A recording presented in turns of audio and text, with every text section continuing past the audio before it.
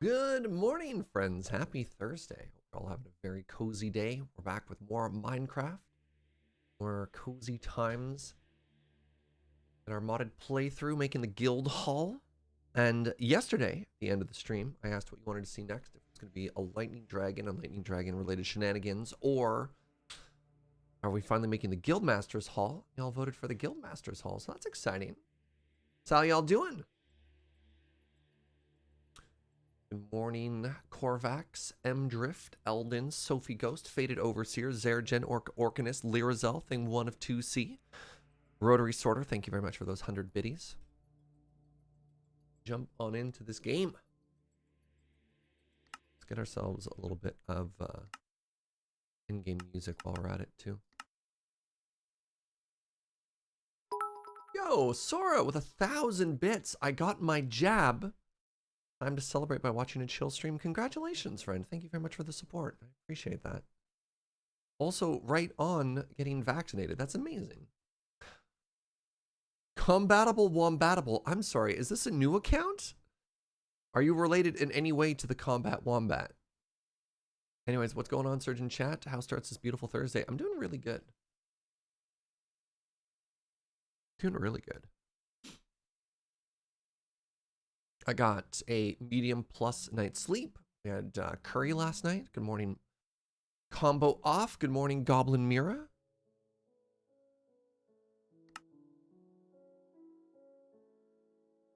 Yeah, so Combat Wombat is a name I've seen in chat for ages. I'm curious if Combatical Wombatical has any relation. Let's start the day by repairing our tools, heading over to the Ender. Oh, normal stuff like that. Having Serge on while doing the dishes is perfect. Yeah. Myra, not Mira. I'll try and get that. Hold on. You're not actually related to Combat Wombat. We just both have great minds, I guess. I was originally Combatable Wombat. Interesting. No beef, though. I didn't realize there's such a long tradition of fighting wombats. That's amazing. So kind of hilarious. Well, the nice thing about having an Ender is look how fast everything gets repaired, eh? All right. That part's done. Good morning, Smith. You have pizza, says Brooke. Dang. Call me Jelly. Actually, I've had pizza twice this week, so I think maybe I'm okay this time. We told ourselves a little white lie that if we get like fancy Neapolitan style thin crust pizza, that's different than when we order, you know, sort of the thicker, greasier pizza. So we didn't get the same pizza twice in 1 week. No, it was 2 totally different meals. That's what allowed it. Hey, what's up, Smith? All right.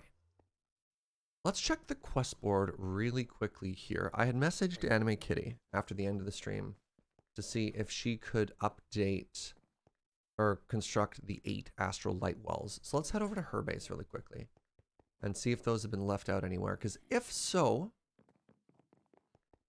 then we can complete... Oh, what's this? I mean, there's the answer to our question. Amazing. Amazing. All right. Well, easy peasy, lemon squeezy. There's a zombie outside. Where did you come from? I guess it was that same villager raid again? I'm just nervous about the fact that there's only one.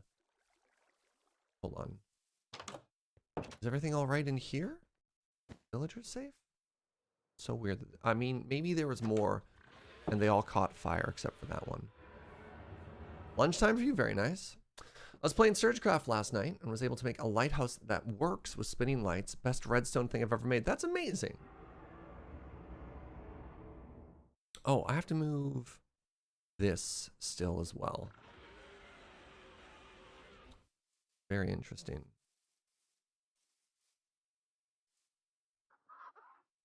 because I also need a different fence somewhere if I want this to work. How do I do this? How do I do this, chat?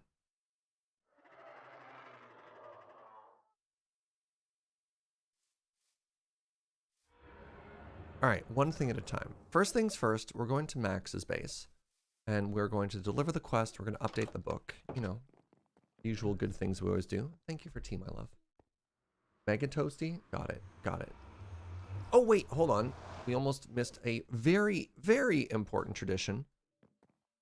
Anytime we hand in a quest, we have to include the skull. Otherwise, how are we ever going to make our way through all these skulls, right? Whose cockatrice is that? It's Joe's. But I'll be moving it. It's fine. It's fine. I'm sure I'll be able to put it into a Pokeball or something.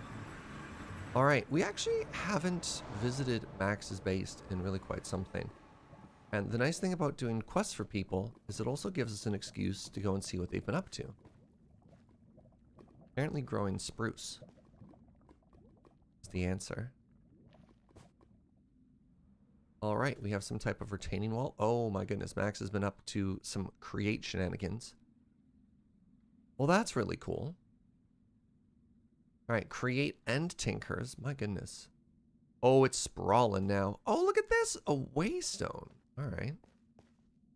Quest delivery. What? I think that was correct. Oh, I forgot to name it. Wait, no, this is fine. This is fine. I always carry an anvil on me for this exact reason.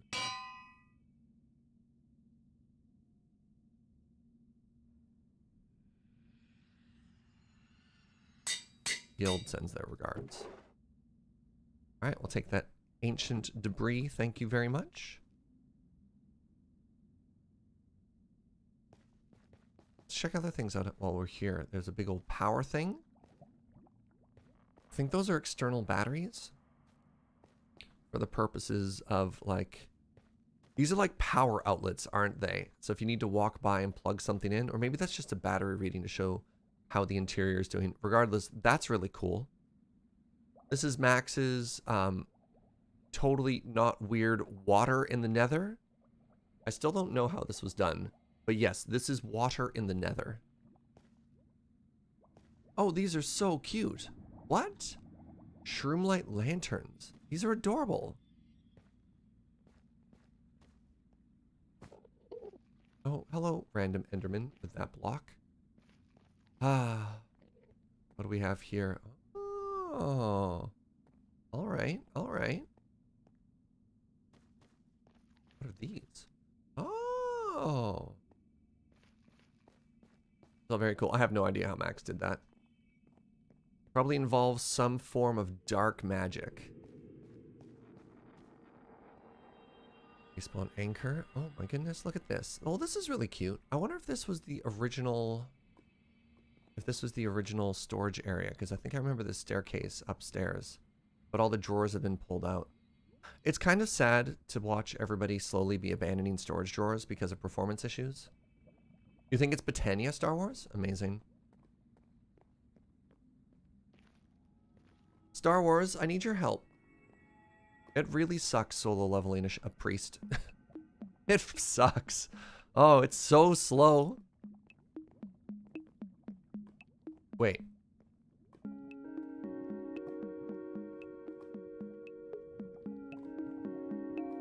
Where did this music come from? Is this Nether music, or does Max have music set to automatically play?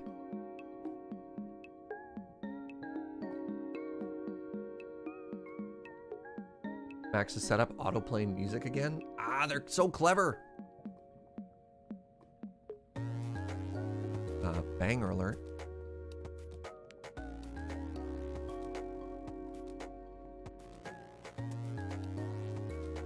What's the cue?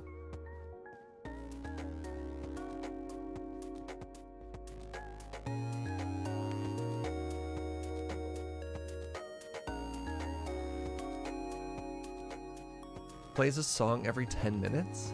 Amazing. Alright, I think I'm just walking in circles now. But regardless, always love a good Max build. Let's head home.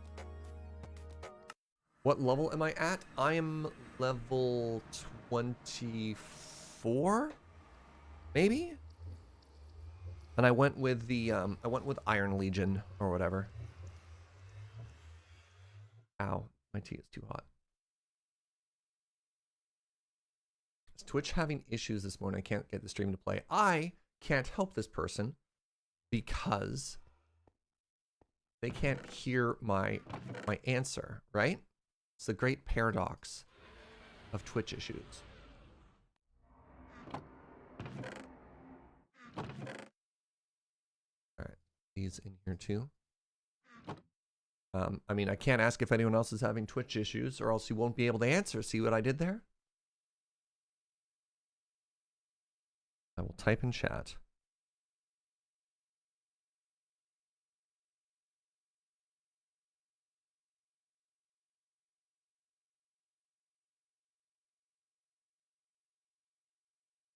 Wonder how many P's they're on. Okay, so let's go update the quest board. Oh, wait, I have my wand back. I don't need that. Definitely don't need that. So let's go put this in this box of things that we'll forget about.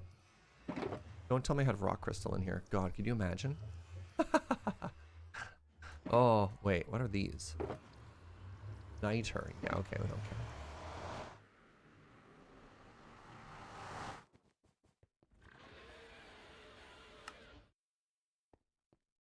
All right. This is quest number 20, chat. Amazing. All right. Obtain 8 astral light wells. Rating B. Issued by Max. Completed by Serge and Anime Kitty. I believe Anime Kitty is double capitalized, right? I don't actually remember. I should know this. Is Anime Kitty, it's double capital because I do AK. I'm gonna go ahead and do that. You know what? If we get it wrong, it's easy peasy to fix, right? All right, so that's back.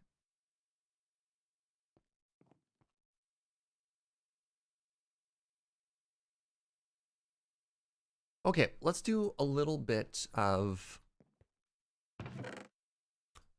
scouting right now. So this is where we wanted the location of our guildmaster's office to be. How far to the left can we go before we hit Joe's kitchen? Not terribly far. What's this? I'm going to say -3 is the furthest we can go. So -3 is here. What is this? Oh, right. This was an old plan for a staircase down as well.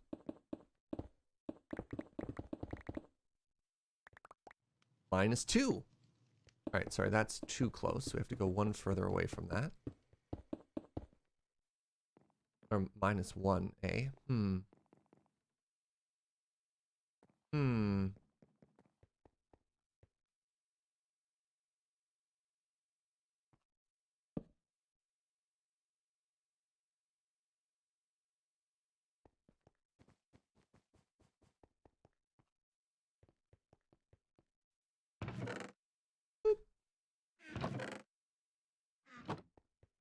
Let's grab... we don't need stone. We're going to move so many blocks. I thought about grabbing some stone blocks we could like fill in the floor while we did stuff there, but I don't know about it. Should it be higher up? I think it... Probably not. My reason for that being is we are on ground level inside of a hill. So the further up we go, the more likely we are to break through the surface. And I also still just love the idea of the desk being right here and just like looking out over that. I don't know where exactly it's going to go. And other than having the desk probably about here, I have no idea how I want the layout of this room to be. So we know we want it to be multi-room because we're gonna have like a small bedroom off of it. I need some inspiration here.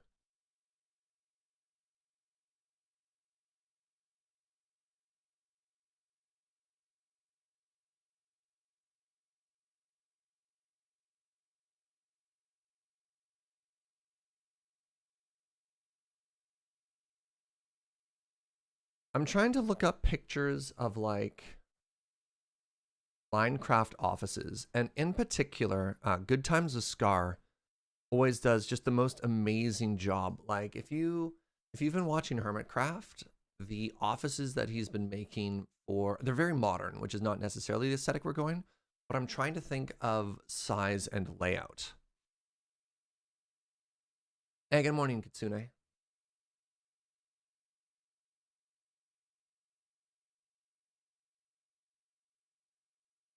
Could we use netherite for the desk? Oh, easily. Max has hundreds, absolute hundreds. And with my kind of busted pick of, make it more plentiful, it's easy peasy. So we can make ourselves an entire netherite block, or a desk entirely out of netherite blocks just for the flex there.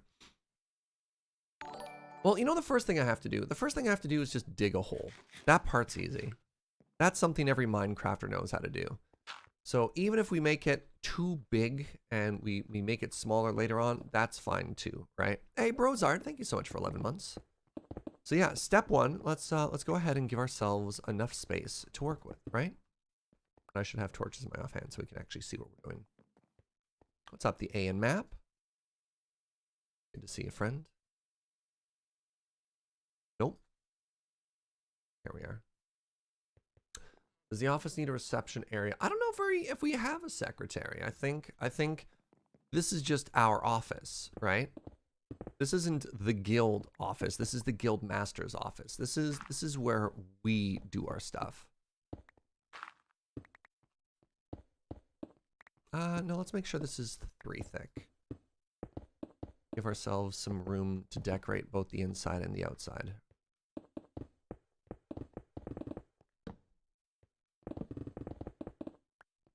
I believe this is going to need a little bit more height.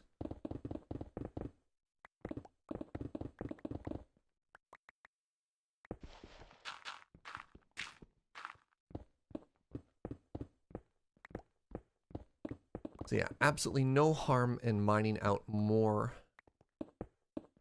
space than we're going to use, right?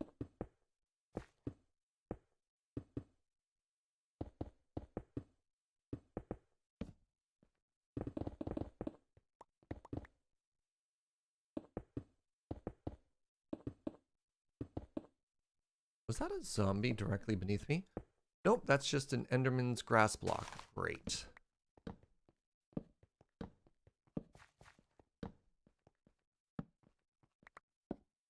Yeah, recently it's been feeling more and more like a pet peeve, but like Enderman stealing blocks and just placing them all over the place really bothers me.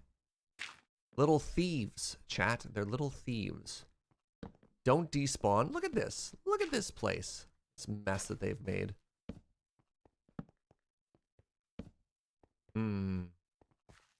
Dislike it.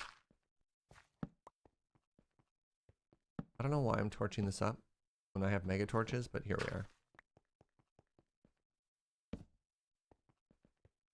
Wait, can I even find my way back now? My goodness. Turbo Snail. Hello, friend. Welcome back. Thank you so much for that resub. Hope you're having a cozy day. Nope. Missed my jump. Yeah. All right, got up there. Is Enderman griefing a vanilla setting you can turn off? So the Enderman griefing that you see us turn off typically in like vanilla worlds is a vanilla tweak. If you turn off mob griefing, it also disables creepers. And for whatever reason, I'm totally okay with a creeper exploding me. I find that to be like a very iconic part of Minecraft. But Enderman walking up and stealing blocks just bothers the heck out of me.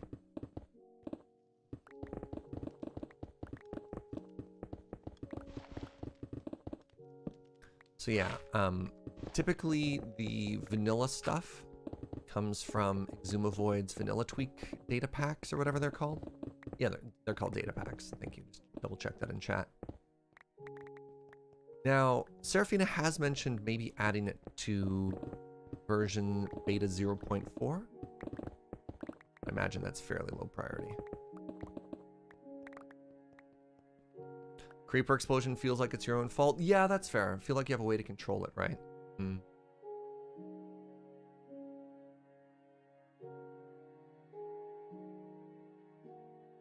Mob griefing also includes villagers farming and picking up food or piglin bartering. Wait, seriously?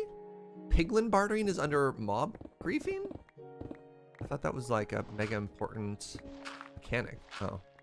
Alright, so if you turn that off, you lose a lot, eh? Hmm. That's not great. So who's watching Third Life? We watched Grian and we watched Scar's perspective. We watched Grian last night. We watched Scar's perspective this morning. And I don't know if I've laughed this hard watching like a Minecraft Let's Play on YouTube in a very long time. It's such a good series. It's such a good series. Having an absolute blast right now. Mob briefing is anything that allows a mob to pick up or break a block. Interesting. Etho's perspective has been fun. I haven't checked out Etho. I've watched a fair amount of Ren. So we've been watching Ren, B-Dub, Green, and Scar. I should check out some of the non-hermits. Because I'm not familiar with who they are. It'd be neat. I mean, that's the whole point of collabs, right? Get a chance to maybe find a new creator to become a fan of.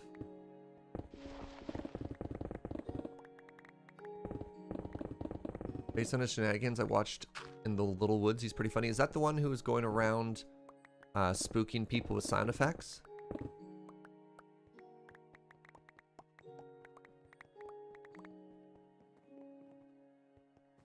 There's a long period of time where Etho is the only Minecraft content consumed. No kidding, Koo. Alright, you go in here. Wait, why could I not pick up blocks? My inventory is not full.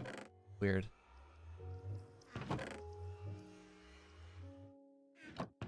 Grass, marble. I had no idea. Well, I thought you hung out here because you liked me, Koo. I didn't know you had any interest in Minecraft. In the Little Woods was hilarious on Dadcraft. I'll have to check out his Third Life stuff. Interesting. Cool. This is exciting. Alright, this is smelty stuff. HCBBS event also got you to watch a lot of other Hermits content. Nice.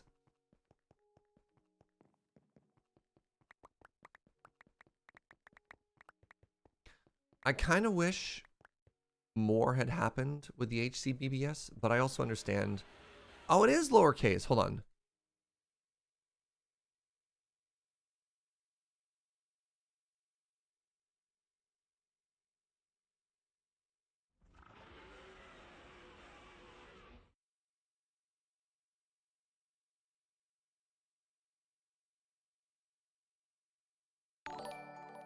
Elcor, what's up, friend? Thank you so much for 15 months. Forever stuck in the VODs. In fact, I'm watching episode 16 right now. Geez, you're 9 behind. Thanks again for all the wonderful times, adding some good vibes to the massive bank this community has managed to accumulate for those who need them.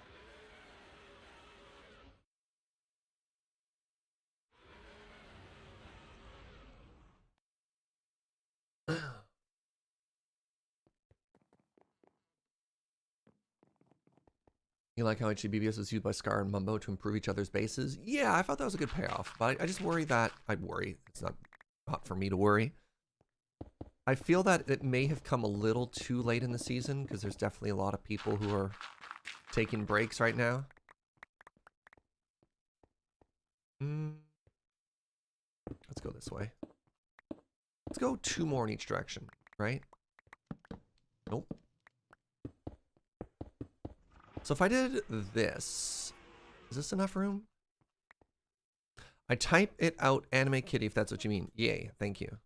All right, we have to update the book.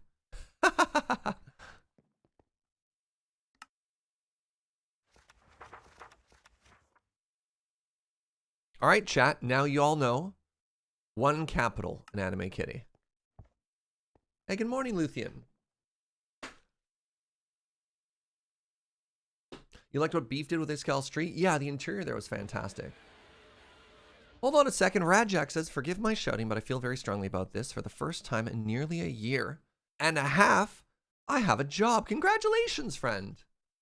Glad to hear it, Alcor. Have a great day, friend. Thank you for stopping by.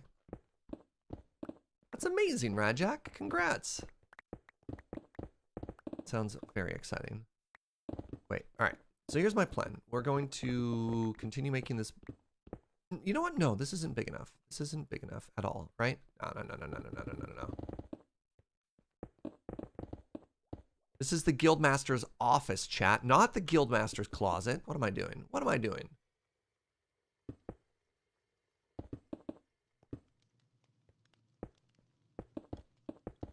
We need to make this big enough to add some decorations. I don't know. What if we added something bougie, like 180 armor stands? Sounds like a great idea. Could possibly go wrong. We need to flaunt our wealth. There we go.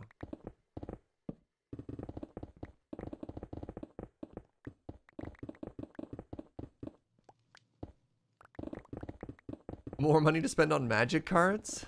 Oh, don't attack me like that. What are we building today? The Guildmaster's office. As chosen by you in chat. Actually, a very small minority of you. There's only like 35 people who voted. All right. What are we doing? 1, 2, 3, 4, 5, 6, 7. 1, 2, 3, 4. 1, 2, 3, 4, 5, 6, 7.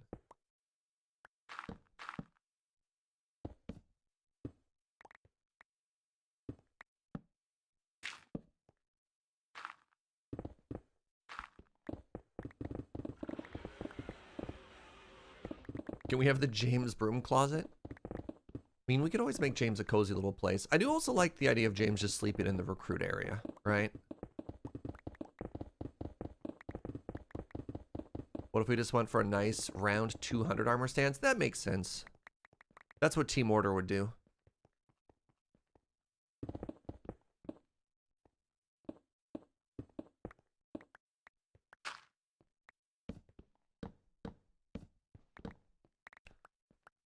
I went down to Yellow Jacket and bought a couple of cards the other day to try and finish off the commander deck I brought to Olivia's stream.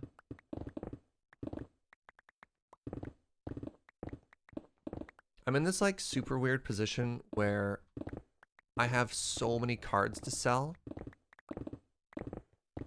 And like, I don't know if YJ is in a position to buy cards, but I also understand that as a business, they need to buy cards to sell cards. But I just like, I feel bad. It doesn't make any sense, but I feel bad thinking about going and trying to sell cards to YJ right now. Does that even make sense? Are Enderman Minecrafters? Wait, are Enderman the Minecraft representation of Team Chaos? Yeah, I think Enderman and Creepers are co-founders in the startup that is Minecraft Chaos. Yes. What was the commander I used? I had Tatiova.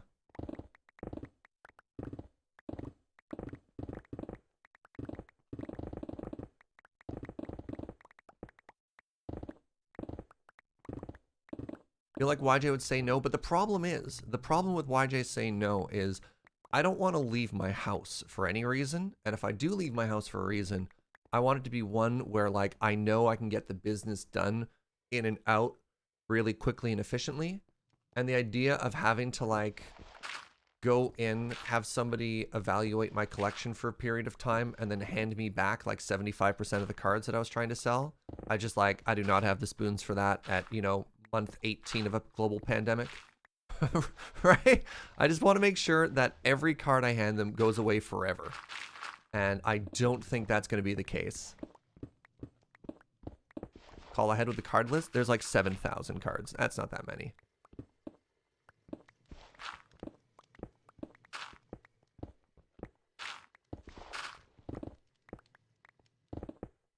Yeah, you can do the Card Kingdom mail thing too, I guess. When you do that, I've never actually sent like I have when I've been in Seattle, which, you know, that feels like another world right now. When I've been in Seattle, I've stopped by Card Kingdom and just been like, here, buy these. And, you know, somebody would come out and talk, and that's worked. But like the mail part seems difficult, especially because it's cross-border and stuff like that. But like some of the cards that I have in there are judge foils. So the problem is there's a bunch of like bulk dollar rares that nobody wants, plus a bunch of like very expensive exclusive judge foils, which also sometimes nobody wants. You know what I mean? Sometimes cards are expensive, not because demand is high, but because supply is low. And it's amazing how many stores never actually want to buy those cards. For a while, I still have a Lorwyn, like an OG Lorwyn pack foil Thoughtseize. And I don't know what it's at now. They've reprinted it a bunch of times, but it was like 500 US or something stupid for that. And I have tried on multiple occasions to sell those cards. And vendors are just like, no, I'm not going to give you, 350 USD for this because no one's ever going to buy it. Then we're going to be out money. We're just going to be sitting on it. And unless I want to do like the hustle of trying to track down a seller, which I know I can do. It's just like, it's exhausting. I think the closest I've done for trying to like move my own cards is 1 year at PAX West. I showed up and I had, I don't know, like 4 years of accumulated judge foils. And I just sent out a tweet and I was like, yo, here are the cards that I have on me. Find me at this convention and we can sell cards. That was my sales pitch. If you find me or send me a DM and confirm ahead of time that we will do this, then we can engage in some business. Otherwise, hey, what's up, Suffix? How you doing, friend?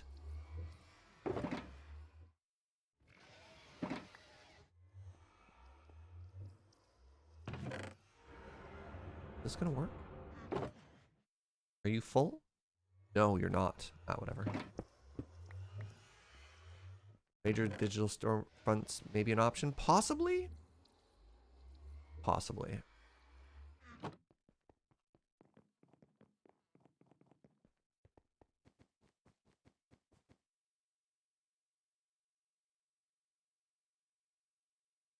You had that forever with a Japanese foiled Orihawk champion? Yeah! And you sit there, you're like, oh, this card's worth good money. Yeah! And then you're like, oh, wait. Nobody wants to buy this. Oh, no.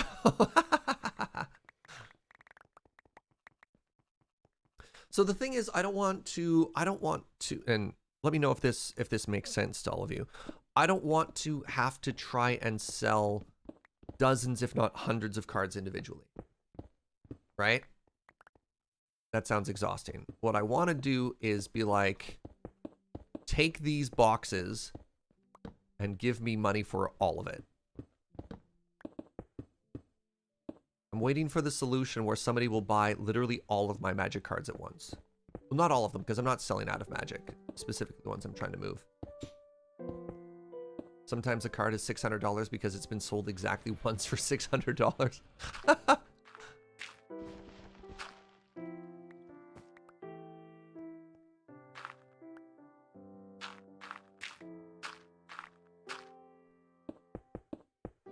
One of your LGSs has been buying aggressively?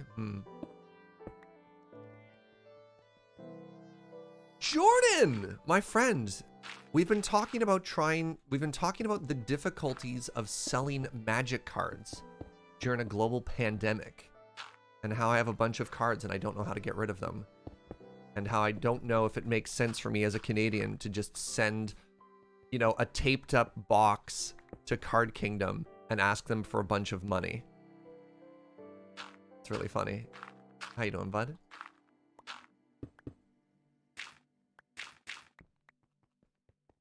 Do I have enough smooth stone on me? I do. Good. You buy list them, we'll buy them. So I have to do the work of going through a spreadsheet and figuring out everything. Maybe actually worth.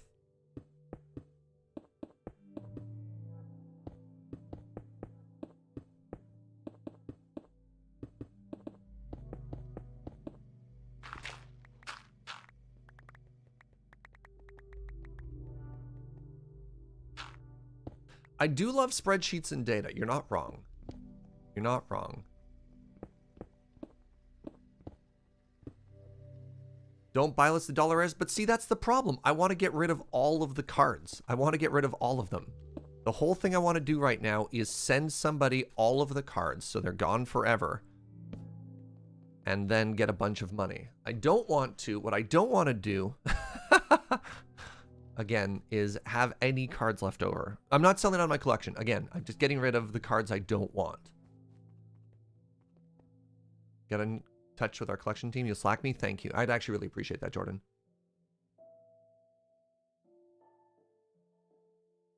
Yeah, I'm not too worried about the overall value of my collection. If you're joining late, I'm not selling out of Magic. Here, hold on.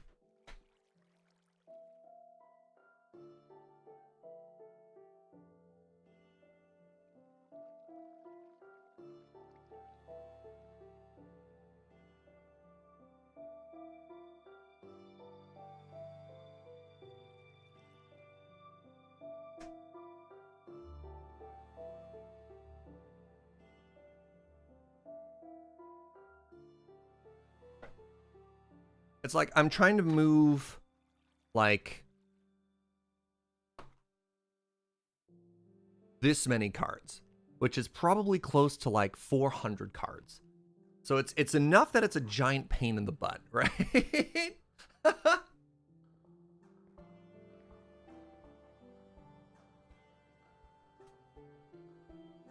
Yeah, and there's stuff like the promo full art lightning things and the foil commander exclusive Sol Ring. But then there's like Feather and like weird dollar rares and stuff too. I got a spreadsheet that's not enough for the mass collection. I've got like a whole case worth of the old bordered, whatever these things are called. Yeah. Make a CSV file and import it? Sure. Photo app picture taker. I mean, it's not big money.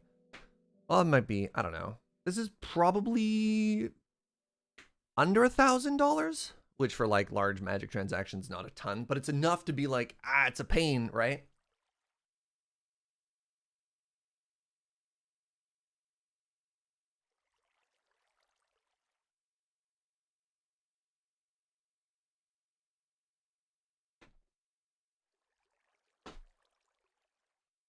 It's not big enough for our mass collections. Not big enough for mass collections. I'm being judged. I'm being judged on the size of my chaff. I see how it is. It's too big for the small timers, too small for the big timers. Yeah.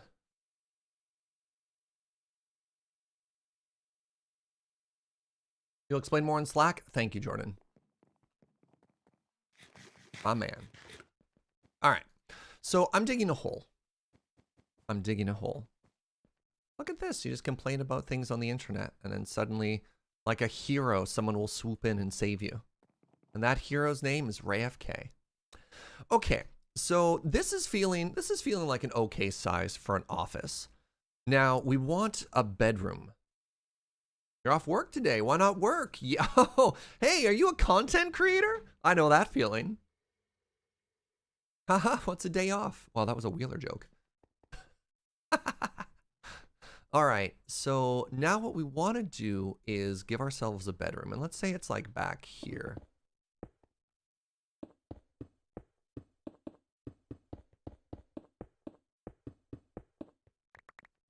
So we walk through here. That's pretty big. Let's make it a 3 wide. Let's make it a 5 wide. Why not? Wait, right. I don't need to, I understand. So one of the problems I'm doing right now is I'm trying to already figure out the shape of the bedroom as I dig the hole, but I'm realizing that what I can do is just make a bigger room, right? Why restrict myself right now with the shape of what that is when I can just fill out the space inside? Does that make sense? Sorry, let me demonstrate. So what I'm doing right now is we have our room, and then I was going to make a second room off the side, which is kind of neat. But on the other hand, if I just do this, I can come in later with detail and be like, oh, this is going to be the office section, and then this is going to be the bedroom section. and I can just decorate and use the spacing inside. And I think it's actually faster just to dig a hole first and not use all the space than it is to simultaneously try and dig and decorate at the same time. So this is what I normally do. Let's give this theory a try and see if it's faster. Does that make sense to anybody?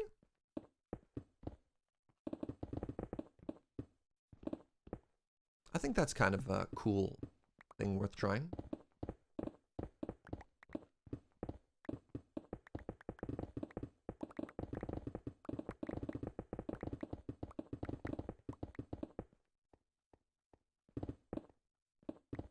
Anyone else having burritos for lunch today?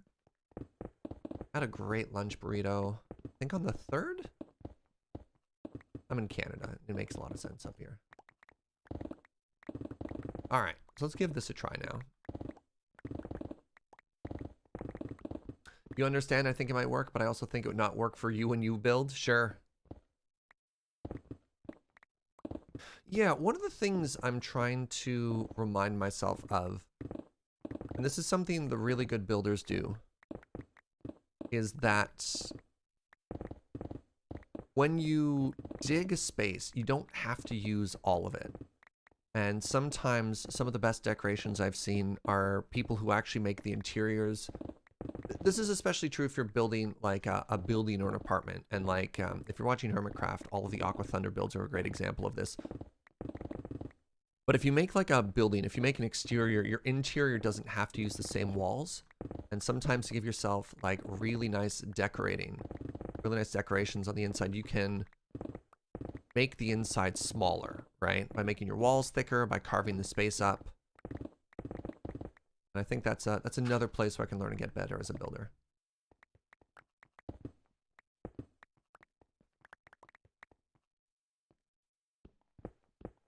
You're a weird SoCal person, you don't really eat burritos?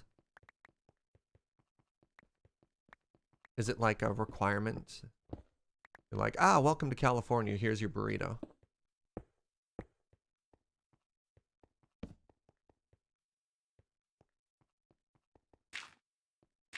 It's interesting. I guess with the proximity that California has with Mexico, why isn't like Tex-Mex is a thing? Is there some type of like California Texan food fusion thing?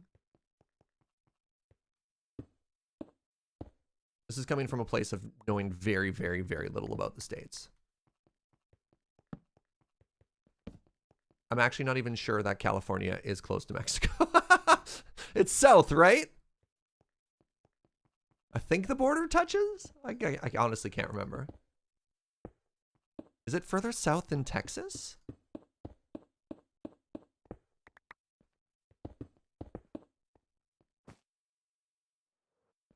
Yes, California is close to Mexico. Okay.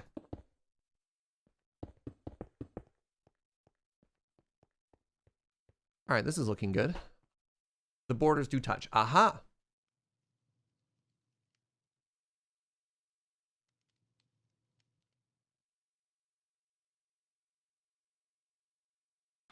California also touches Oregon.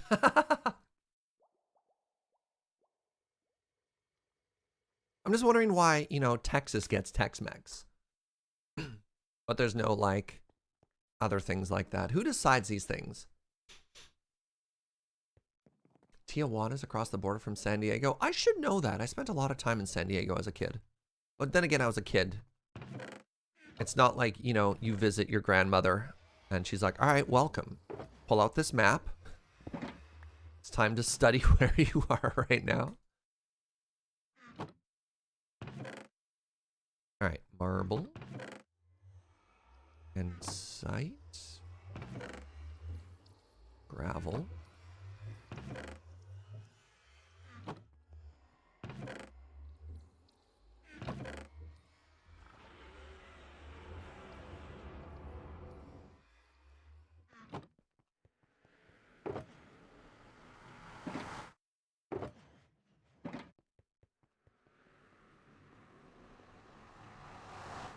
Parts of Ontario are further south than Oregon. Weird geography facts. Wow.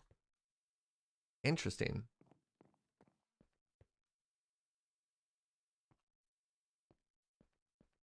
You'll have to come visit again for a geography lesson? Yeah, that was a fun trip. Okay, so we have a room.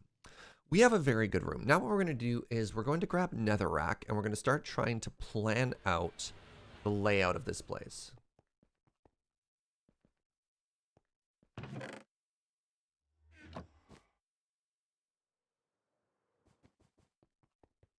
So we're probably going to do something similar. I'm running in the opposite direction. We're probably going to do something similar build-wise as these rooms here. So we got spruce, we've got andesite small bricks as trim. Ooh, right, we had cobble as the side things there. Oh, we have these really cute little curvy door things. Yeah, okay.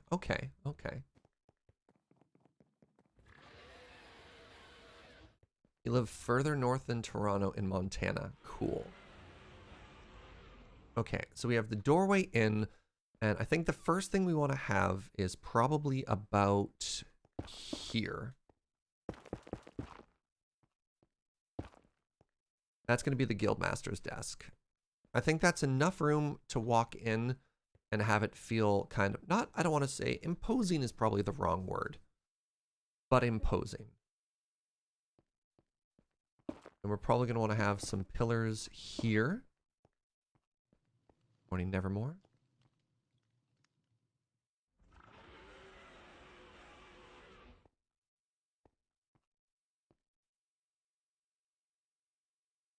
I like that idea.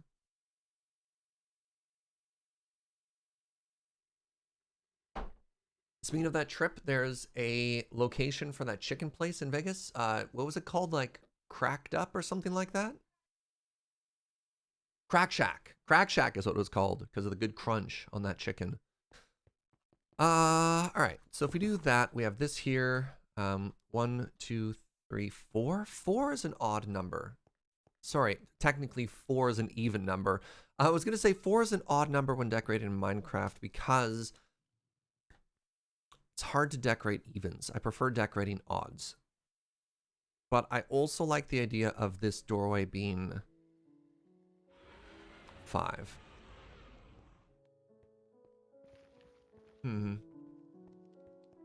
Anyways, let's try leaving it even and see what happens. 1, 2, 3, 4. So if we do this, how much room does it give us for a bedroom? Not a ton, honestly. I mean, we can make the room differently shaped than we thought. Like, what if this was the shape of the room?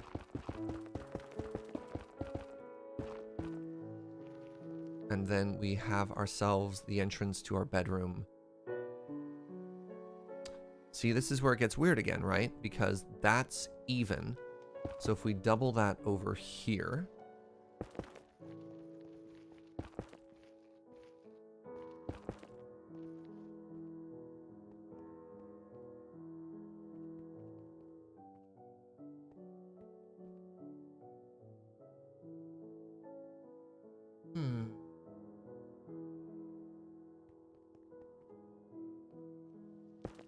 I have just a 2 wide entrance to the bedroom.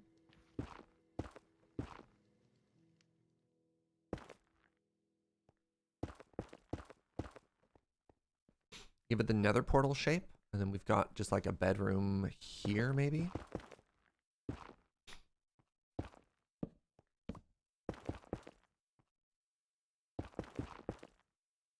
One, 2, 3, 4, 5, 6, 7. Yeah.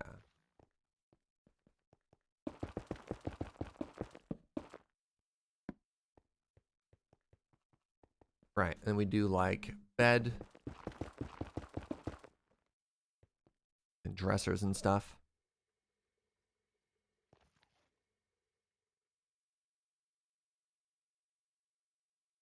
So hilariously, we did a little bit of extra mining in this direction to try and give us some space, and we're not even using it. But that's okay. This thin section's like a trophy hall. I think we don't need to use all the space. Also, if we leave that open, how do we get to it, right? Because I do like the idea of having the bed against that wall. And I don't think we're going to put like a little access door here to like sneak around, or a door behind it. We don't have a bed here. We don't have a bed here. Could swap the room, but nah. No, I think it's fine to not use. I think it's fine not to use all the space in here. Now the problem is, if we have a pillar here, how busy does this get? We have pillars there. We'd have pillars here and here again. Does that make sense? I don't know. A pillar there. Pillar here and pillar here.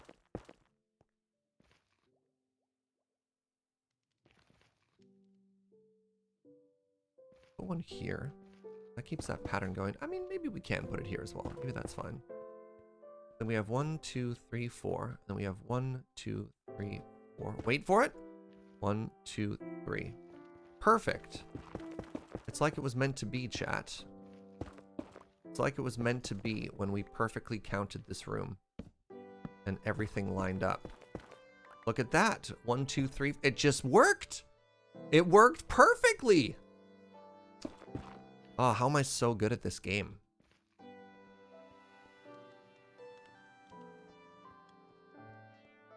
And we could have like art. We have the bed at the end there. Where would we put a dresser? Maybe we could put a dresser here. I like this plan. What's up, Ristic buddies?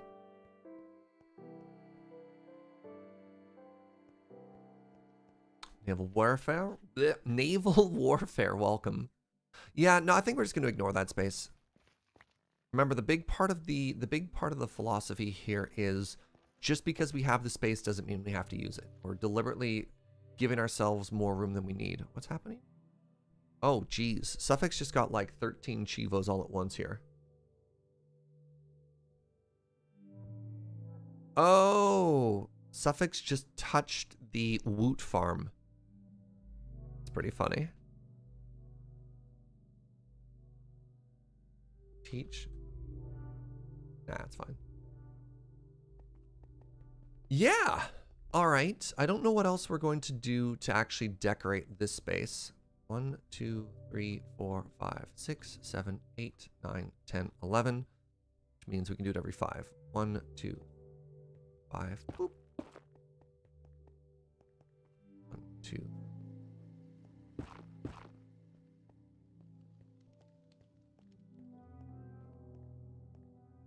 Is this feeling like a good haul? I think this feels like a good haul. All right, so next thing we need is a bunch of spruce and a bunch of smooth stone. And I don't think we actually have enough spruce to do this. So let's start Operation Tree Cut.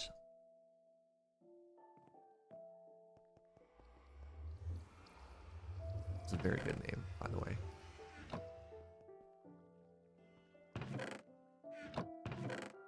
Operation Chop Chop, that's right.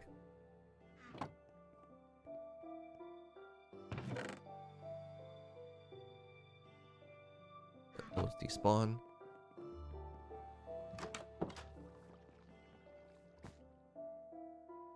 All right, so welcome to Serge chops down a tree for a little bit here. Wait, where'd all the pods all go? Amazing.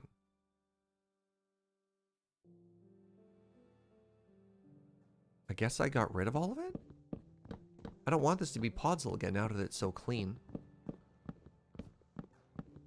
How do I have this never be Podzol again? Where do I go? Are we growing Podzol at the village? Hold on. I might finally be free of Podzol.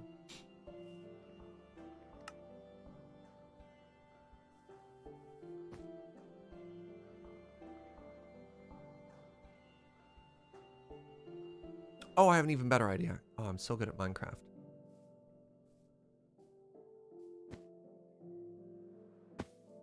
Pardon? All right. You know what? Let's not even worry about that. Just random mysterious holes to what looked like nuclear power underground. You know, it's perfectly ordinary things, right? So here's my thought. My thought is that sand doesn't get transformed into Podzol.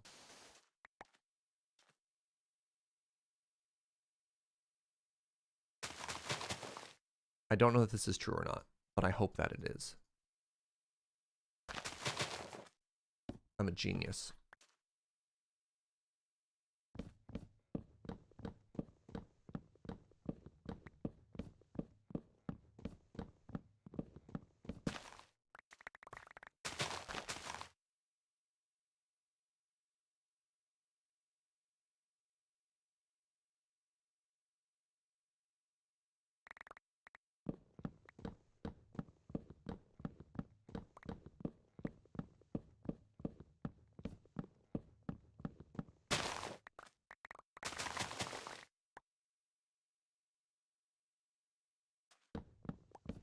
It's wood collections, is it? I've gone full galaxy brain? Yeah. Puzzle stuff is kind of cool, but also gets kind of annoying sometimes. It's like a stain upon the earth.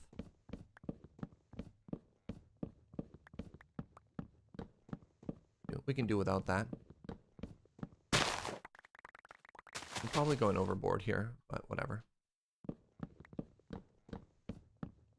What's the advantage of using podzol over dirt? So the 2x2 spruce tree produces podzol. I didn't choose to do that. If you were watching earlier, you'd have seen I actually put down plain grass. And so the reason we moved to the desert here is anytime a 2x2 tree generates, it transforms a huge radius, probably about 6 blocks in any direction, of grass and dirt. And I don't know if it does coarse dirt as well. It turns it all into podzol. I don't really think matches the aesthetic of the area we're in. Serge didn't choose the podzol life? Yeah.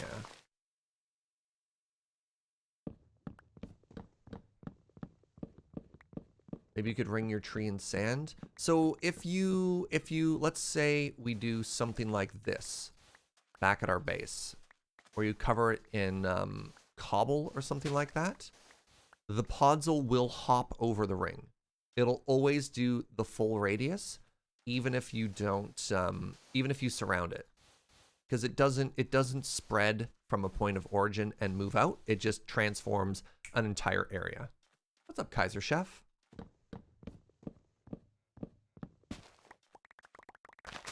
Yeah. So the other option is you give it like a much larger radius, and then even then you're like, whatever.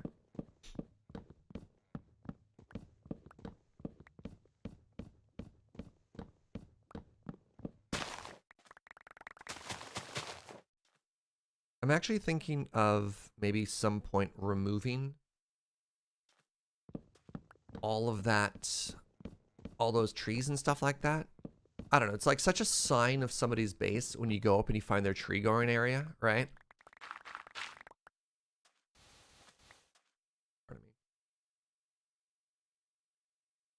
Oh, pardon me. And I think at, oh, right. I still have this equipped. Get out of here. Put that away. Yeah, I think as a sign of like finishing off or calling our build complete or our base complete, we have to like go through and maybe remove those trees. We'll see. Ugh. Allergy life is real. Gah! Why do you make that noise when you run? Also, why are you so fast? God, that scared me. Speaking of which, look at this. Chris cleaned up her whole building area here. I was going to deposit some podzol. Chat, there's street lights now. Oh my goodness, this area is getting cuter and cuter every time I show up. Oh, that means the only shame chests here are mine. Oh, well, that's bad. Oh, heck. I'm going to have to clean up my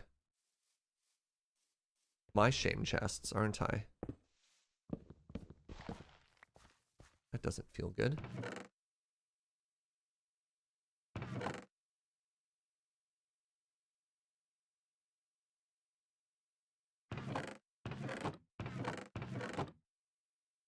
I did get jump scared, sweetie. Yeah. Stupid suffix. He scared me. I'm allowed to curse him out. All right, Joe says, no, I apologize. How's the woot farm doing? It is popping off, I believe is the term that people use. Aren't those technically mine o'clock shame chests? I mean, if you blamed them, you'd see I was the one who placed them. Sorry, the green place. Oh, right. That is max. Let's go ahead and...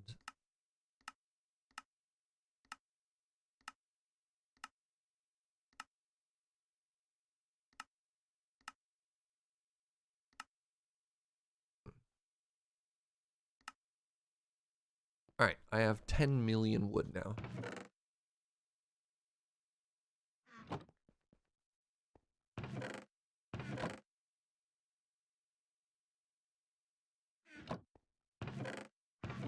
So I don't need this much, but I'm glad we have it. Need more than that. There we go.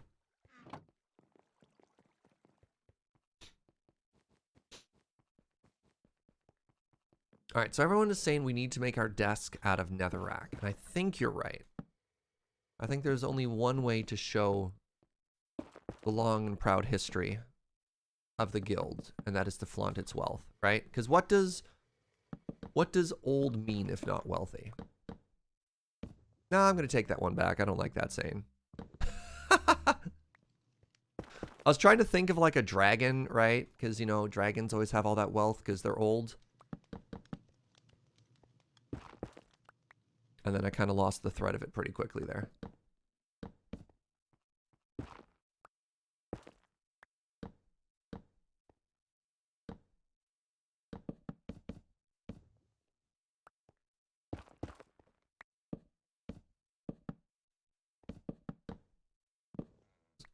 Odd log to place.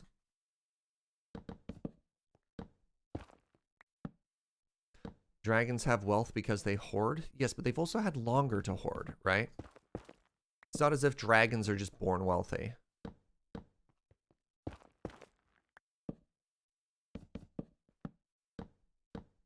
They're not just born on a giant pile of gold.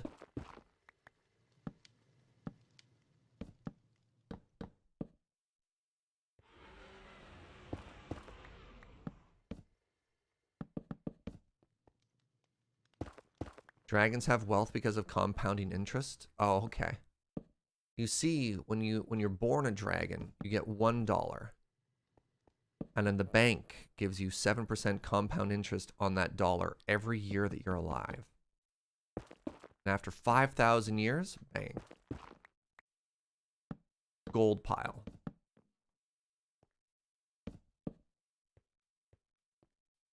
Do they inherit most of their wealth? I don't know. I don't think they share wealth. I don't think dragons are much of the share type. And I also don't think for one dragon to be born, the predecessor needs to die.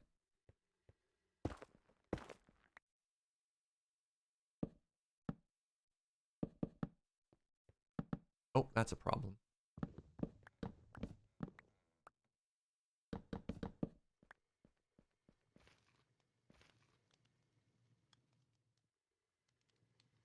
Dragons have the mythical continuous interest from your grade school problem? Yeah.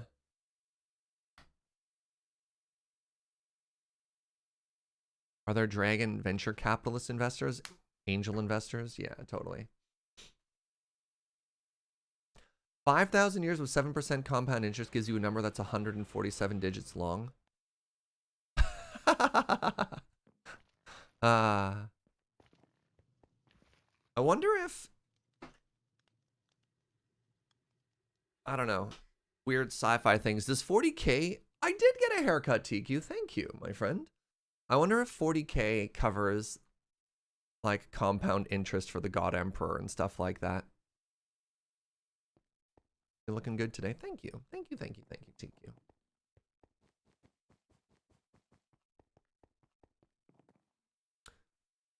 It's been, I think it was like 3.5 months since my previous one. Starting to be very shaggy.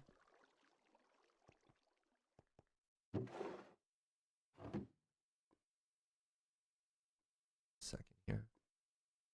I don't know why I've decided right this very second. After we, it's just like, yes, Serge, the next logical step after placing the spruce is to go and clean up your inventory. That's what normal people would do. Wait, I have 2 silver boxes? Serge. Ready for something very satisfying? Boop. So do I not have a copper box? Congratulations, you are now my copper box.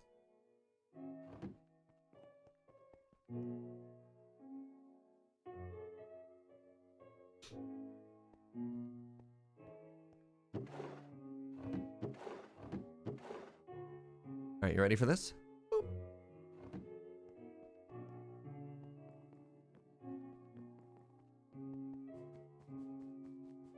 Okay, so the next thing we grab is smooth stone. Just grab one of these shulkers.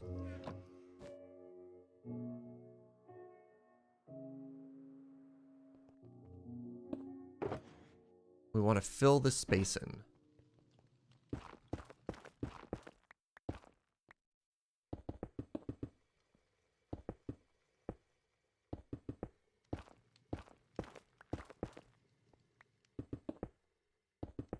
So we're watching season 4 of The Flash right now. And I got a question for you friends.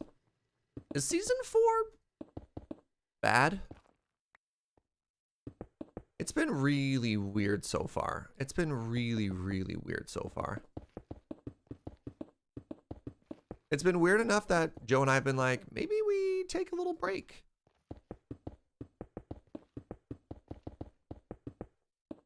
Kind of want to skip episodes.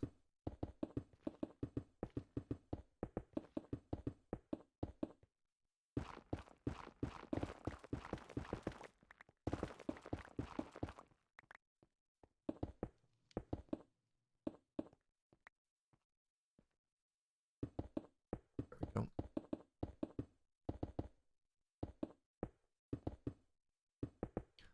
Skipping episodes seems like a bad idea when you're watching the show. Well, sometimes you just like, look, let's be honest. The plot isn't too hard to follow, right? So let's talk about things that they've done. They've added a character that kind of just honks. I don't know how y'all feel about Ralph, but Ralph is kind of a dong. Ralph is not a good person. Just swap to the Vampire Diaries? Hmm.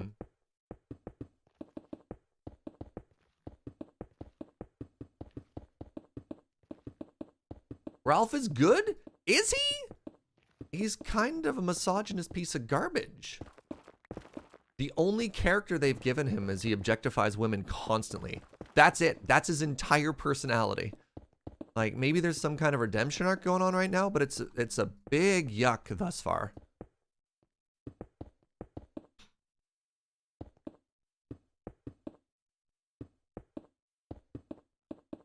There's character development later on. Ugh. Isn't that like the majority of the hot guys in the shows? I mean, the show already is a little problematic. Yes, you're not wrong. Kind of over the guy as a dude and develops later. Yeah.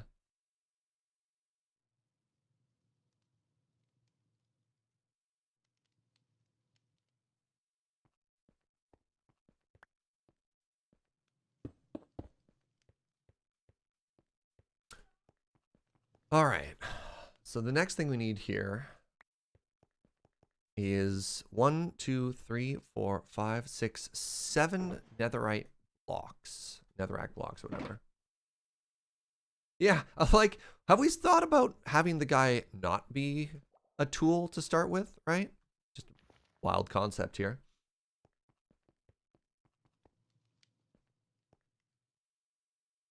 Ralph's actor is also not a cool person and got fired from The Flash. Cool!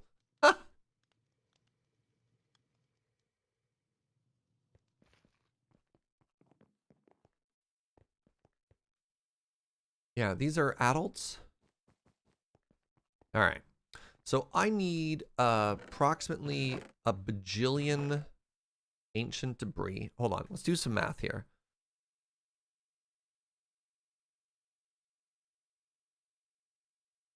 So if I need 9 netherrack things, and each one of those needs 9, means I need 60, or I need 81 ingots.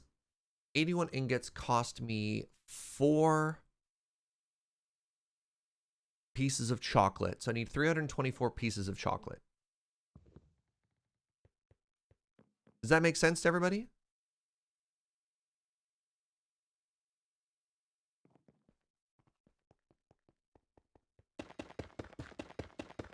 $324. But we have the ability to double it ever so slightly. Wow, I got 6 from the first one there? Oh, geez. Okay, we're doing fine here. That's not as hard as I thought it was.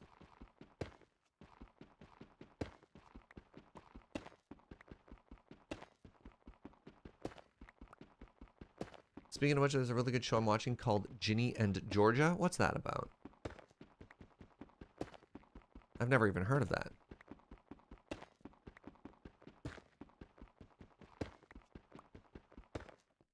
All right. Wow. 20 almost turned into a stack. So we managed to triple that. That's not bad.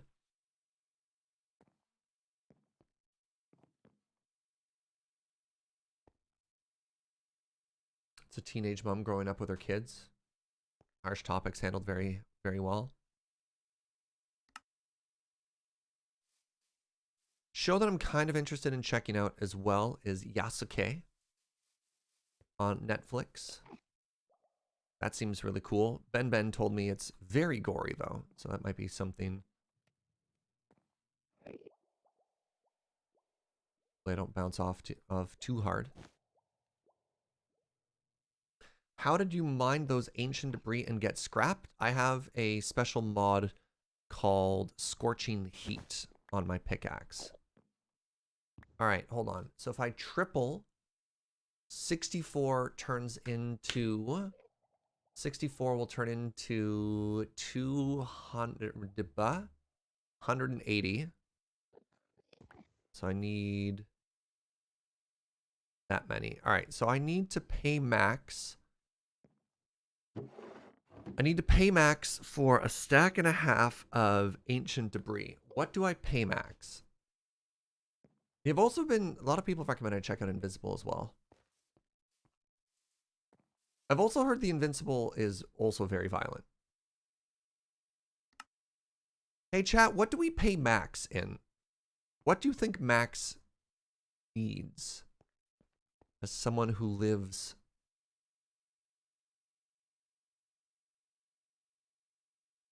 Max has been playing music.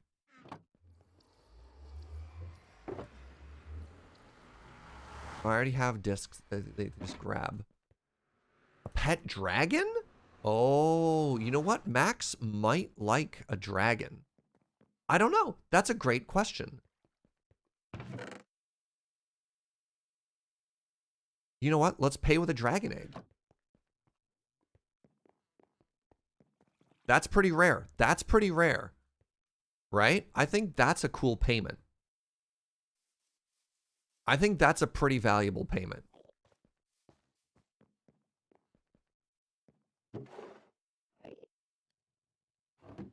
Yeah, there we go. It is nighttime. Okay, I couldn't sleep before for whatever reason.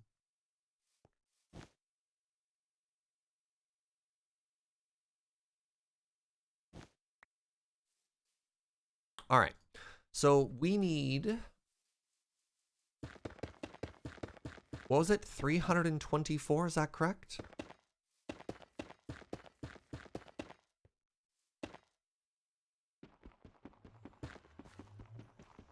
Oh, I couldn't sleep because of that Enderman? That's funny. That does make sense why I couldn't sleep there. I thought I got goozled by the solar eclipse again. What am I paying for? I'm paying for a stack and a half of ancient debris, which I just took.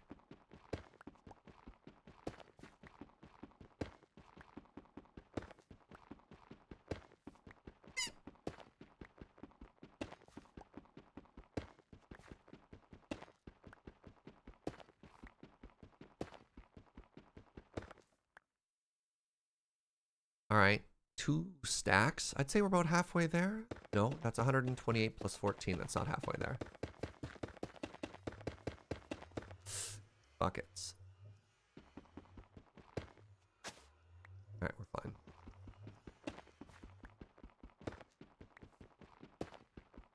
Five plus 4. I love the stack command.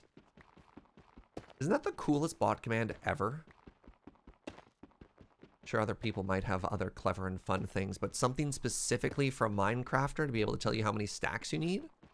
Hmm. I don't know how to add, but I do know how to count stacks. No, anime kitty!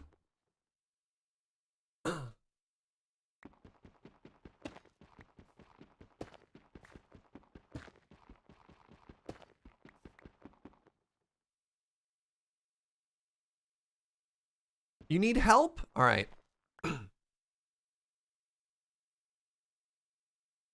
Oh no. Anime kitty. All right. Let's head to trapped under obsidian. Oh no. Oh, that's the worst. All right. Hi.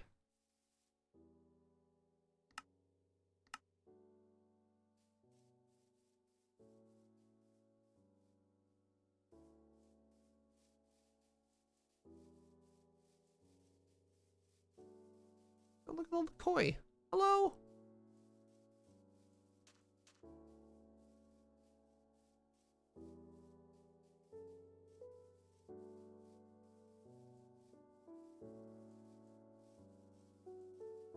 Hello.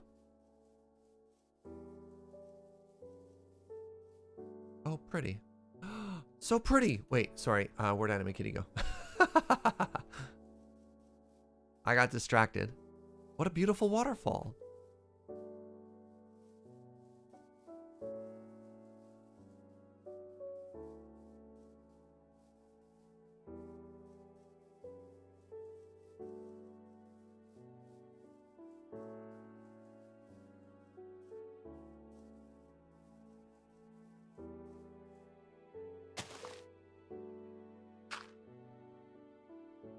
Uh-huh.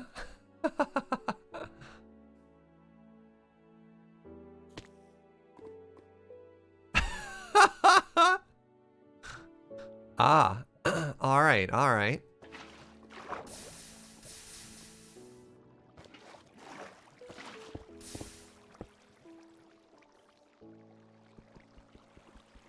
Yeah, this is an enormous lava lake. There we go. We found her body.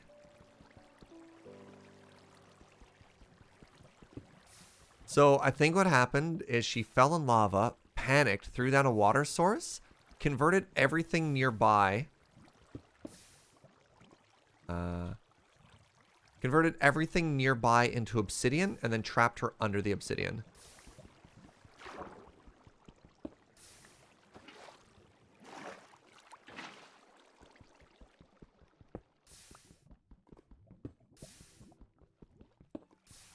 All right, so let's do...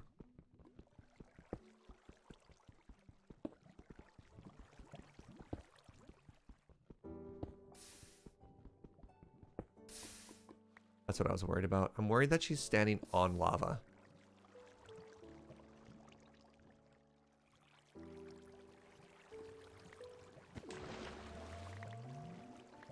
Oh, did I accidentally pick some stuff up? Aw, heck.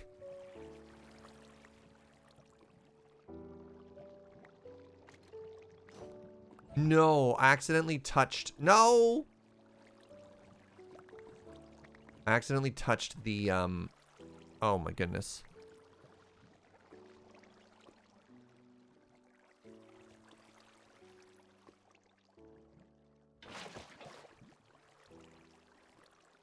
The amulet. I touched the amulet, and so I broke the body, and now I'm picking everything up.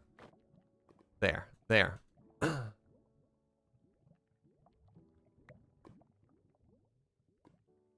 I don't have a magnet. The magnet's on this. I don't have that out.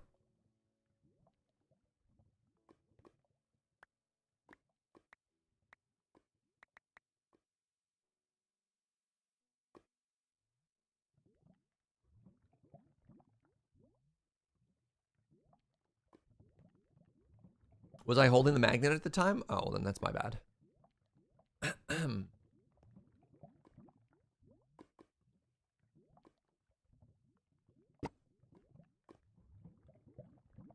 Infinite roast chicken. Yeah, no kidding.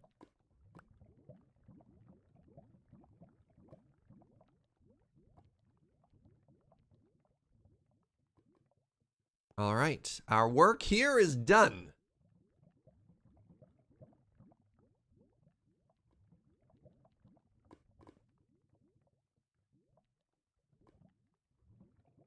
Just like that. All right, hold on.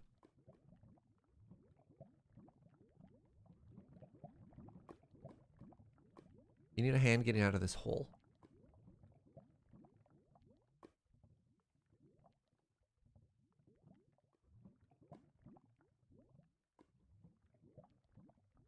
Okay. All right, and I'm gone. Time to ghost. Good. Streamer has subtitles. Welcome, friend. Yeah.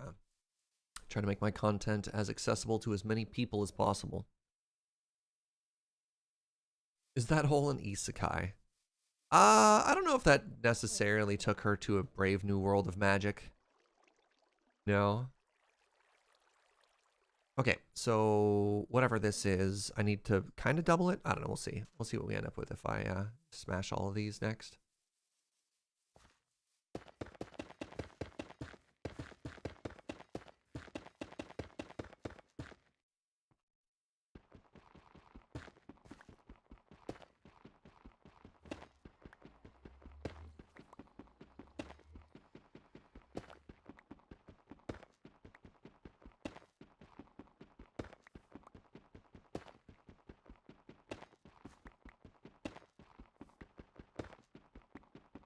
Comment teaching grammar versus the spoken kind of English or whatever. The spoken kind of speech. One sentence. Yeah, oftentimes things that are transcribed kind of look like gibberish. People, things that make sense when spoken out loud, when, you know, written down, often look terrible. All right, what is, I need 5? What was it? 5 and a remainder of 4? Is that how many we needed? I think we're gonna be fine here. All right, let's just get this, our 5th stack going. 5 plus 4, thank you. I don't really have like a clever follow-up to that, just an interesting observation.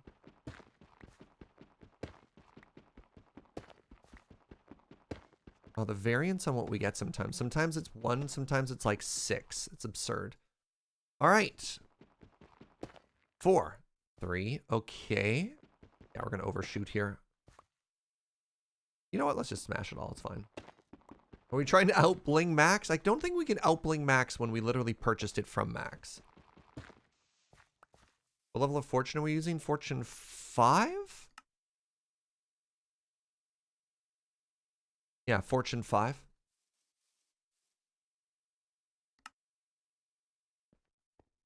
All right, now I need to craft that with gold. We want netherite.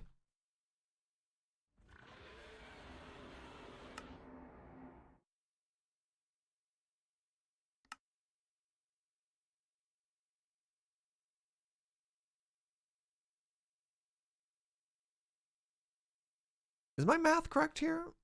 Are we fine?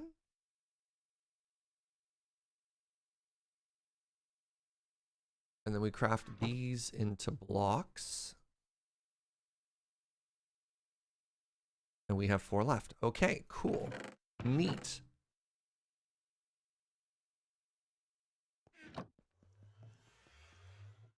Are we making a beacon? Not quite. Was it Pixel Riffs who made one out of... Who made a beacon out of blocks of netherite? Didn't it take Pixel Riff like 4 months of continuous mining or something absurd like that? I can't remember.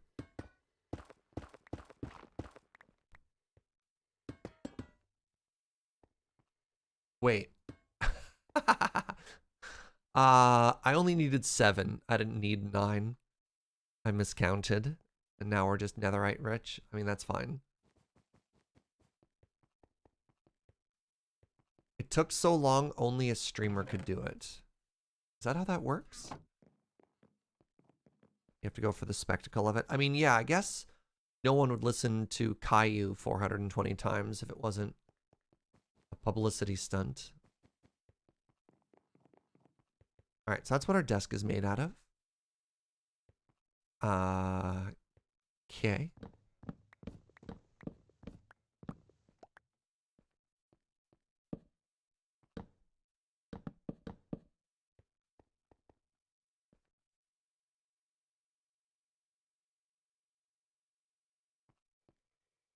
I love Exumavoid's idea of different ore blocks acting as modifiers for beacon effects. I hadn't actually heard that before.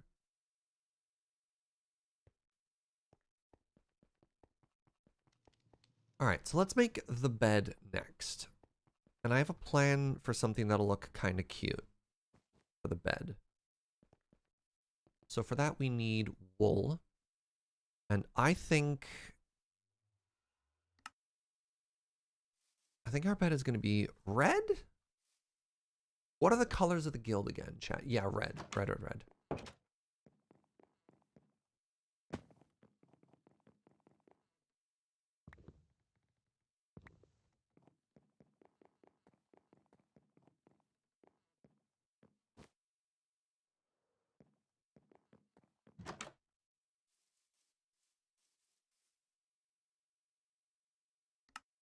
All right. Hope you're ready for this super cute looking bed idea. About to blow your mind.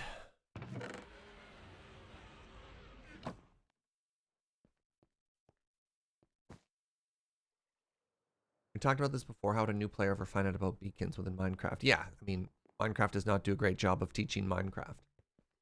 Right? All right, so check out this bed design. I literally just thought of it.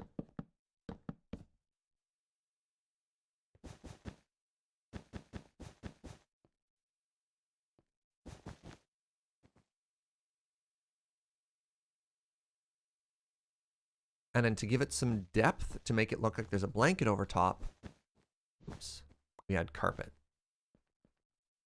And then it looks like somebody folded it back. Or maybe we just do it on the one side? Yeah, there we go. That was the effect I wanted.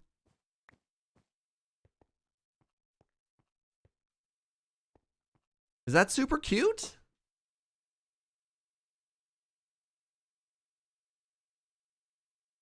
You can stumble upon an end portal but not a wither. Sure, but how do you know how to construct a wither? Right? Temporally awry. Snow layers as pillows might be kind of cute too. I think this is just fine. There's a painting that tells you about the wither technically? There's a bunch of other things that are paintings that aren't real in the game though.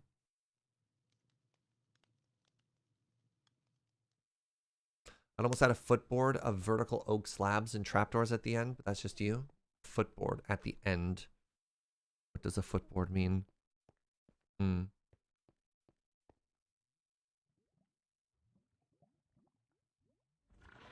this is pretty cute. I wonder if I could do... I don't know. This works for now. It's not perfect, but it's pretty good. So I understand where the footboard goes, but I'm just thinking if you cover it, you lose a lot, right? Because trapdoors are going to cover all the way up and flush with it.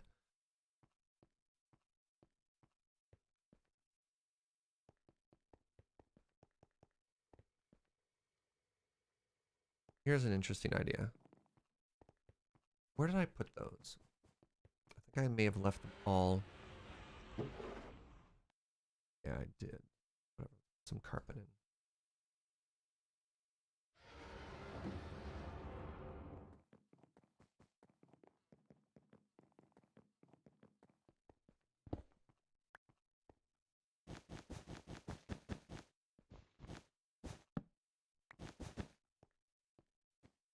Come on up. Welcome.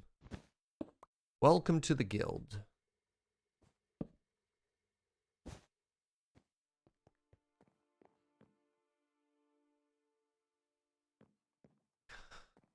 Yeah, so if you try and put a box spring on there to raise the bed up, it's going to be too tall, right? I think sometimes in Minecraft you just end up with close enough. I think if you make something that is recognizable as to what you're going for, you've already won. I do worry that sometimes you can gild the lily.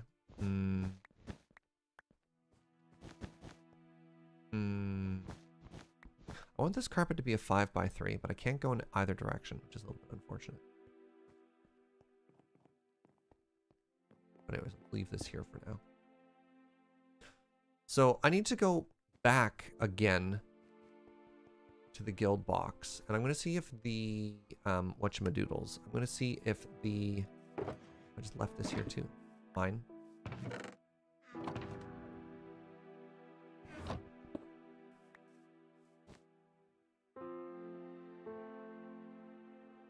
So I'm going to try and put down whatever these things were called.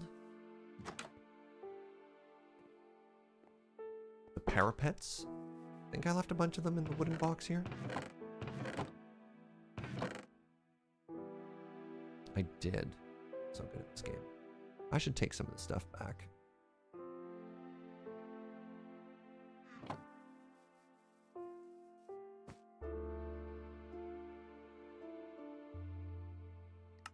Nope. Light. There we go. A lighting update sometimes. So I wonder if this is going to work. I want just a little bit of trim. But I don't know if we're going to get it. Nope. That is incorrect. What if I... Hold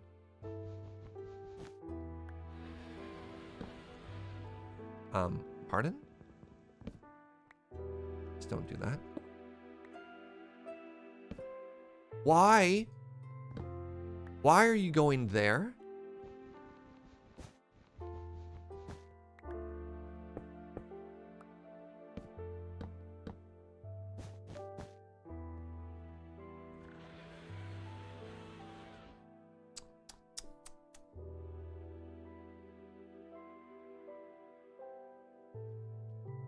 Wait, is it flush?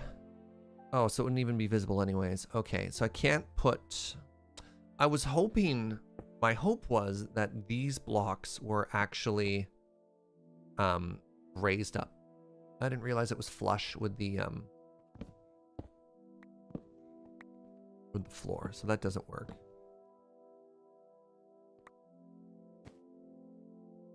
That doesn't work.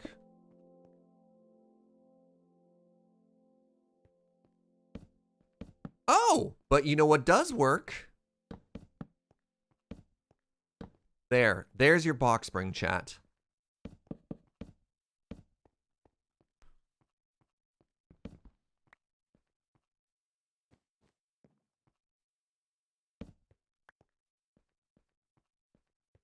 There, you happy? You happy that it's got a little bit of a frame now? You can see the red through the bottom. That's a problem.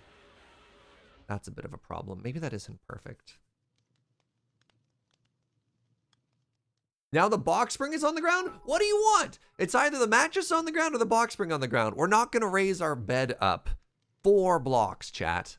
Please, a gentle reminder that everything in Minecraft is 1 meter by 1 meter cubed. Right? Your bed is not 3 meters off the ground. Can't I give it legs? No, I can't give it legs. Get out of here. How tall is your bed? Do you sleep at the top bunk of a top bunk alone in your room? My goodness. My goodness. You know what? Fine. No box spring. This is what you get. It just sits on the floor now. I try and give you something nice. This is how you... To be fair, your bed isn't also 4 meters long.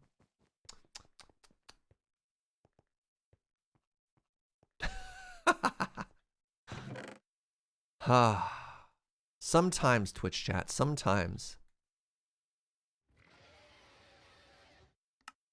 Dad is angry and took our box spring away. You have box spring at home. McDonald's.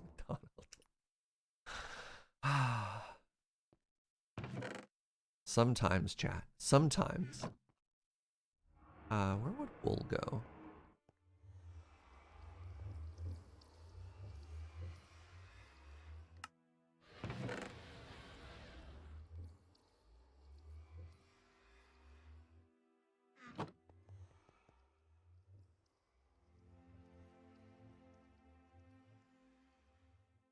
My mattress sat on the floor for years before Suffix gave me their old stuff. Now my box spring sits on the ground? Yeah, that's fair. I got a proper bed frame for the first time in my adult life, and I was shocked at how high it is. After having, I went from like mattress on the floor to futon. Who here's like bed evolution went like, I don't know, nothing to futon? Or wait, what's the upgrade here? Is it like mattress on the floor to futon and then proper bed spring? You know, like sleeping high off the ground? I thought so too. I don't know. Not trying to call anyone out here. Air mattress under all of that? Yeah. I don't know why 20-year-olds think, oh yeah, I'm gonna be so cozy sleeping on a futon. You're like, this thing sucks. Why am I in pain? Delivered beds for Sleep Country for 7 years. A lot of people have ridiculously high beds. Yeah. As a bigger person, I slept on a mattress on the ground for a week and it broke me. Sure, yeah. Mattress on a box spring on a floor into a futon on a mattress on the floor into a Murphy bed. Ah. Fancy futons are just vertical bed frames? Sure. All right, I need to be decorating. I need to focus on the decorations here. So how do we transform this into something that looks like a desk? Right, we need a chair.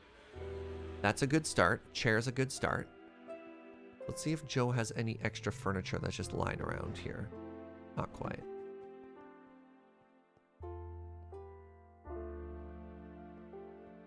No, that box is empty. I used all that furniture, sweetie.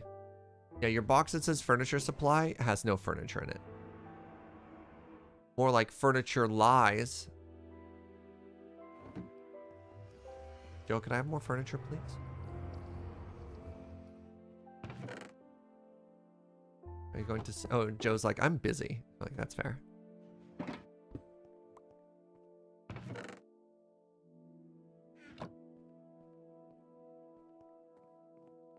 Am I gonna have a secretary? No. No, that's where we work, right? Okay, how did I make these? How did Joe make these very good chairs? Let's take a look at the chairs in the world and decide which one is the one that we sit in. I think it might be this one's pretty good. Spruce chair classic. Okay. There was one that had like a shield on it. That looked kind of cool.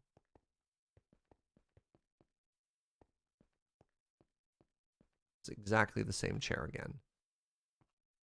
This one's kind of neat. This is the spruce shield chair. I wonder if there's like better, cooler chairs that we could be sitting on. Treated wood looks pretty fancy. The birch, not so much. I wonder if there's a throne. If there's a chair, is there a throne? There is not a throne. Okay. So we have to construct our own chair here. I think this treated wood shield chair. Oh, you literally use a chair or shield in it. Wow, that's wild. Treated wood shield chair. Why is there two recipes that are the exact same? All right. So I need a shield and a treated wood. Okay, and for that I need sticks and 4 treated wood planks. Okay. So for treated wood, I need, well, butts. Oh, heck. I'm so good at Minecraft. Okay, I need an empty bucket. Nope. We're going to go to Joe's, and we're going to borrow a little bit of creosote. And I swear, if Joe has trapped... Okay, good. Hello?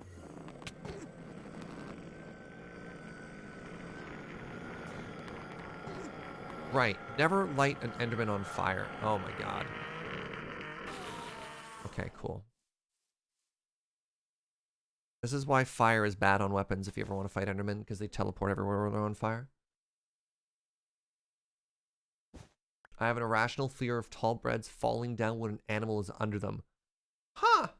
Interesting. For the longest time, I was afraid of being on the top bunk. Takes a while. Wait, why did I say takes a while? What does takes a while mean? What was my brain? Hold on. I have to try and translate what my own brain was trying to say when I said takes a while.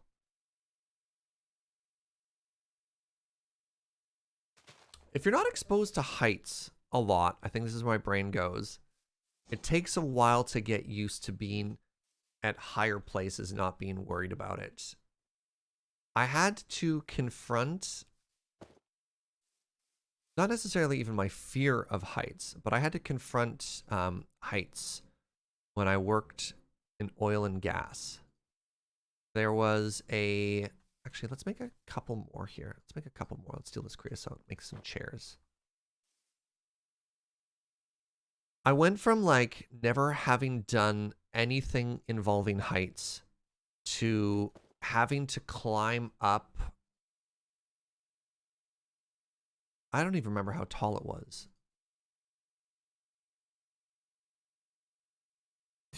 Are both of our brains being very silly today, TQ? I don't know how to translate it to meters, but it was like a 250-foot tall, what are these things called? So in oil and gas, this is something really interesting I didn't actually know. In oil and gas, you pump in like raw crude oil, and then when you start to refine it, it separates in this like huge vertical, not a derrick. No, this is at the refining thing, not the drilling thing. It separates at different heights into different types of like oil and gas product. So like gasoline, petroleum, like different burnable fuel things. Is it a cracking tower? A fractioning column? Sure. And those things are really, really, really, really tall. And one summer, when I was working in oil and gas as a poison gas safety specialist, I also had like my high angle safety thing. My job was to climb to the top of a tower because they had to clean and replace the interior. And when they do that, there's like all these platforms inside. They have to go through and remove all of those and then clean the interior and replace the interior and then rebuild it. And yeah, I had to confront my heights by basically on the exterior of this building climbing literal hundreds of feet of ladder. And that sucked. Lightest on top, heaviest on the bottom. Yeah.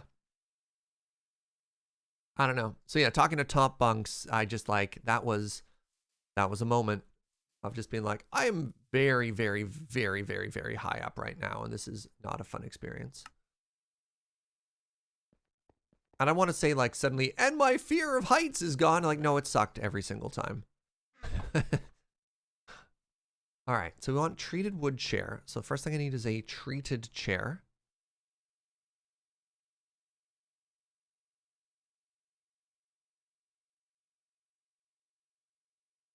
Now I need to make an shield.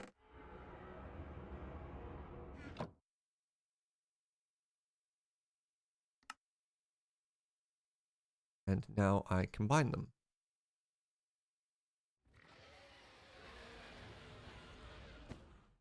Everything you know about cracking oil, you know from Factorio.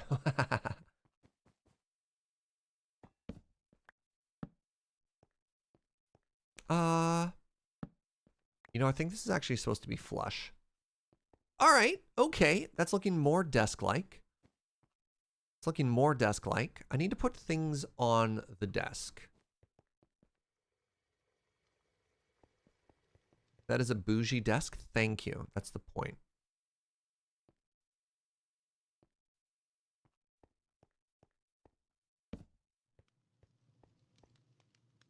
Get back into Minecraft now that you have a new PC? Right on, Bleeding Toast. Heck yeah, friend. I want to put another like makeshift desk here. No, what I want to do actually is do the I think it was the inscription desk that Joe did over here. Looked really cute. So this was called the, nope, that was a makeshift desk. There it is. Yeah, the inscription table. How do I make that? The inscription table we make with a book, a carpet, and wooden slabs. Okay, I can do this.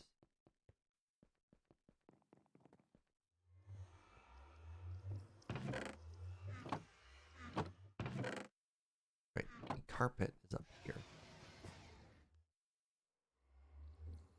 Realistically, this could all be put away now. Saved up for over a year and you're very happy with it? That's awesome, friend. Glad to hear it. There's stone tables from Eidolon that actually look like desks as well. What are they called? Wait, are these called stone tables?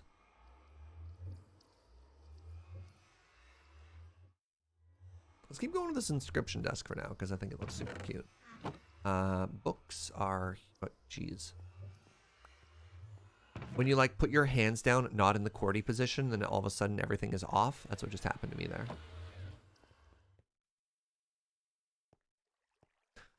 Now we need some slabs. And we want an inscription table, which I should have everything we need to make it.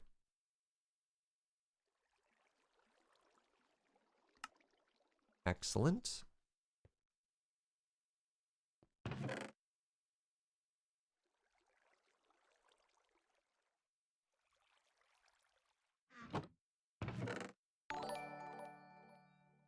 Alden, thank you so much for that Prime. Welcome back. I appreciate it.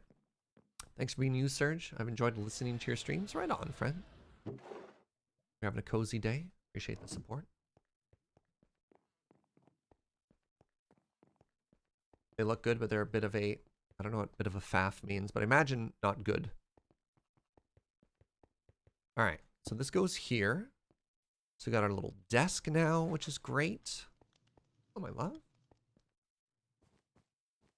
All right, so as the guild master, we have to look smart, and I can't think of anything that looks more smart than a wall full of bookshelves. So let's throw some of that down, right?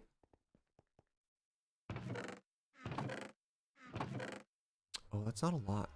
Do you think we need to go hunt for... I think we do, actually. I think we might need to go hunt for another competing guild.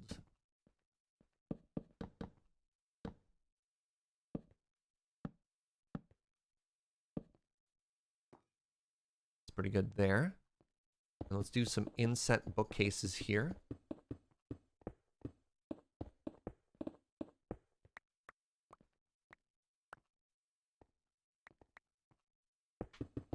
Overcomplicated and waste of time means faff. Oh my goodness, thank you, Joe. 1 second.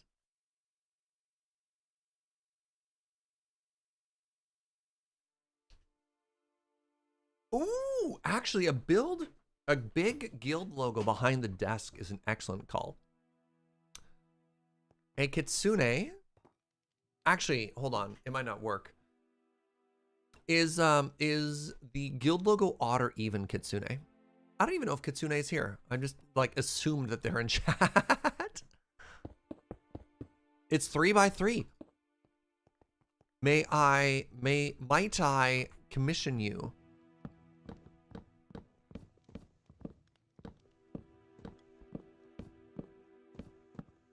Or a copy of Avi's design to go right here. That'd be amazing. What's up, Soren? Heck yeah. Bring by later today, that would be amazing.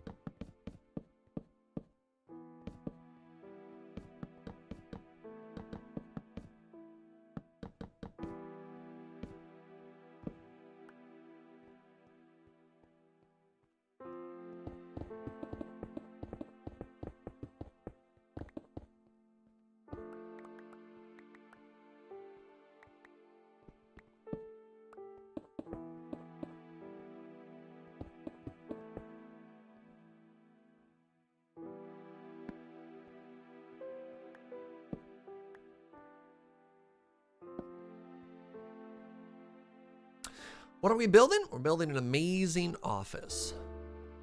Just the most amazing office. We are making an office for the whole guild. So I think we're gonna do bookcases on both sides. Oh yeah, that looks really good. That looks good. It looks imposing. Excellent. And then we're probably gonna do art on this wall and that wall. You know, things to, the word I'm looking for, denote, chronicle, what a great word. things that chronicle our adventures. You know, like the Chronicles of Hercules.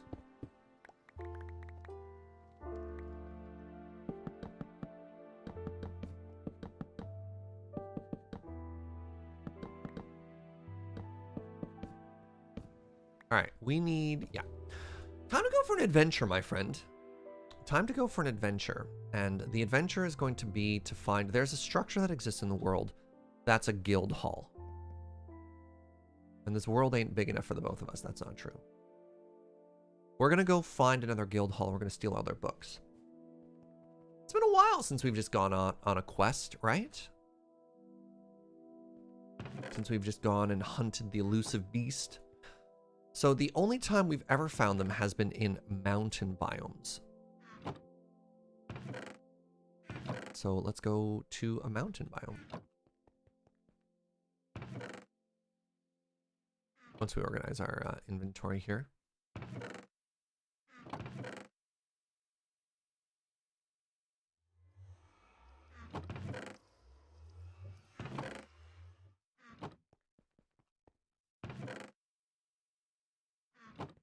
No, this isn't even Illagers. This is, I think it's called Path of Mana.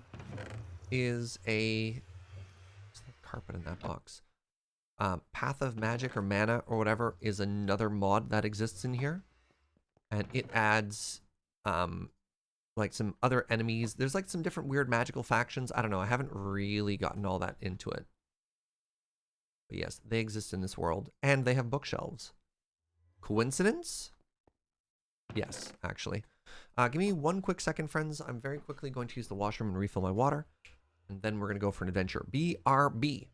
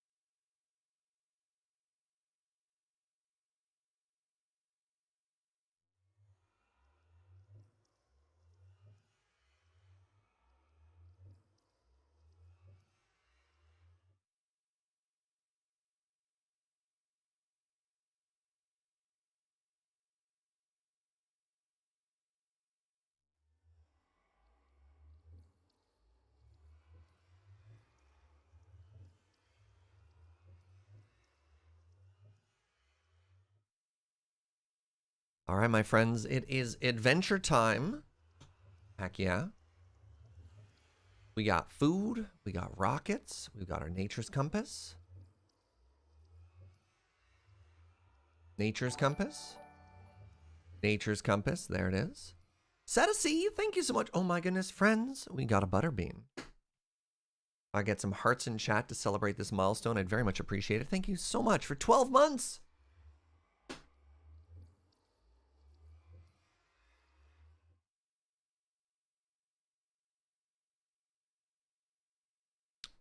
Alrighty. So let's head to our favorite start. Letting down TQ is an isekai. Good. I thought I slept before we left. Apparently that is not correct.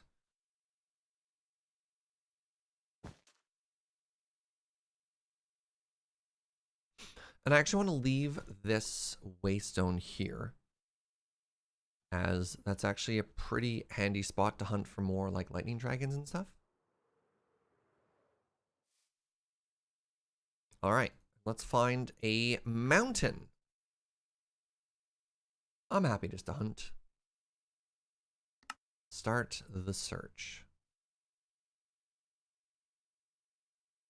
600 blocks in this direction. There's mountains. All right.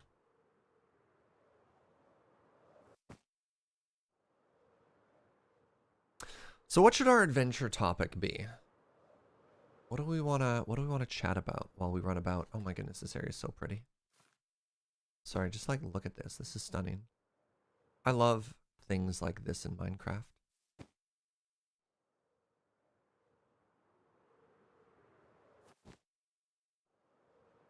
Burb. Red burb. Canals pass. Next.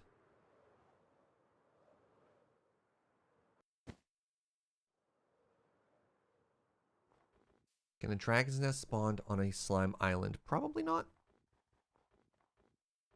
Dragon's nest spawn in biomes rather. Based on the fire, lightning, or ice designation. I don't know. Maybe. Probably not. Can we add a pet owl on a stand? Oh, that's a cute idea. Maybe give Joe a job of trying to bring home a pet owl. Can you tame owls in this pack? Wait, is this like the smallest mountain ever? Wow, it is. Okay, well, let's go in a random direction. Ooh, this is good stuff to grab here. One sec.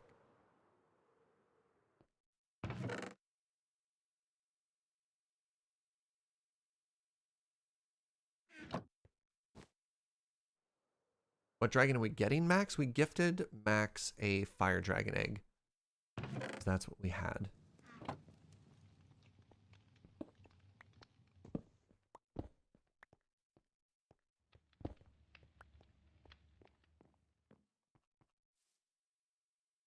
Let's just keep going this way.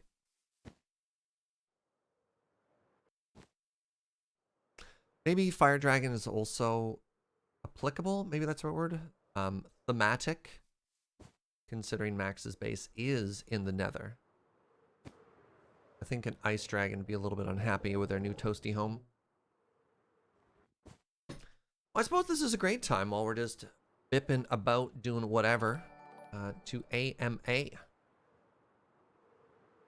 Questions about life, the universe, and anything. I'm uniquely qualified. Another nether thingy. Nile Potato, thank you very much for that prime in 14 months, my friend. Chat, you can't just ask Serge to talk about canals. You have to subtly bring it up. Yes, exactly. Thank you. Wait, what? Oh, another blazing core. That's cool. We've only found one of these. This gives immunity to fire damage and lava. Actually, you know what? We're going to go back and we're also going to give this to Max.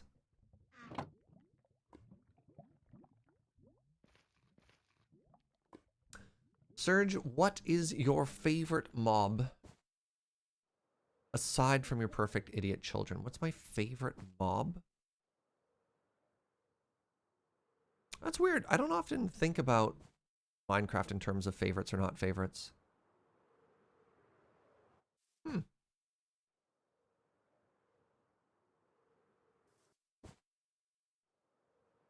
Yeah, that's like very interesting to me. I guess I like all of the tropical fish. Oh, the turtles. Never mind, it's turtles. Windmill slam turtles. The answer is turtles. Serge, could you have been a ski instructor? I'm good enough. Like, I am... Other than coffee, I think the other thing that I would legitimately say unapologetically, I guess. I'm not very good at, like, promoting myself. Or saying, like, yes, I am objectively good at something or not. But skiing and coffee, I'll be like, yeah, I'm qualified. The problem with that is trying to figure out a way to take enough time off to do that, right? Like, skiing as a full-time job would be kind of a dream, but it involves living in the right place. It's such a completely different lifestyle from everything that I've done. And I think I'm not much for regrets, but I do worry if I ever have regrets, it'll be that I never took a winter off to be a ski bum. But maybe I'll do that thing. There's like a lot of ski patrol people who it looks like they're like retired. Oh no, there go my rockets. Their retirement passion is like being ski patrol or something like that. Yeah, being a ski instructor doesn't make you money. It lets you ski for free. Exactly, right? Totally. Also Go? No. I'm out of practice for Go. I couldn't be like a Go instructor. Wow, that's really loud.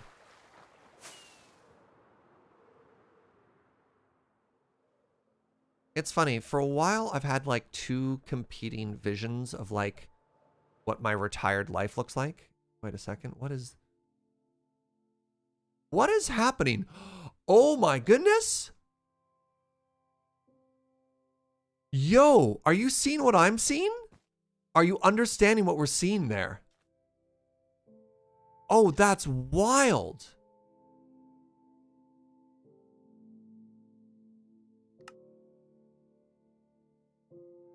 So what happened there is, and the reason the world got so laggy, one of those enormous quark caves spawned under the water. And then a sea serpent updated the gravel on top. So this entire area, all of the gravel collapsed, all of the ocean flooded in, and then it hit that enormous lava lake beneath there. Yo, that's wild. This is not a public server. No. That's really neat. That's really, really neat. I want to keep those on me. These can go away. That was so cool. Careful, that's how tsunamis start? Yeah. You're not even wrong. All right, I wonder if there's a new mountain I can find.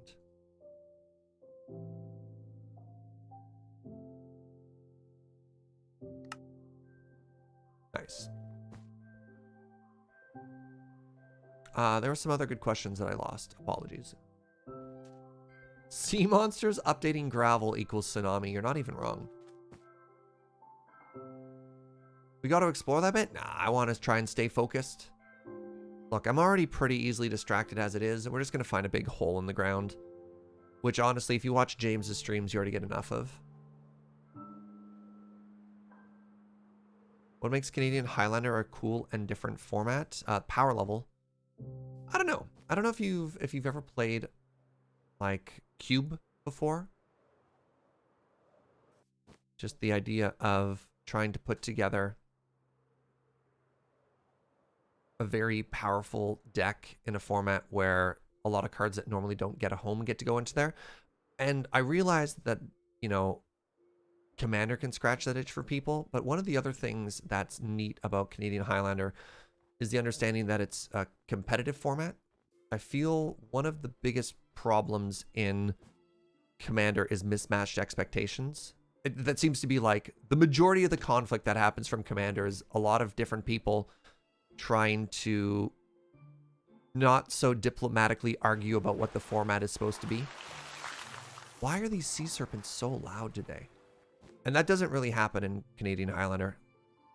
In Canadian Highlander, there's an understanding that people are going to sit down and they're going to try and win the game as quickly as possible and unapologetically. And if you lose on turn 3, that's fine. You just play another game, right? Just cool, great, GG, your deck did exactly what it was supposed to do. Let's keep going. So yeah, that's why I like that format. Fun deck building challenge, very high power level, and the mutual understanding that it's a competitive format. People just want to slam.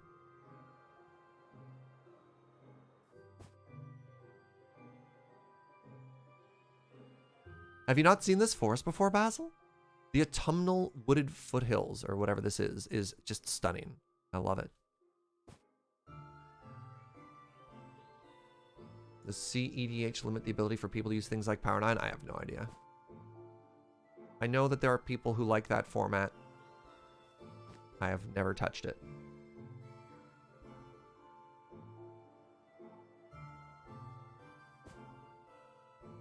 All right, we have ice. Now we're still looking for mountains here, though. So let's just keep moving in this direction. Luckily, mountain is a pretty common biome, but I want big mountains.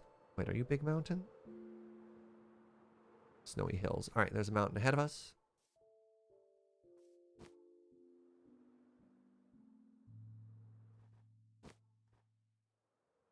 All right, we're going to get lucky. We're going to find one in this mountain, chat. Our quest will be over soon enough. Here's an interesting question. If we encounter dragons, do we even need to hunt them? I don't know if we do. Actually, maybe, I think we do need lightning dragons still. Like this one. Well, all right, cool. I don't know if we need lightning dragon scales or blood, though. Oh, you're so loud.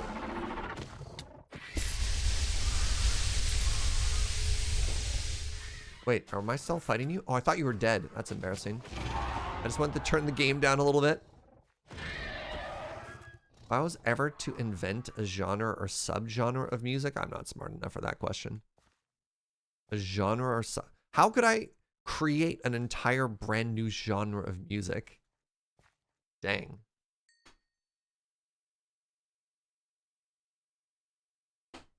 Yeah, no idea.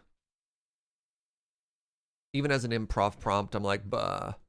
All right, what do I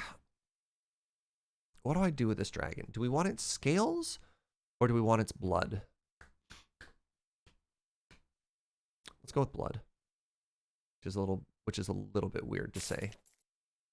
Hello?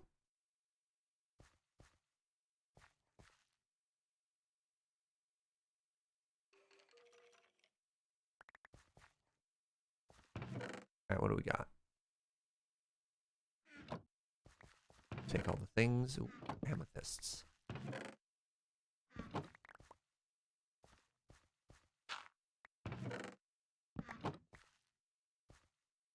Nope. Nope. Nope.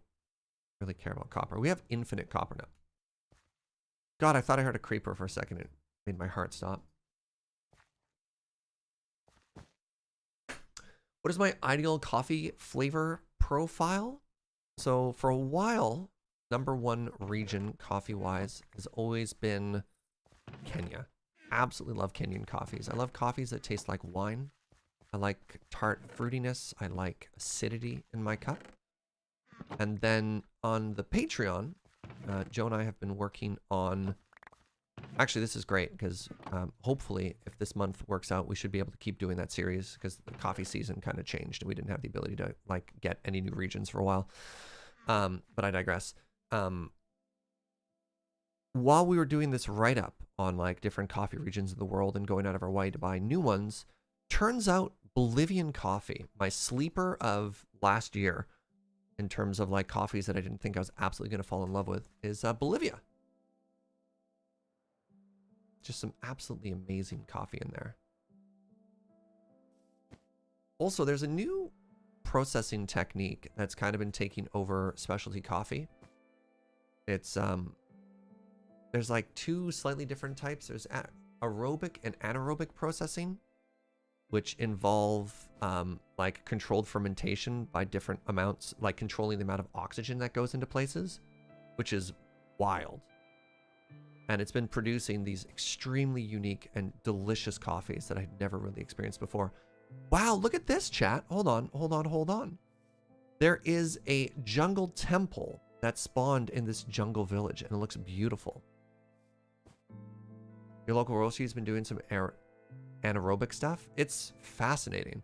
Now, what's neat, though, is I was under the impression that this is a production side, not a roasting side that changes it, right? Because I don't know how often a roaster, and maybe this is something that being out of the industry, I'm not as aware of, but I didn't think that roasteries were doing fermenting on beans afterwards. Because they just get the green coffee, which has been already treated and handed to them. That is a fire dragon. We don't need to mess with you. Let's see if we can find a new mountain.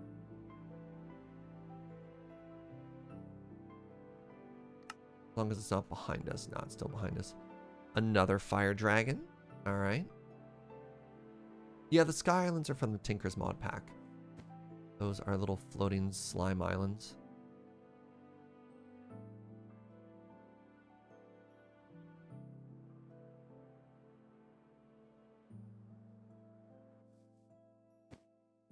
It's neat. I never thought, I mean, when I first started checking out modded stuff, I wouldn't have thought that Tinker's was what added slime islands, but yeah.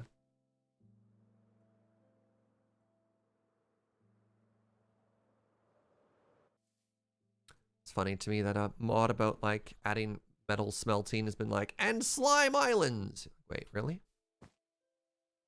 Tinker's adds a lot? Yeah.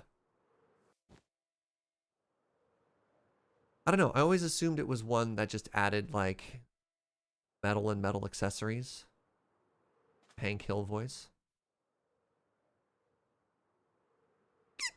Pardon me.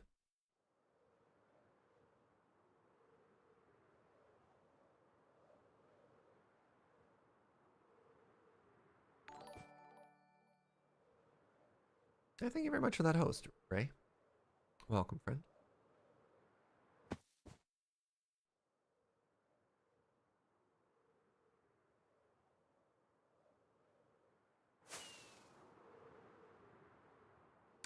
The only thing slime is good for is alloys. Sure. Mountain. Where is mountain? Maybe I should try different types of mountain. Aha! Wait, is it literally back the way we came? No, there's a new mountain. Can you please make up your mind which way I'm supposed to be going? Alright, good talk. Slime Island used to be part of a Natra mod by the same person that got discontinued. Oh, interesting.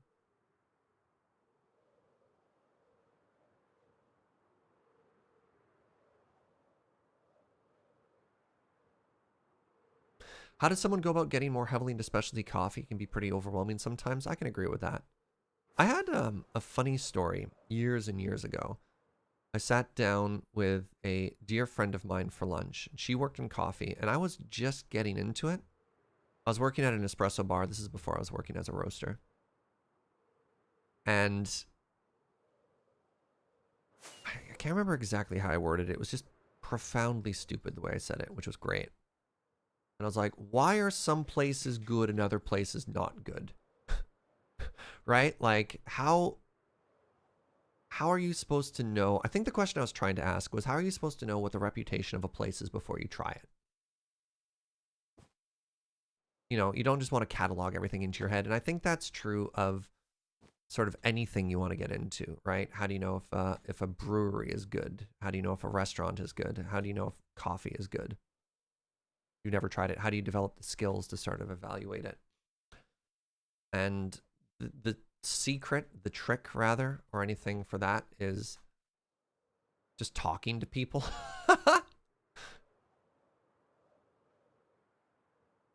Right? Like, as soon as you find one place that you like, start talking to the staff. You know, ask your barista, where else should we go? I shared that story on, can't remember what stream it was. It was a while ago. Of being in Japan and having a really hard time trying to find good coffee. This is back in 2010. There's good coffee everywhere now. But in 2010, it was a little bit harder to find like good single origin coffee in Japan. And then we finally found one in Fukuoka. And we're like, help, this place is amazing. Is there anywhere else? And they actually had a hand-drawn map that they would make copies of and hand out to people who are looking for other great places to go to, right? Ice dragon. Ice dragon? I'll kill an ice dragon. It was my birthday stream I told that story? Awesome. Thank you, Star Wars. Yeah. So yeah, you don't have to do it alone. Oh, geez. There's a hole there.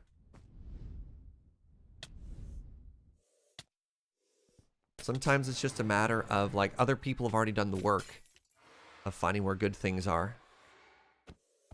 So just ask them. It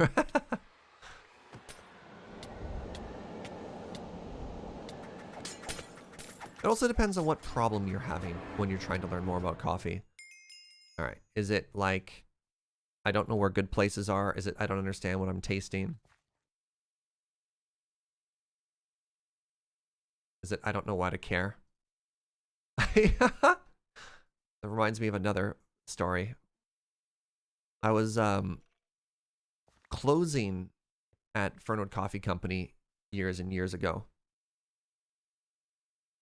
What feels like a lifetime ago, actually. And a customer came in, and it was like, I don't know. You ever have that like, there's a very particular type of energy I'm trying to remember and recreate here, of when a place is still open, but it's super dead, and the staff are doing like the half cheap close sort of thing. You know what I mean? And so you're like the only customer in a place. You have the undivided attention. It's obviously still open, but it may as well not be. And so you've got all the attention of the staff. You could have it at like, you know, a bar late or a restaurant or something like that when your friend's working there. I don't know. You have to be the type of person who just like hangs out in a place when it's basically closed. But, you know, I think we've all been there. And so I'm working, and this girl is just like, this is kind of a weird question. Why is your coffee, this is not me specifically, this is Fernwood, why is your coffee good and other places coffee is bad? I was like, that's a good question. That's a difficult question to answer. And I thought about it for a second. I was like, because we care. The lesson there was good food, good coffee doesn't just happen by mistake. You have to find places that actually care about what they're doing.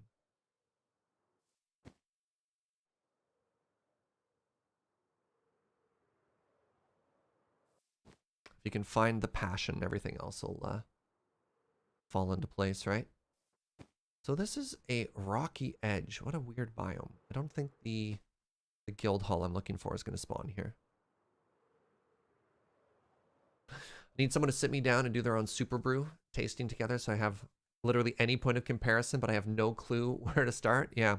A good way to do tasting is to try two different things side by side. Because even if you can't be like, that tastes like blueberry, right? Even if you can't name what it is, if you can find two things that taste different, you can be like, oh, okay, this one is sweeter than the other one.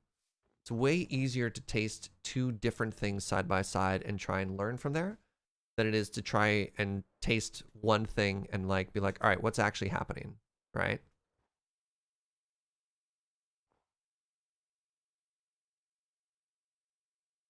Operation Find the Mountain is has been a struggle thus far.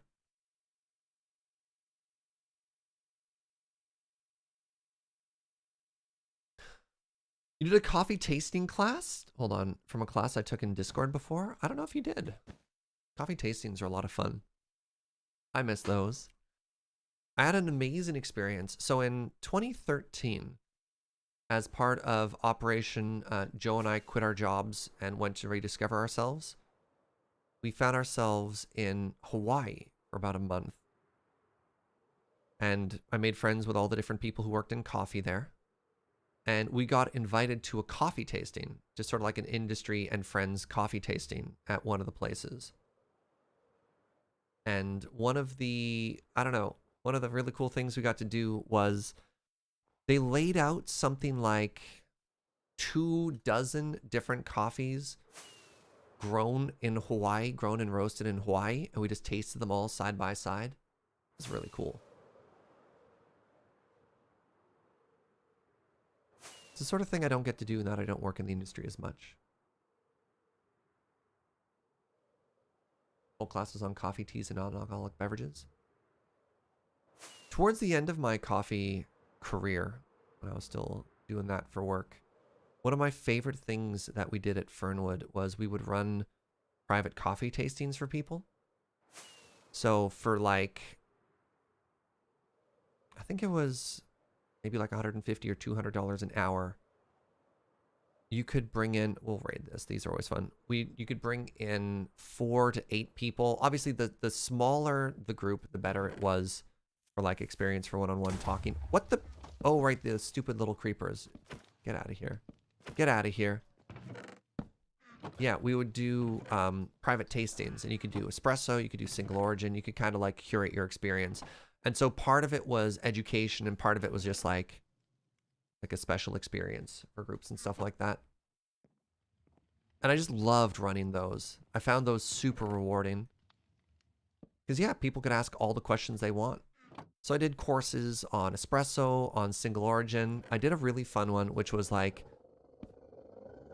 the importance of letting your coffee cool. What is that noise? Am I being attacked by a dragon? Where did you come from? Sorry, what? You ever just turn around and there's a dragon behind you?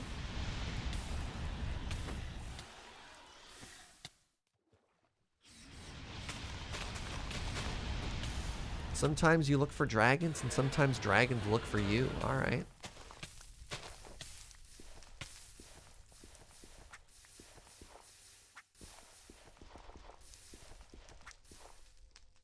That'd explain what that noise was.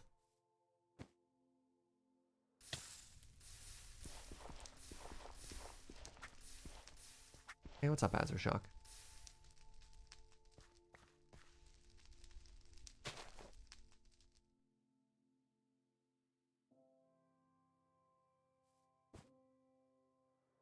They trapped an iron golem? I will free you. You poor thing. Go. Be free.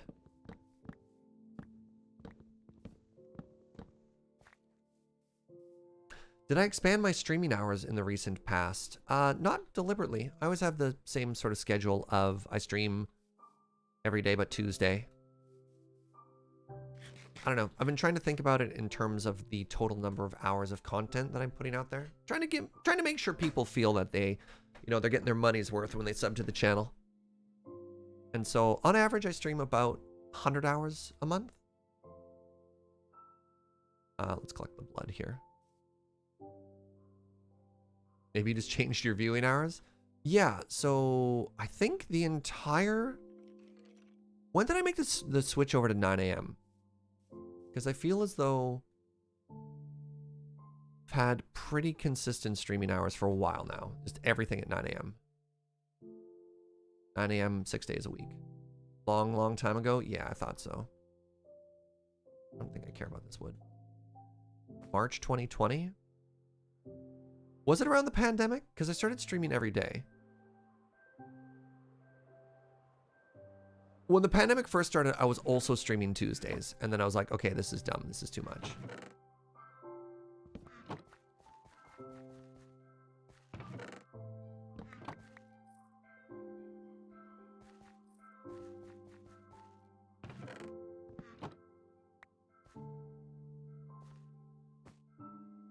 Hey, what's up, Chris?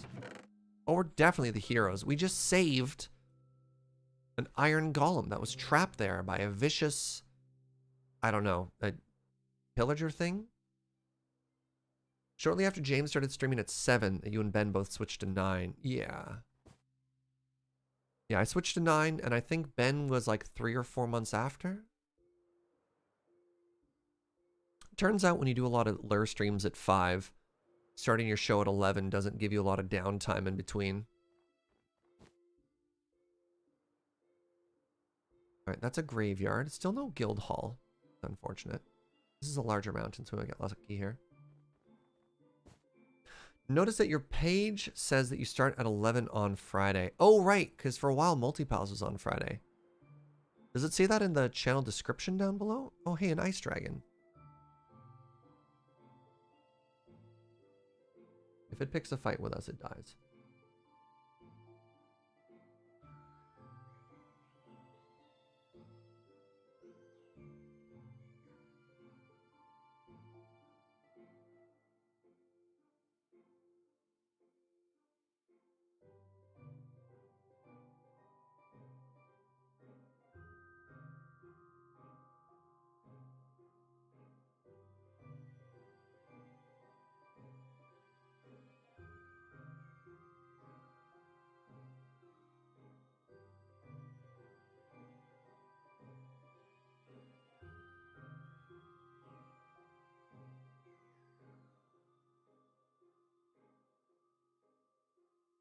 There we go. Any plans to return to Multi-Pals? No. That was a very fun show that we did for quite some time. And, yeah, it's okay. Alright, where am I looking? What a big dragon roar. Good job. Good job, little buddy. Don't need the bones anymore. What are you?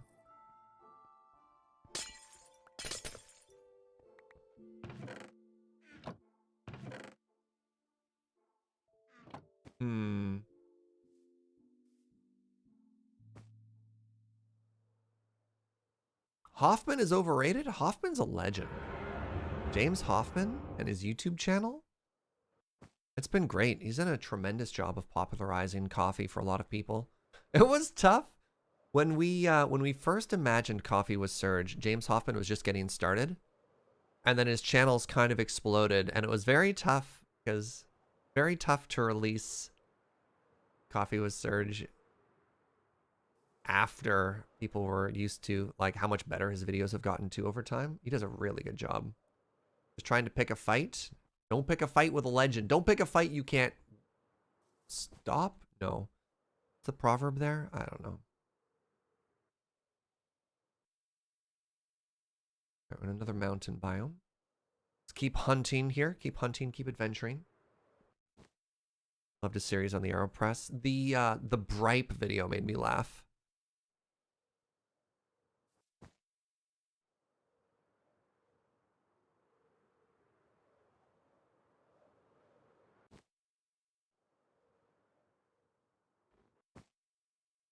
He's tremendously well-spoken. Yeah.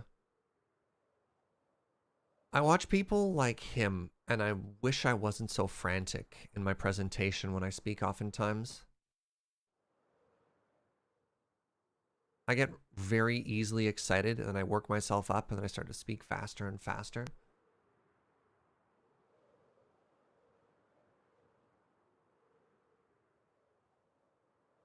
So it's one of the goals I have for myself as a performer.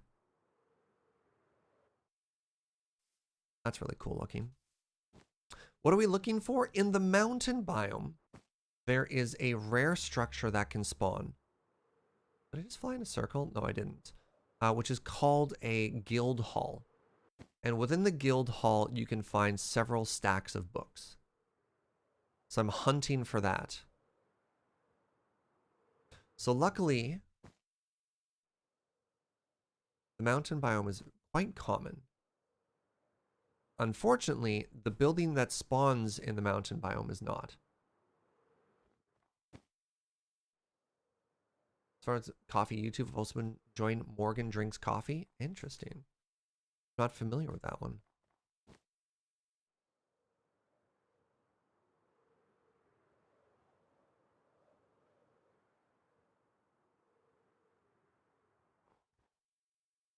Austin's videos are informative but frustrating for Coffee Noob because it's the embodiment of the meme. If you can't get local ingredients hand-delivered from a foreign country, store-bought is fine. Is that a meme? Trying to figure out what the frustration there is. I guess there's no... It's that it doesn't present any medium or any middle ground. It's either like, here's the best possible way you could be doing it, but anything else is fine.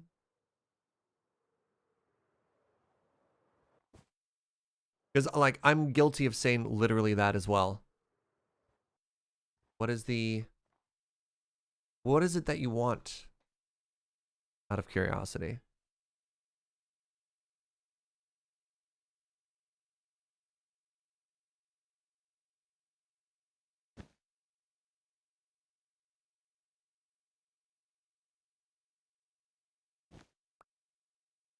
If you can't afford to spend $1,000 on the good machinery, you're wasting your time. I mean, but sometimes, I don't know, I feel like some of that is correct, though.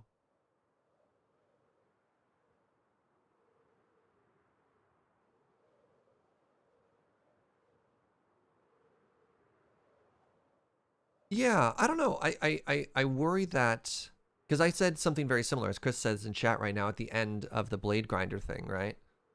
There's a certain point where there isn't a price alternative. Like that is just the reality of it. And I think there's an acknowledgement. It's just like at the end of the day, whatever you're drinking is fine, and that's great. But there isn't a middle ground. And I think sometimes it's disingenuous to say that there is a middle ground when it doesn't exist. Right? Like home espresso is probably a great example. People like, what's a great budget example for home espresso? And I tell people I don't think there is one.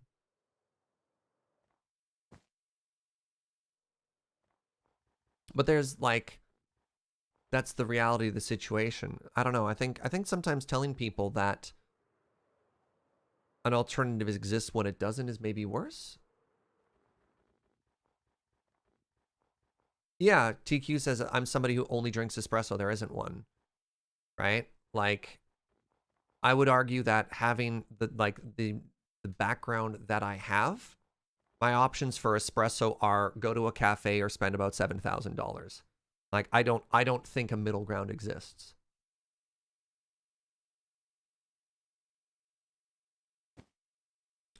Grab the nature's compass again. No, it's not gonna work. I'm just gonna keep hunting. Oh, maybe we'll get lucky and find a lich. No, maybe that'd be kind of funny. Yeah, I don't know. Like, sorry, I guess.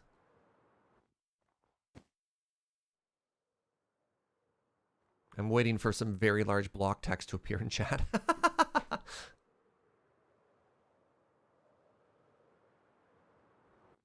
Yeah, there are industries where, I think there's quite a few examples where there's professional grade gear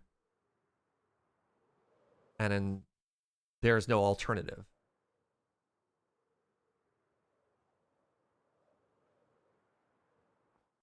As someone who has access to good espresso because a friend of mine owns their own specialty coffee shop and having tried a few budget ways for home espresso, I wish I'd accepted that fact sooner. I'd be several £100 richer now. Yeah. Yeah. But I don't know. I think sometimes it is fine to tell people that. I mean, as somebody who literally tells people what you do is fine too, because you don't want to yuck anybody's yum. Because there are absolutely all right. So if I were in James Hoffman's shoes, or I mean, in a way I was too, because I literally wrote a similar review on a video on YouTube, and you tell people that what they're enjoying is bad, what's the outcome from that, right?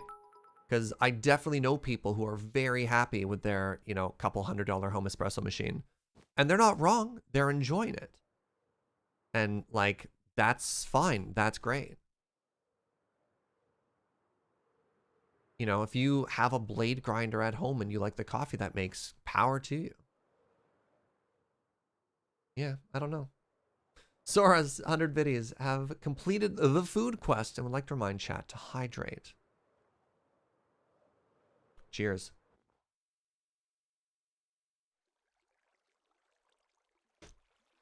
In this essay, I will correct Serge about his view on coffee. Yeah, I don't know.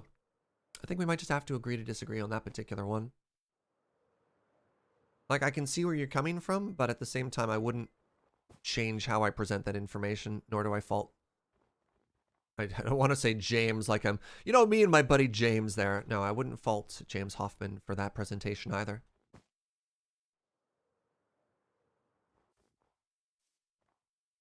So my Keurig instant caps are okay? Totally.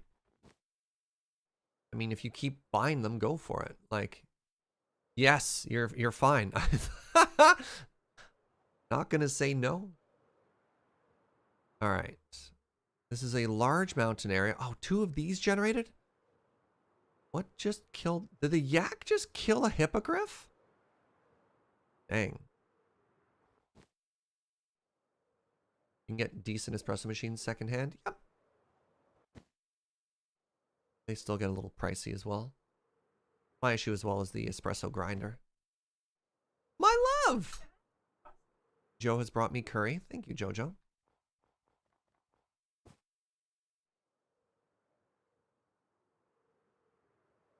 Something I value about how you tend to talk about coffee and other stuff. Here's what I'm doing. Your mileage may vary, and I'm not going to yuck your yum. Totally.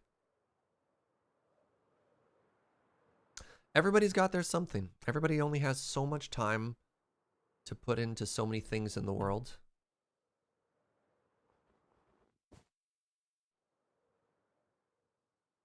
So yeah. All right, I have my lunch here. So here's what we're gonna do. We're gonna land at the top of this tower. We're gonna loot it. Ooh, 1 emerald. God, we're so rich now. Actually, those feathers are kind of valuable. And we're gonna switch to lunch chat. Boop. We're gonna put on some music to lunch too.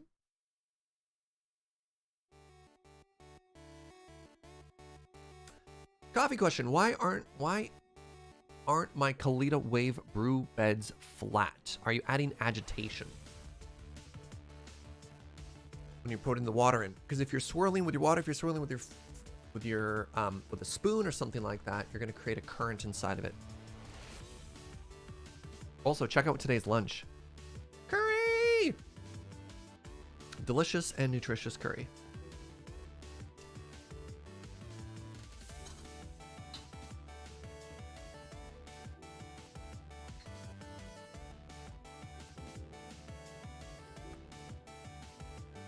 Yeah, we have butter chicken and beef vindaloo. Oh, I have competing music. 1 second.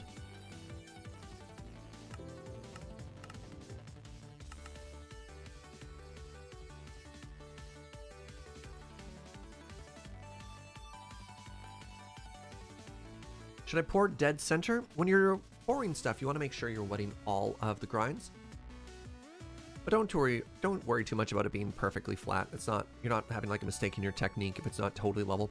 I actually prefer doing a little bit of a swirl at the end, and I like a dome in the center. What you don't want to see is a huge dip, because you're going to end up with high and dry at the top. But like flat or a little bit of stuff, you're fine.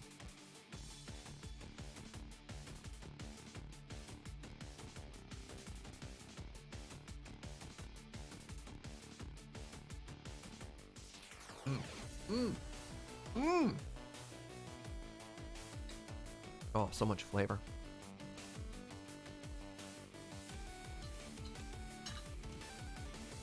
Not only is dome common, sometimes dome is desirable in your grind setting at the bottom of your coffee.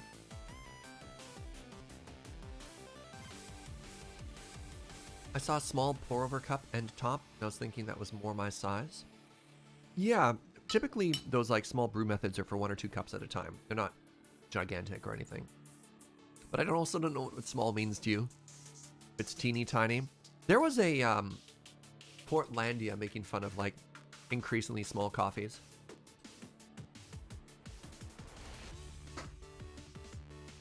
You paid good money for a coffee lecture? My problem now is I don't have a space to do that, right? I used to have access to the Fern with Coffee tasting room, which was a really cool space. It was basically like a tasting lab, right?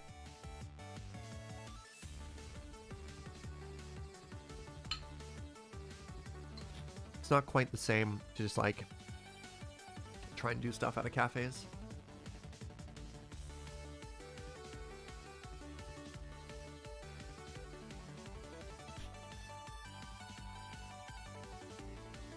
Help me understand why I like espresso, but I don't like coffee. Espresso has a lot of qualities very unique to just it. I was trying to think of a parallel analogy, but I don't have it. It's very dense. It's very syrupy. It's an interesting blend of like very sweet and very bitter, which is neat. Very flexible. It's very versatile. That'd be saying, actually, I have an analogy. That'd be saying like you like liquors, but you don't like beer. You're like, but they're all alcoholic. You're like, well, sure, but very different. Maybe spirits versus beer, something like that. Spirits versus wine. I don't know.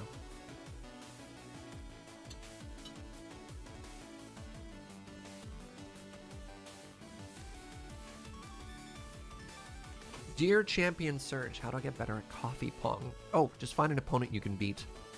That's why I challenge James. Very defeatable.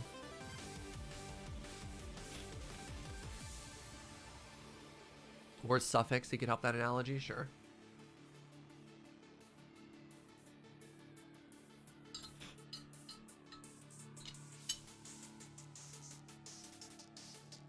It's like that joke about outrunning a bear in the forest. Sometimes you don't have to outrun your bear. the bear. Sometimes you just have to outrun the other person. That's James and I in Coffee Pong.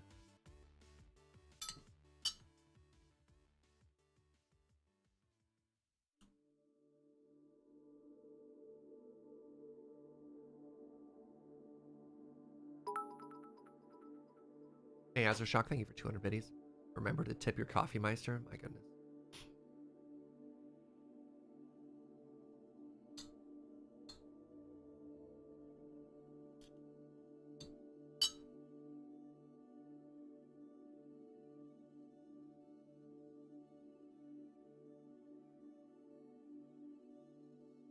I don't have a great ability to talk about like alcohol analogies, having never tried alcohol. Like the forever teetotaler over here. But I've picked up enough passively. But yeah, like bourbon versus rye. Liquor versus not liquor. I can make that one.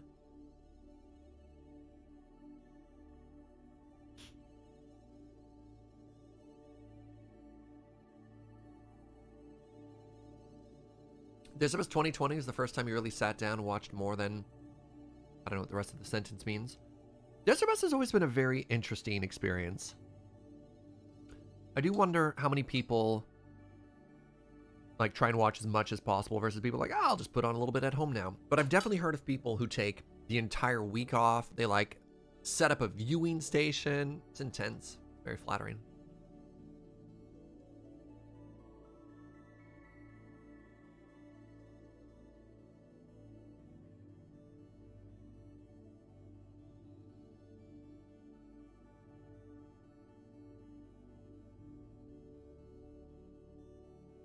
Had the week off not planned, but it lined up well. Heck yeah.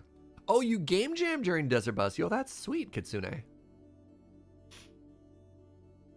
When I was at work from home, I'd put it on the TV at the game store I was working at.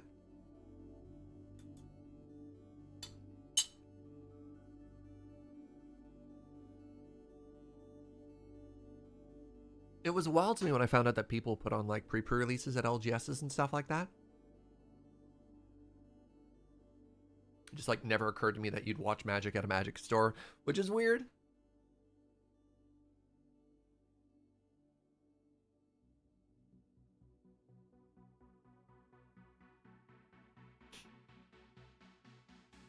Watching a bunch of the Desert Bus VODs, but I plan on watching it live one year from this point on. So for people who watch the VODs, do you watch all of it sequentially? Which is makes my brain tweak a little bit having living Desert Bus, which is really weird. Or do you just kind of watch VODs as they pop up? If people are like, oh, there's this great bit, you're like, all right, let me go find that.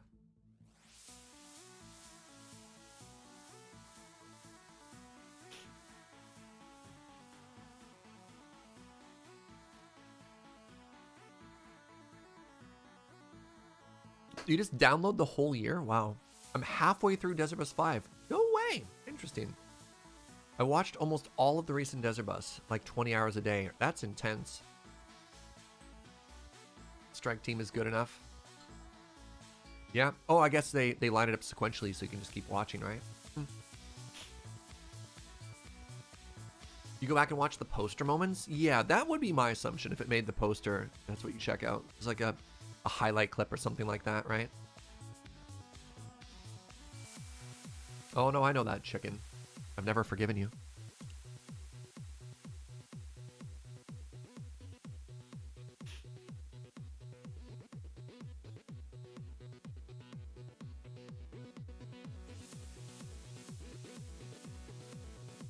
You got Team Chaos energy when you watch the bits? That's fair. As a VSD person, when you're working, you're not watching really, so I have to go back and watch things. Yeah. What's important for me when I'm at Desert Bus is like giving myself rest. So I try not to watch too much Desert Bus when I'm not working, but I still end up watching. So I work my 6 hours. At the in-person venues, I'm normally there probably closer to 10. And I still have it on in the background for a bit when I'm at home for whatever reason. It used to be to make sure it wasn't on fire, and then it's just because, I don't know. This year in particular, I watched a lot of Desert Bus just to be a little bit comforted, because it was weird doing work from home Desert Bus.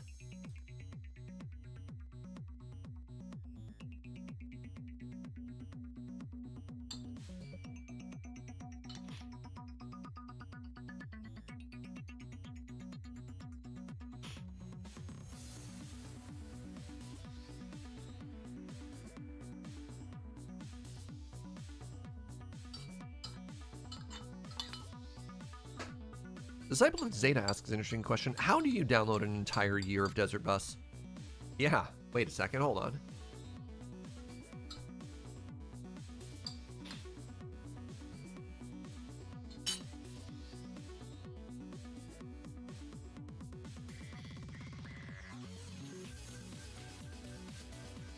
You want to see your first Desert Bus without pet emergencies? Oh no! Gotta be a torrent. Ah, interesting. Wait, there's just a whole torrent at vsd.ninja. No kidding. Wow. If I had to outrun a bear with Olivia and Molly, who would you try and outrun? I would slow myself down at that point. Let's be real. They're absolute treasures. I would just lie to myself and say I could fight a bear. All right, I'll be right back. I'm gonna wash my hands and let's play some more Minecraft.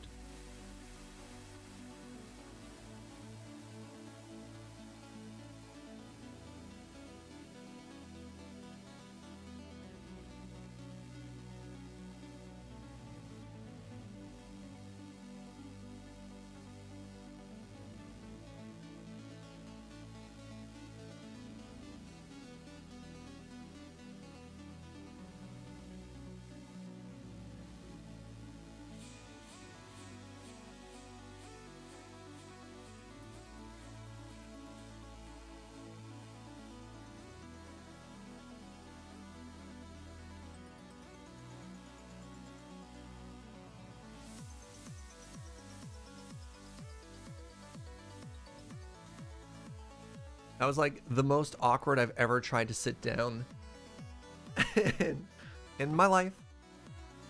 Why lie to yourself? Just fight a bear? Well, see, that's the thing. This is the way I've always looked at why the ocean terrifies me.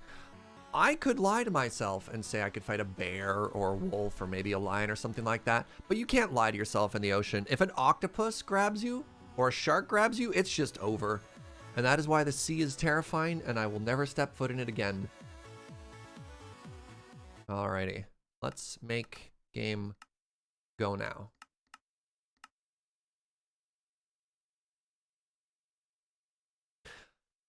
So if you're just tuning in, I wanted to try and line things up here. Well, great. Nice intro, Minecraft.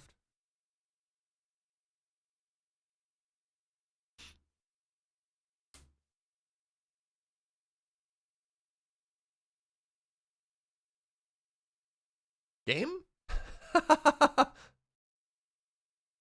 You're not as tasty as a seal? How dare you? I would argue I'm at least twice as delicious as a seal. So if you're just tuning in, we are hunting for a magical structure known as a guild hall, a competing guild hall. And in the guild hall, they have many books. And I know what you're saying to yourself. You're saying to yourself, but Serge, in the amount of time that you've been hunting for this guild hall, couldn't you have simply crafted the books you want? And to you, I say, shut up. Next question. No. We're gonna find it. We're going to find it. It's an adventure. That's the important part.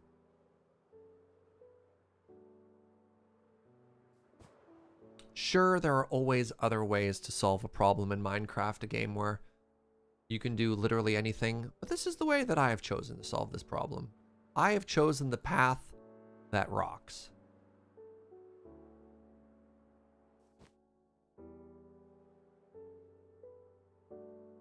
Didn't we have this issue last time? We also tried to find it? Yes, maybe, but I think you'd also like to remember, M-Drift, what happened at the end of that episode. That's right, we found it. Would the Stronghold also have some books? Yeah. I guess we could also try and triangulate for an Stronghold.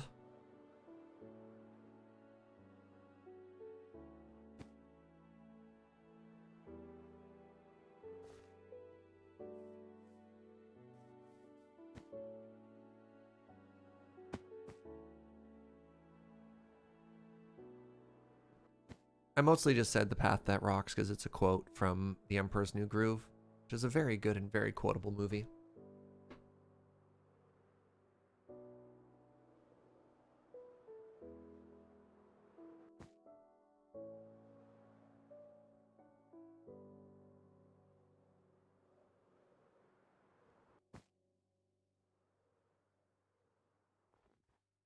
Yeah, to keep that analogy going. On one shoulder, I have Joe. Joe is trying to lead me to the path of salvation. On the other shoulder, I have Twitch chat, who just keeps hooting and hollering for canals. Hard sometimes.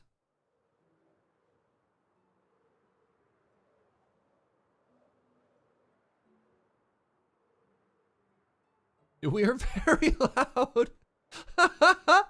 He said the word. He said canal. And everybody clapped.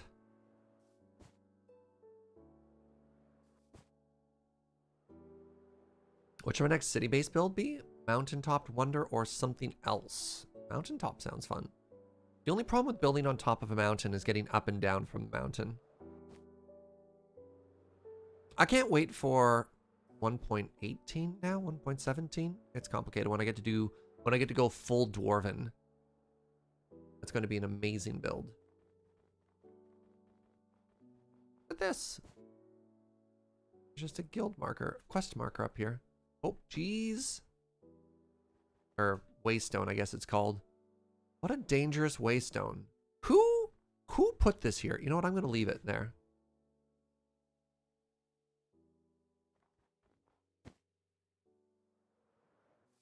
TQ is now trying to test it. It's like, what if I say rabbit? And chat's all like, bun buns.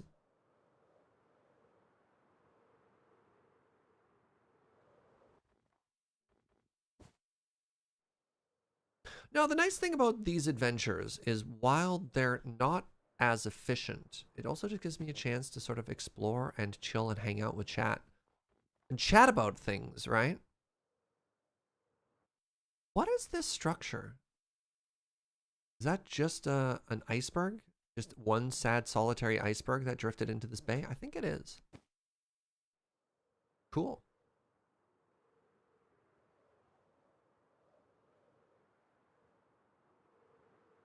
No suffix. Bad. Bad. Oh, suffix. No. It's a pretty... Look at that. Look at that. This river generated right through this mountain. That's neat. Now suffix is just doing weird word association with chat. You're being played, chat. Suffix is playing you like a fool. A big mountain, and yet there was no structure here. Disappointing.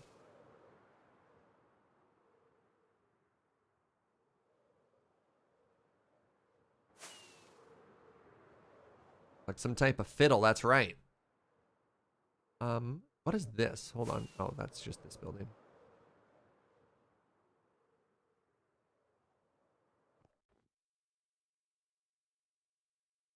This mountain managed to have 1, 2, and it generated that structure, but yet no guild hall. A little disappointing.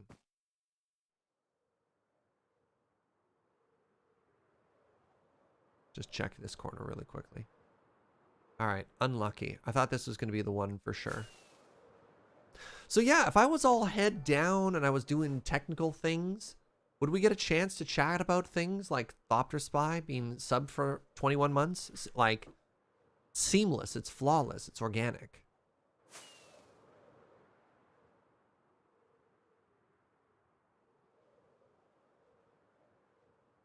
This is the closest we get to just chatting.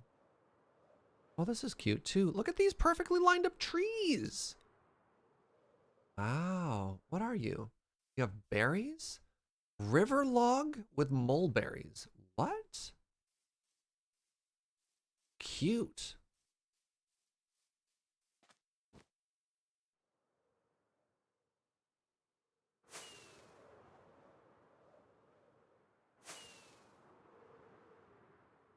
So yeah, as we keep just hanging out and exploring. Well, let's start heading back north a little bit here, actually. Pardon me.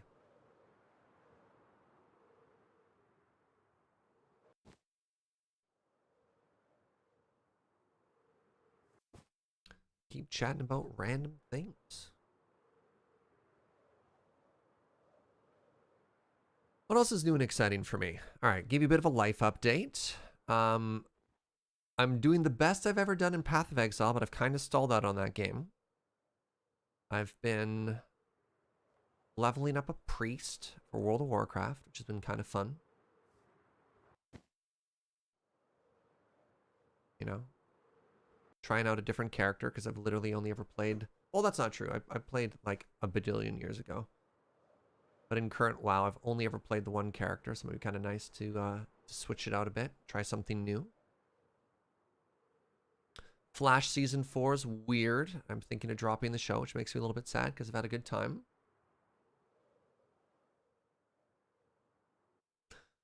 I opened Instagram and I got a random Minecraft fact. Wait, hold on. How am I inside of this ice glue? You know that pumpkins are rarer than diamonds. I guess pumpkins only spawn in like 2 biomes or something like that. I guess it makes sense. I think the thing is, though, you have to... I guess in natural generation, because you can grow pumpkins. So as soon as you get one, you get as many as you want. Doesn't work that well. Any plans to do the Hubris and SAS server tours? Probably not. Not at this point. It's like maybe if we're doing a vanilla stream. I typically do server tours that match the playthrough that we're doing, as opposed to just like a random one-off tour on a day, if that makes sense. So yeah, like while we're playing modded, I think we would do vanilla tours.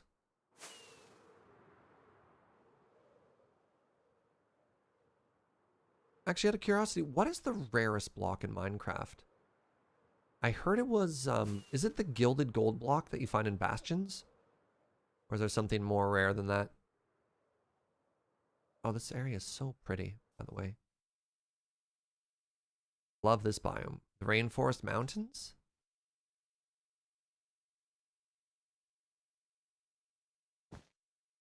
It is gilded blackstone? Hmm. Apparently deep slate emeralds will be. As someone who doesn't really Minecraft, flight seems super common and achievable. It depends. There are people who have played Minecraft for ages who will never achieve flight. Because again, if you don't have a wiki open or if you're not watching streamers or YouTubers, I don't know if you'd ever know that you can go to a completely different direction and get the ability to fly.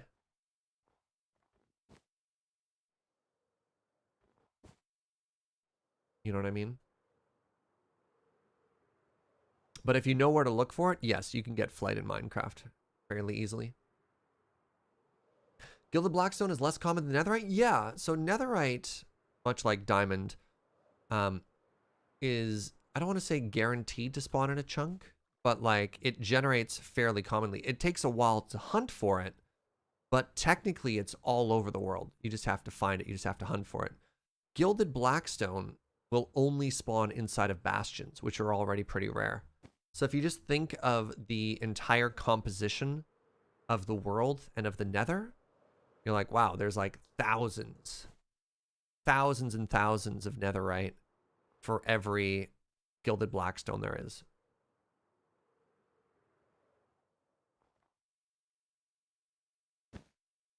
What's going on right now? Just chilling, hunting, looking for stuff.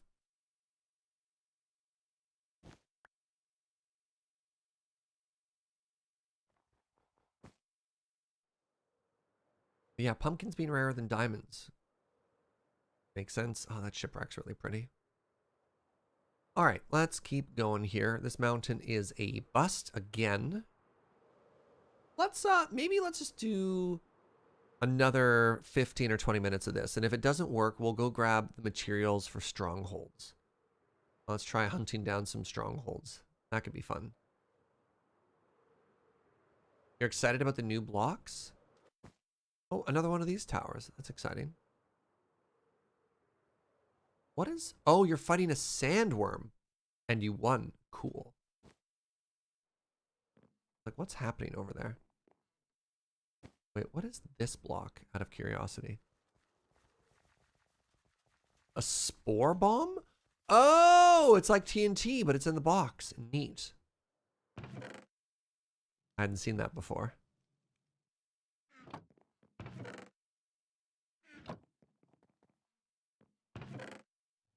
Are there like new blocks that I'm not aware of, or are we just talking about the new blocks like copper, deep slate, the new ores? I never know if it's because like a new snapshot just came out and they released something and I'm like a couple days out of date, or just like, stupid insects, or if it's just like 1.17 in general. Why is there a pit of creepers? That structure adds a mob that like trains or tames and trains little creeper friends.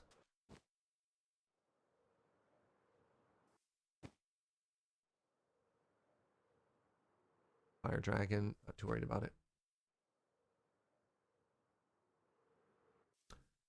Tips are fighting the dragon for the first time. Do you know about like the crystals? Like, do you mechanically understand how the fight works? But yeah, Duxco has a very good tip, which is have a bed on the outside of the nether portal. That's a pro tip. Bring food, bring a bucket of water, have some extra blocks so you can break. Sometimes the more dangerous part of the fight isn't the dragon. It's actually the Enderman. And I personally hate wearing a, oh, there's a mountain right in front of us. I personally hate wearing a pumpkin on my head. I just find it like very visually distracting how much line of sight it breaks. So if you're not used to, not looking Enderman in the face, you can very easily aggro them and die. So if you bring blocks, you can make yourself like little hidey holes to hide from Enderman to kill them really quickly. What's the bucket of water for? Clutch stuff. So that like if you get knocked into the air, and then let's say your elytra gets taken off, you're like, no, no, no, no, no, and you can try and save yourself. Save yourself by putting a bucket of water at your feet. It takes some practice, and not perfect system.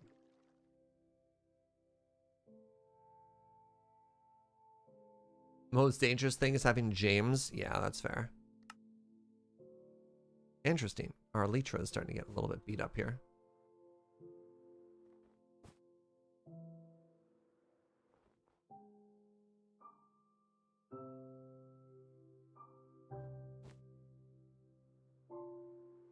It was very noisy, whatever that was.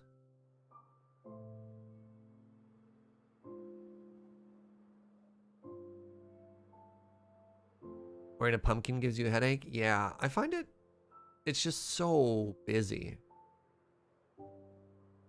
Looking through those little eye holes. Ugh. The bucket of water can also deter Enderman from you. Right, if you throw it at your feet and an Enderman is after you and trying to kill you, they can't step into water. So it can give your brain a second to reset, and maybe eat some food if you're close to death. So if you're like, no, no, no, Enderman, you just do this. Or whatever. Make sure it doesn't flow off the edge. But if you stand in your spot of water, the Enderman can't run up and kill you. It's just a little bit of added defense, right?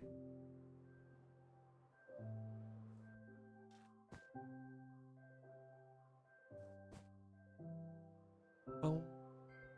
Beep, boop, boom.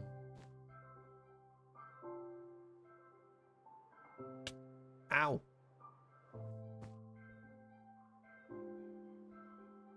Stupid murder chickens. How had I never seen these river trees before? These river trees are so cute.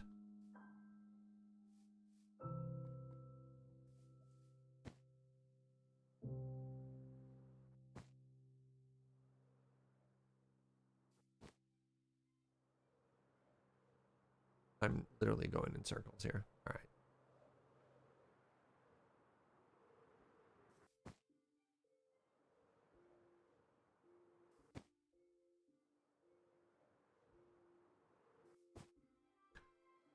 All right, 10 more minutes.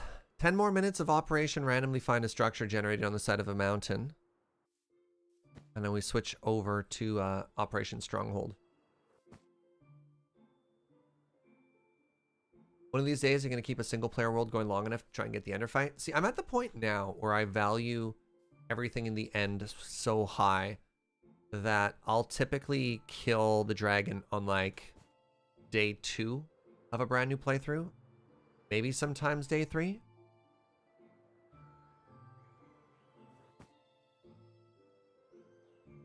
What about bringing home a river tree? I don't think it's cute enough that I want to like change my base for it. I can just, sometimes you can just appreciate cute things without wanting to take them home, right?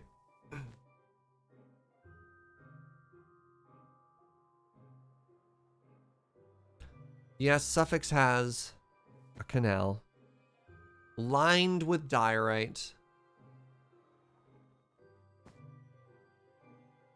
Because of course he does.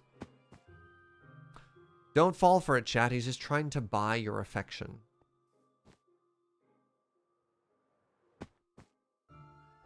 3 days. Well, yeah, because I mean, it's weird when you stream, you think of games in terms of days that you play them. I don't know. I find it like a more accurate measurement of time.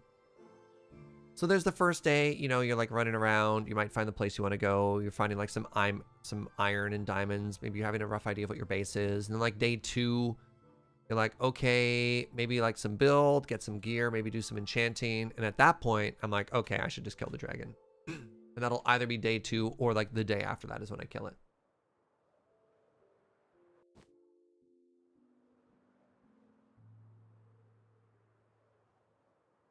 Your affection can absolutely be bought by canals. When is Suffolk going to take over Mine O'Clock? Yo, Mine O'Clock has no relation to canals.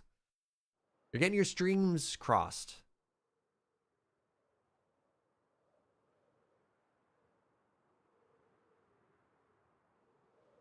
Yet.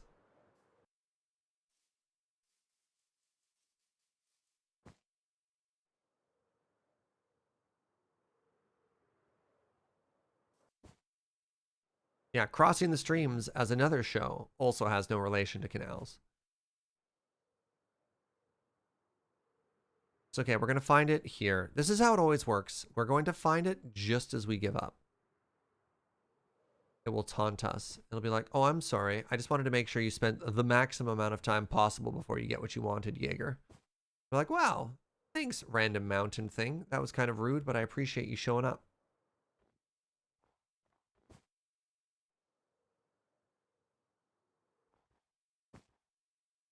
Isn't the C in MOC stand for canal? Mino Canal. Yep, that's what we always called that show for sure. Structure. No, not what I care about. All right, let's keep going. Keep going. We'll keep hunting. 6 minutes. Am I gonna play Civ again? Probably. Civ kind of hits me like a bug. Does that make sense? I guess there's lots of games that hold my attention that way, right? They're like, I'm not interested. Like, okay, no, it has all my attention.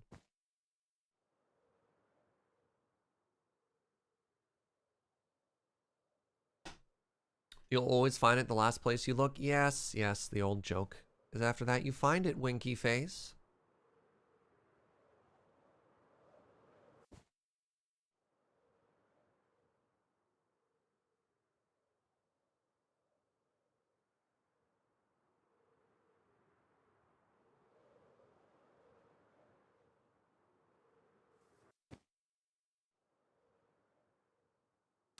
One of the issues we had with the CTS Civ 6 stream was everybody always wants to restart. I feel like a lot of Civ players definitely prefer like the first 100 turns of a game. And I know Fuji was kind of bummed. Fuji's like, but I have a mid to late game Civ. I didn't even really get to do anything.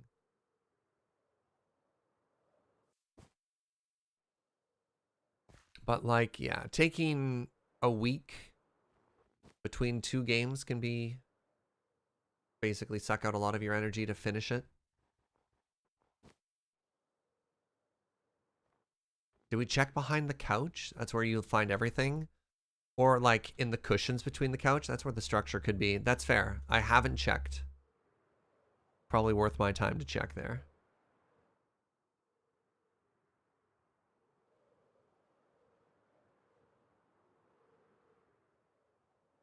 I don't look for the sun anymore when it gets dark. I look for the stars. That's how I don't get got by the eclipse once again. Which structure am I looking for? Path to the Mana or whatever adds a special guild hall that spawns in mountains. And it has a ton of bookshelves. And rather than craft bookshelves, I just want to take theirs. But in 3 minutes, if we don't find it, we're going to go hunt for a stronghold instead. You really like the Phasmophobia stream? Yeah, it turned out pretty well. I don't do horror well. At all. But that was a silly and good time.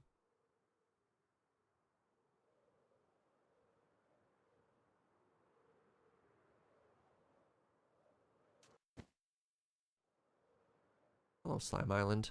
Soon! We'll find it soon. The next mountain's gonna have it. I'm calling it right now. Oh, I turned the... Wait, oh, wait.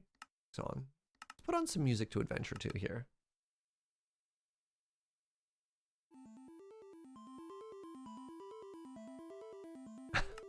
I only watch horror streams if you're on it, because then there's somebody who's as scared as I am. Yeah, that's fair.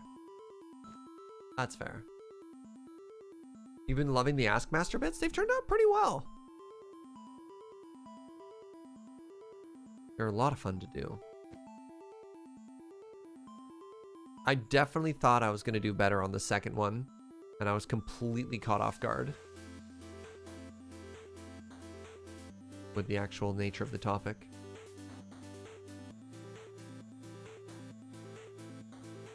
Feel like Lure Plays Civ would be better suited as an edited YouTube show? Maybe. It depends on what the content is, because oftentimes I feel that the draw of those programs isn't the content of the game, but more so like the banter and interaction that happens back and forth between people, and I think that works better as a live format. Because like, if you're cutting between different people's perspectives, you're doing it so that you can see an update of where they are in the game. I don't think we're good enough to make that interesting, right? I think it's more so just like, okay, here's an interesting format for people to talk and have some conflict.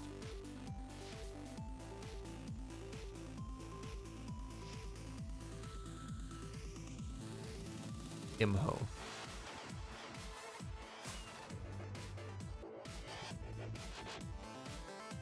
Corey becoming my PR rep was gold and worth the live stream on its own. That was a very good bit. Oh, she crushed that. It was very funny.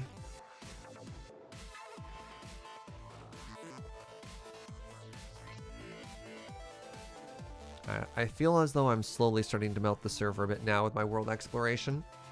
All right, let's call it there for that portion of the adventure. And let's try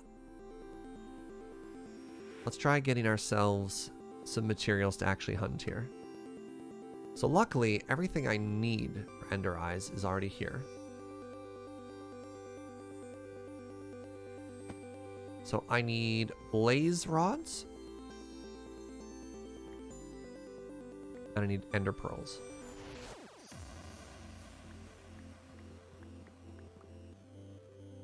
All right. So let's go out somewhere pretty random again.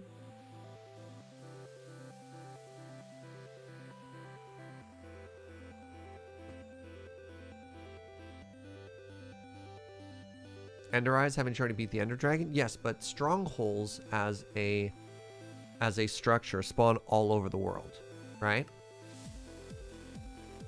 And so each time you go and you find one,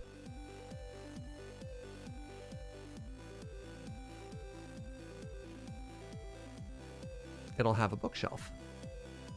I'm supposed to have some blocks on me here.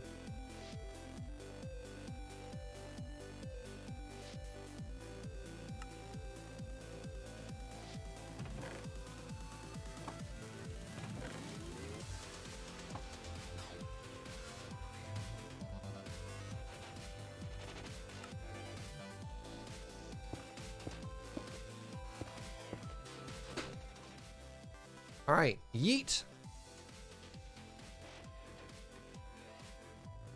Good start. Where did you go? Oh, you went that way. All right.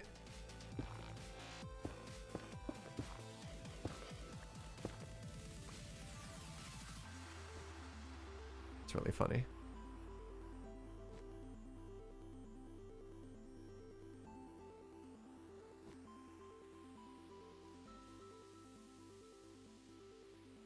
All right, let's throw it from here. What do you think the chances are we're in a good early spot to triangulate? So we were facing this direction. We're facing kind of northeast. Okay, it's still going the same way.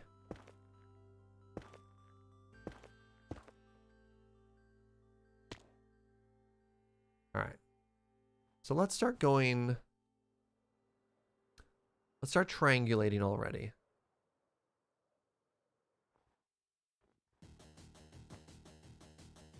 I've never really done this method in the late game when I have access to flight and an elytra and the way to like jump around a whole bunch. How many bookshelves are needed? Couple stacks. I think one of those things has like, I don't know, a couple stacks. All right, so my expectation would be that it wants us to go in that direction. Gotcha! Hi.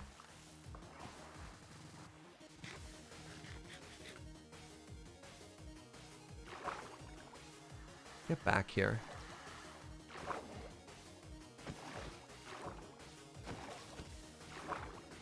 Two of you?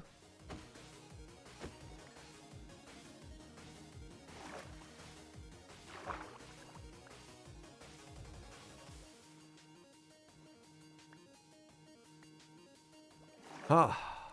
Well, hello there. All right. So I expected to go in this direction, but let's just see what happens. Straight this way. All right. Well, that's not great if that's the case.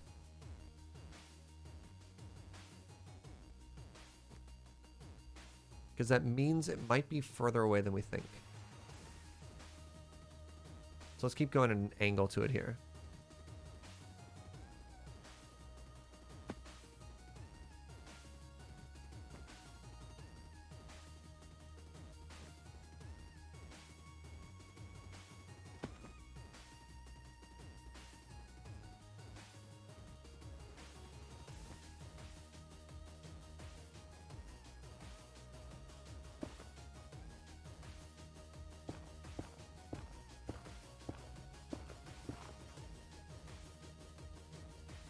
Still straight north. Really?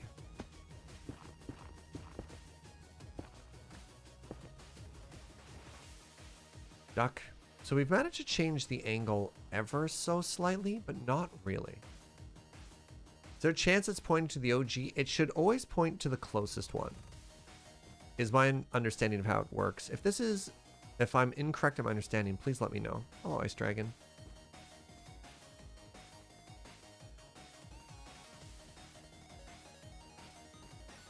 We're trying to get far enough to the side that it eventually starts to point to the west, right? But I feel as though we've covered... I wish I had started or recorded our starting location. So I was going to say we've probably covered about 1,000 blocks.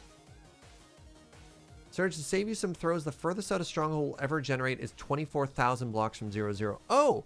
So the fact that I'm at 45,000 is bad, is what you're saying. All right, chat. We may have discovered an important piece of information here.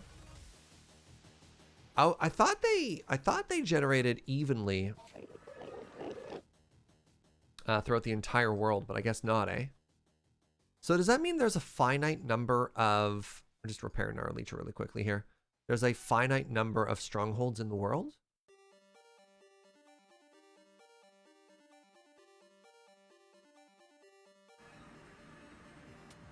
I didn't know that. There are only ever 128. Huh. All right. So the portal that we know that exists is here. So let's go. So let's go southwest. There are 128 strongholds in Java. Generating in 8 concentric rings around the world. No kidding. Neat. I did not know that. That's very cool.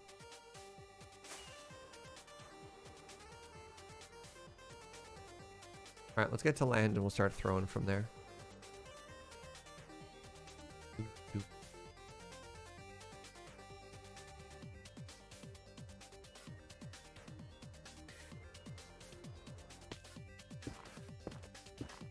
What's this music? This is big giant circles. All right, we want to go this way.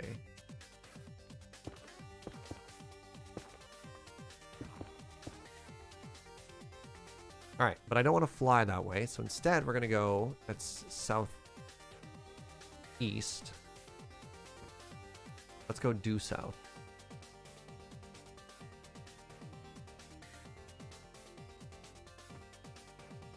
In Bedrock, they also have a chance of randomly generating underneath villages? Really?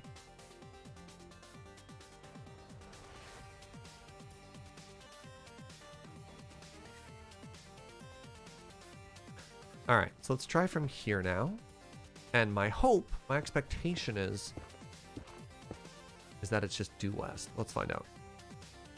No, it's still... Uh-oh.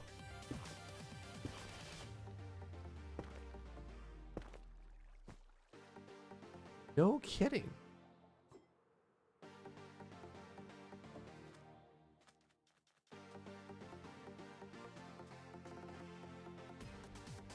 Oh, those are tridents.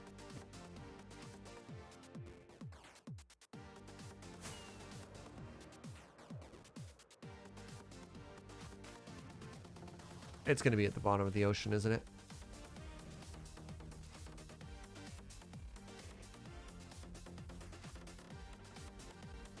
All right, you ready to go to the bottom of the ocean again, chat? Whenever I walk by a chest, it casually just hurts your soul. I don't need stuff anymore. Oh, wait, now it's... Wait, still southeast. But the angle changed slightly.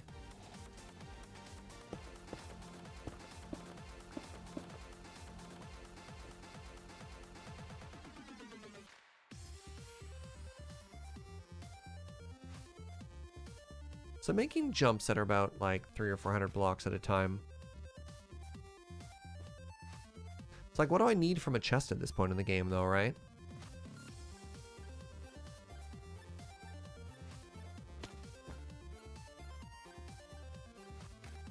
You're never prepared to go deep into the ocean? It's not where people are supposed to go. Talking about this earlier. I had no idea there were 128 strongholds in the world. That's very interesting.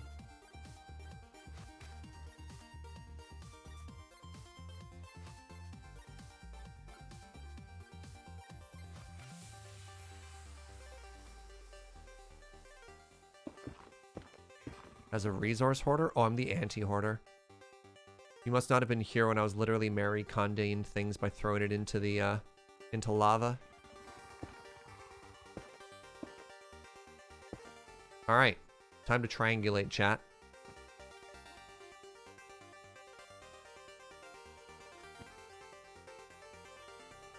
Like, why would I ever hang on to things that I'm never going to actively use?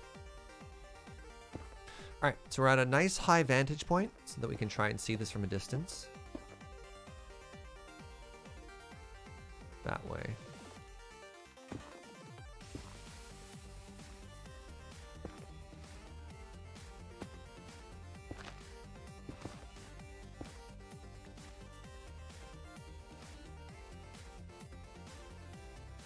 Wait. But you might need it later, therefore it must be kept? Nah. That ain't me. I'll just go get more at that point. Trying to move on. I do that in like JRPGs. And I'm done. Okay, we're back this way now. Good. Alright, now hold on a second here. We should have enough data points, right?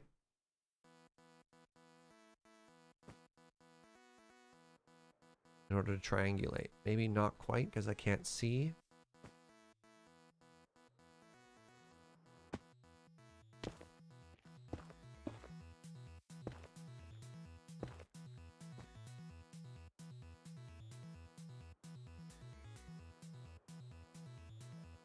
Yeah, also we're in modded, where you can just like mass produce everything. Oh, we're back this way now. Oh.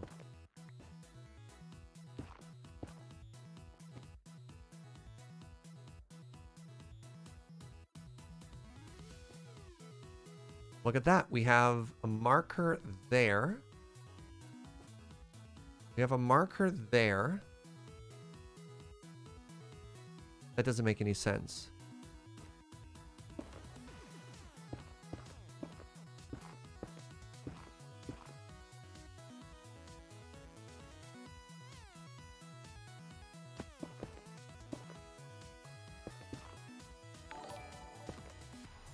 Inigo Montoya. Thank you very much for 7 months. When you find it, I ask for vengeance. Yeah, that's fair. Oh, yo, I had no idea. Okay, we're actually like right there. Look at this. So based on my guesstimates, it should be right here. There we go.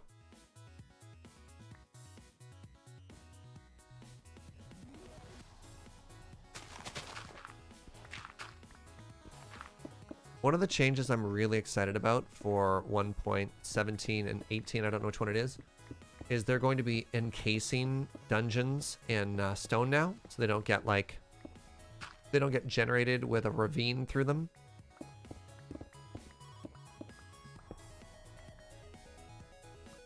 Oh, I don't have my torches on me, do I?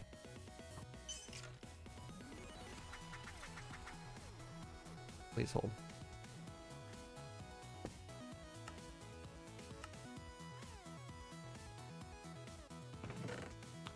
Modded.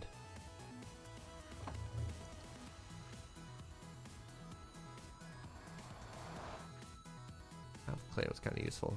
Whatever.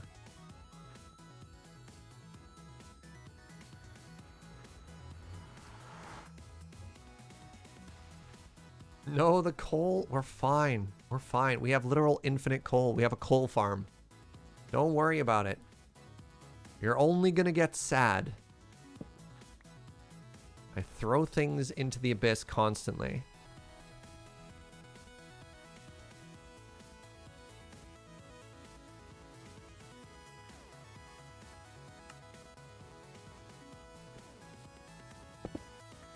We're in a world, we're in a post-scarcity world. We don't want for anything. Hello! Alright, we found it. This one better have a library. Can you imagine if we did all this work and the library got eaten by world generation or whatever?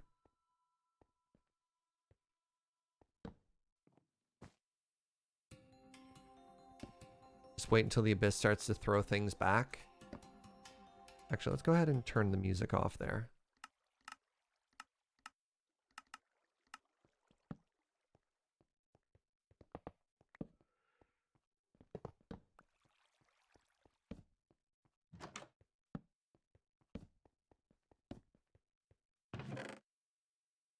It's like diamonds.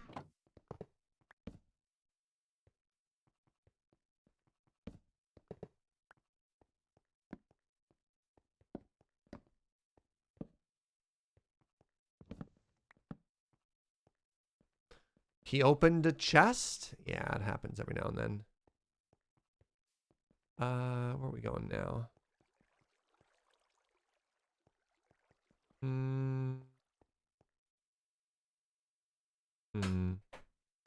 Would it be worth bringing mega torches? I use torches not for mobs, because I don't care about mobs. I use them more so to mark where I've been. And so mega torches don't really help me in that respect.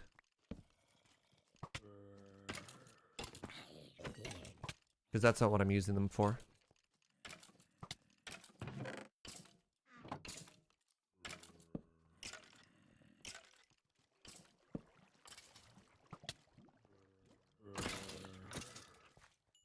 Is that still part of the stronghold? It is. Very nervous now. Oh, no, no, no, no, no! I'm very nervous now. This is so funny. This is two different things that have generated inside of each other.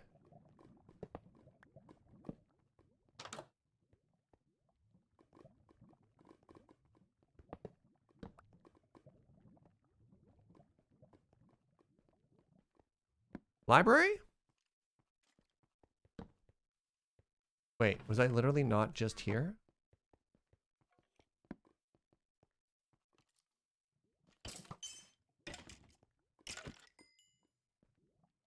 We did all this work to find a stronghold. That's kind of funny. Let's go ahead and boop that. Only to have it not have a library. Okay, well, we're next to the... Maybe not. Maybe we're next to the portal. I don't know if that's true or not. It's better have a library, is what I'm trying to say.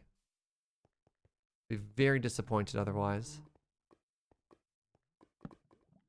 Yeah, so this is what I'm looking forward to having be fixed. There it is! Oh, thank goodness. Is new versions of the game, this will never happen to libraries or never happen to strongholds. They'll be preserved. All right. It's book clobbering time.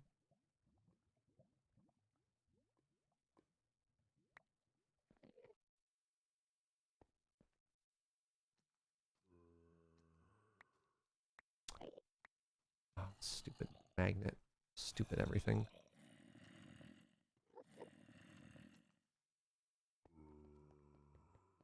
Silk touch axe. You think it's my first rodeo?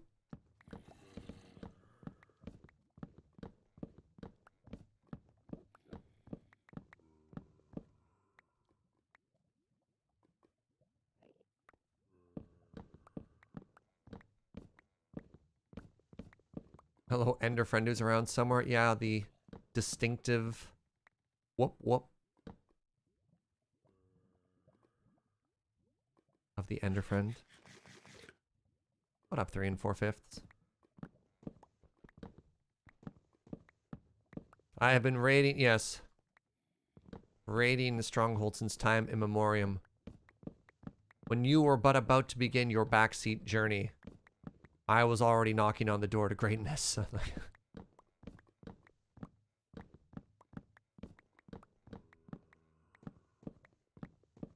That's not true. I'm pretty new to Minecraft.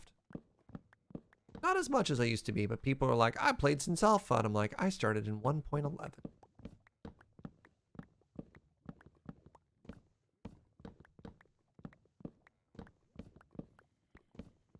Oops. Well, I now have all of the contents of that bookshelf. Oh, efficiency 5, smite 5, loyalty. Okay, well, I don't care about all those equally. All right, I don't care about you. Or you. Or, yeah, maybe I care about smite. Maybe not. It's fine. You're going to have to get used to it right now. I'm not keeping things just because it makes you sad. It's just not happening. You're just going to continuously be sad.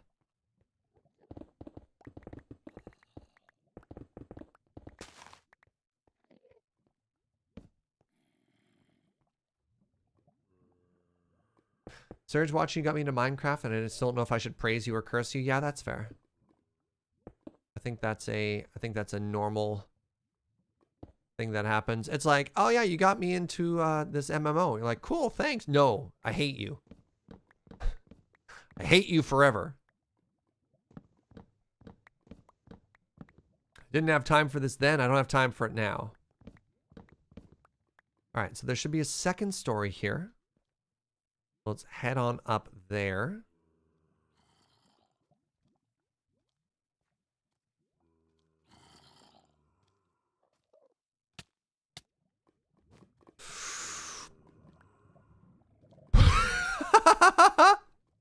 No!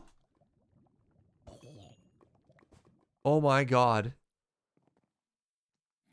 The double jump just saved me from getting punted into lava there. That was really quite something. Anyone else's heart racing right now? That was so rude.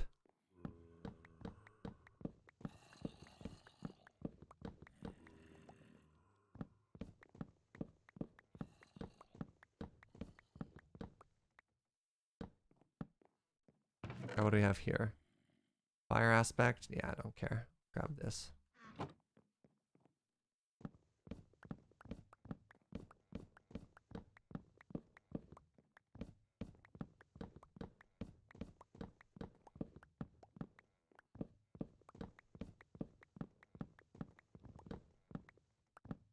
You're treating mobs like they don't matter. That one just wanted attention. That's fair. I mean, that is complacency at its finest, what we just witnessed there. Right? Oh, look at this. We got just under 4 stacks. It feels good. So let's see if this one has a second library. I believe a stronghold has a chance to spawn 2. It's just a matter of finding the second one if it exists down here.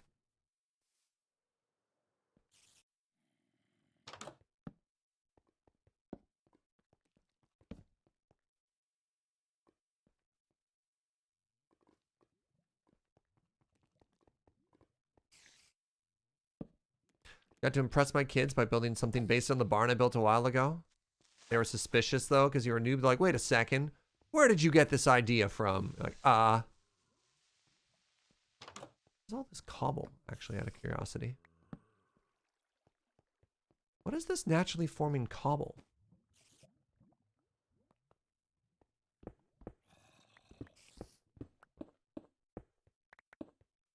What?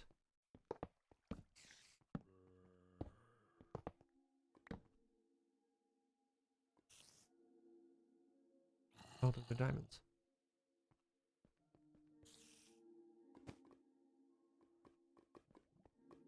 Can't say no to diamonds. Can say no to fiery glass ore, though. Get out!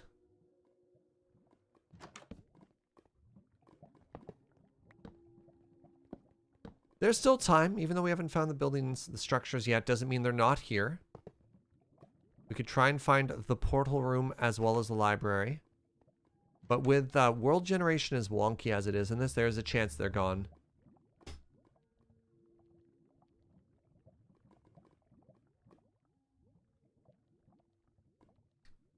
Final shelf count from that first one was 3.5 stacks.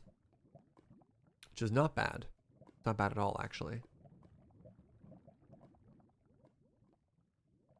Let's head up here next.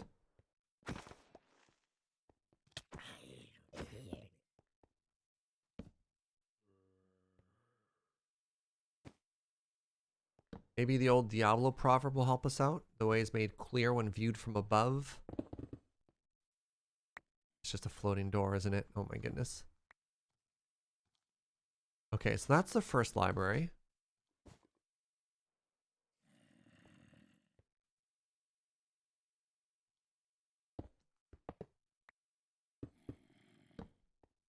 Yes!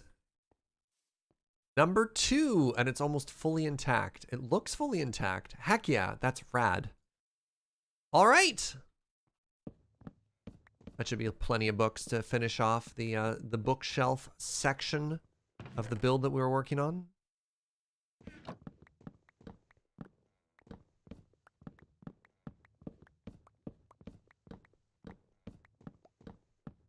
Those ancient tombs are something that's still worth adventuring for. Can you do, like, efficiency 7 with that? If I manage to find enough of those books to make, like, an efficiency book, could I combine that to get efficiency 7 on something, or no? Is that not how that works?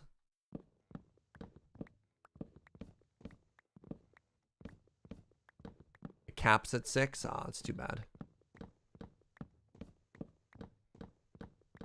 I was hoping I could just keep stacking them, right?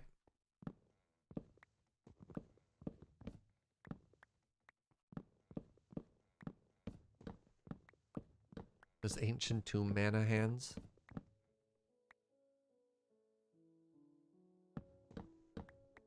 Does Wheeler do this or this? Is it like the more you know wipe, or is it 2 hands drawing a rainbow in front of yourself wipe? Is it like, we have ancient tomb at home gesture? It's the 2 hands? Okay. In my defense, I never actually look at Wheeler when he does that.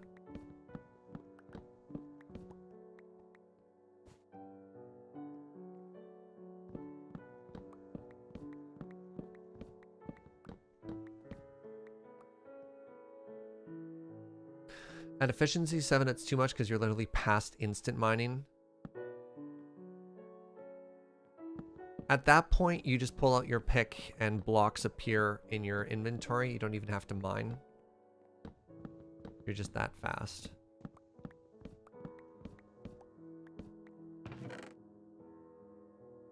What is all this garbage in here? Where did all this...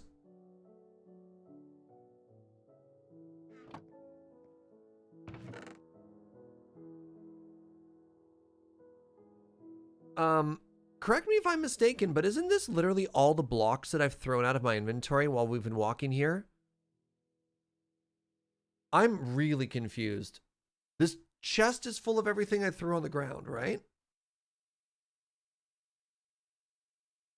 Am I haunted? Like, is somebody punking us? This doesn't make any sense. I'm like actually kind of upset for half a second here.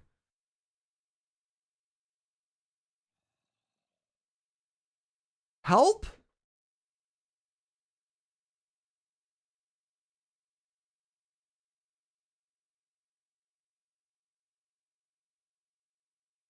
This doesn't make any sense. It's odd enough that I'm like suddenly nauseous.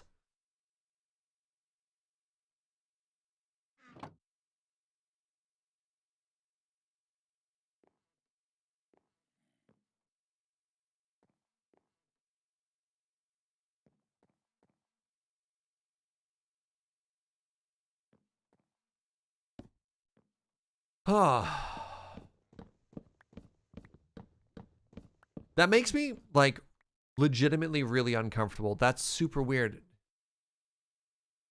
Like if Uno was here, we'd see Uno on the map though. All right, server's haunted. Cool. Cool.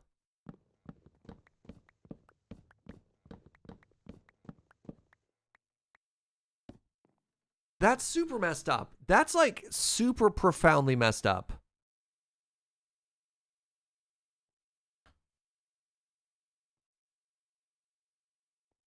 Suffix is not online. Suffix is not trolling. Hold on.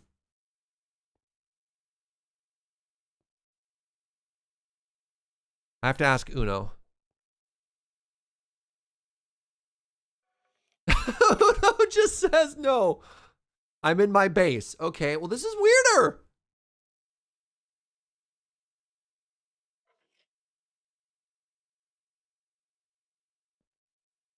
Yeah, that's right. If it was suffix, there'd have been diorite. Uno just says, I'll get the gun. What?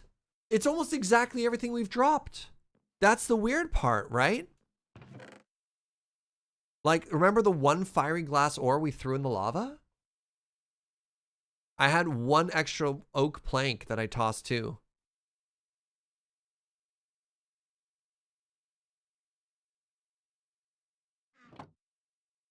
I don't have, like, Suffix left the game ages ago. Suffix left the game before Uno joined.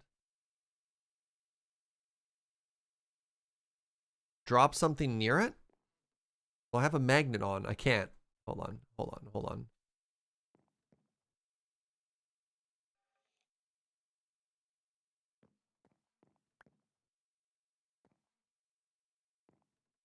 There's an offering for you, O chest god.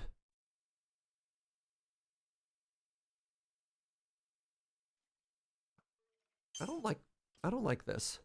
I don't like this at all. This is like...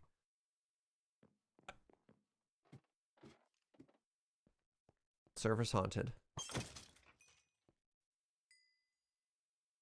I know I threw it into lava. How to get in the chest? This stuff isn't on the... This isn't on the loot table, right? Like, these items don't appear in chests. 5 cracked stone brick, like, almost the exact contents that I threw into lava.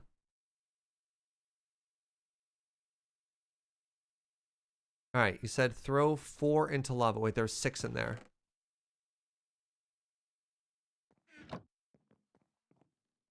right, so there's 6 in there. If we throw it into lava, there should be 10 in there.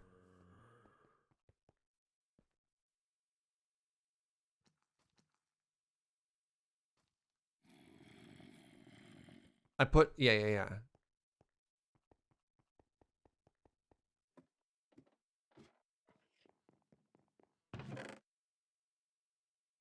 So the extra 4 didn't just appear.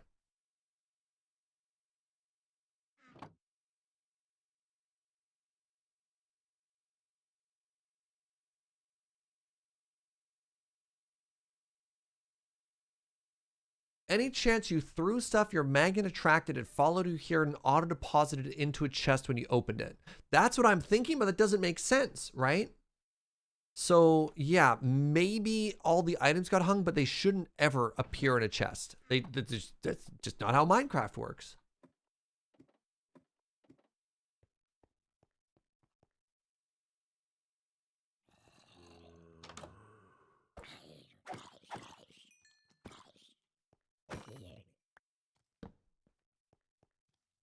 Oh, that's so funny. Here was the first library. Here is the second library, just up the stairs from it.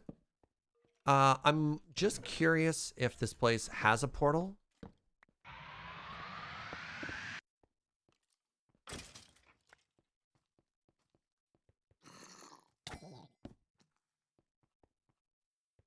Make an offering to the Minecraft gods.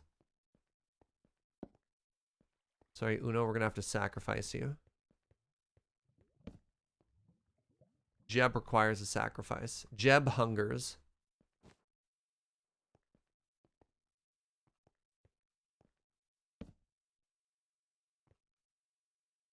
For what it's worth, we have like 6 overgrowth seeds at home.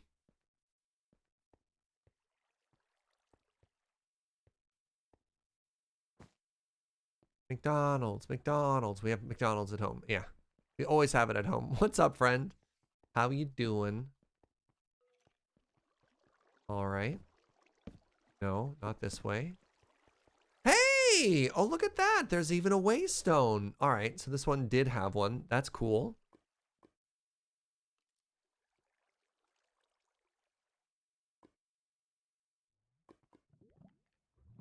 All right, well, we're done here. That's exciting. Server's haunted. Is the waystone named? I can't imagine somebody would come here and not do anything. It's named Stronghold.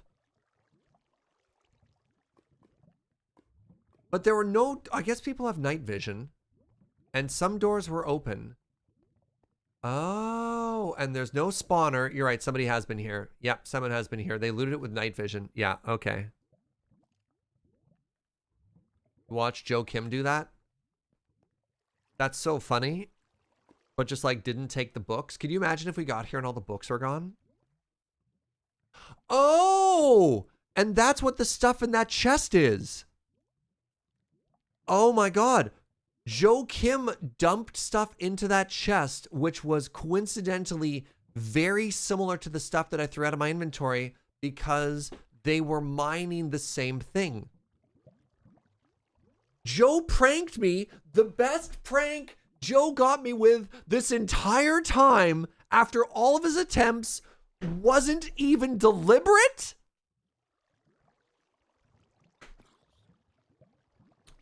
Oh, that's going to make Joe so unhappy. That's going to make Joe so unhappy. He has tried so hard, so many times to get me. And the best he's ever got me, he didn't even mean to. Oh, I am so upset right now. I am so upset right now.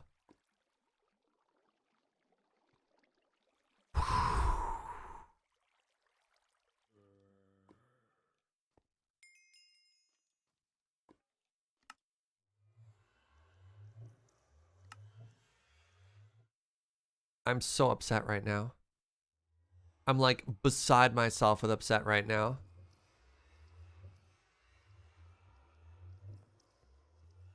If it's any consolation, you're less upset than Joe will be. Is Joe streaming right now?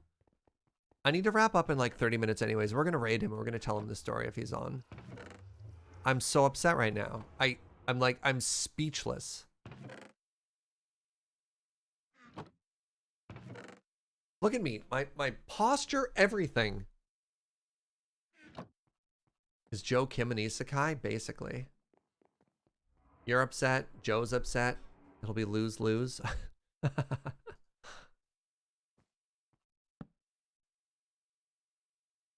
My brain can't even process what's happening right now.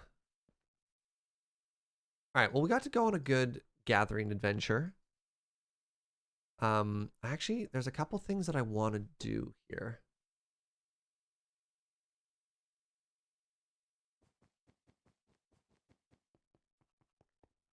All right, let's head back to our shop. There's another thing that I want to give to Max as payment that we found. I don't know if this will actually be able to help them out or not, but definitely worth dropping off. And that is another one of these. The Blazing Core. Immunity to fire and temporary immunity to lava. Seems pretty important for somebody who is building their base in the nether, right? All right, next things next. Let's restock our shop with the new trinkets we got.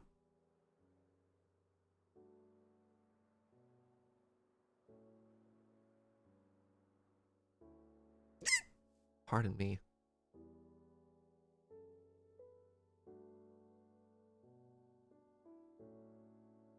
These are all pretty high value trinkets. But I think at this point, most people who want trinkets are already pretty trinketed out.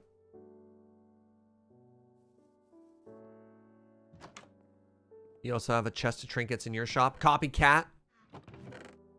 Suffix.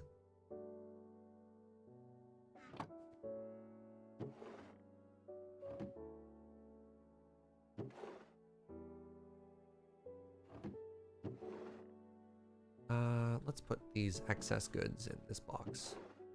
This is our overflow stock. We've got mobility.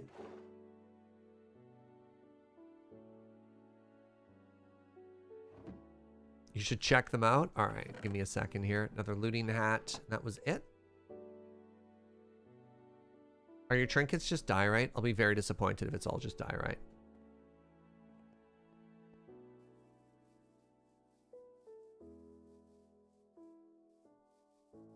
Gotta go fast. Heart of Diamond. Oh, wow, you weren't kidding. Wait, this is competition. How dare you compete with me? I'm the trinket guy.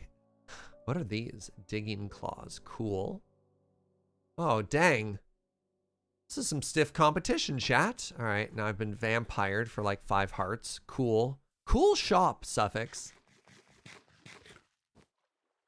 Suffix that literally tries to kill its customers. Oh, I should fill this hole.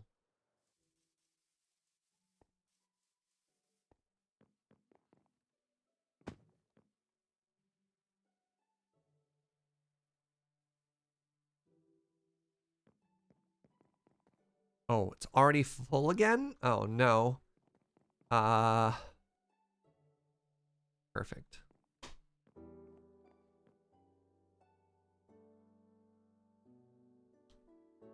I didn't know you're doing so much adventuring, friend.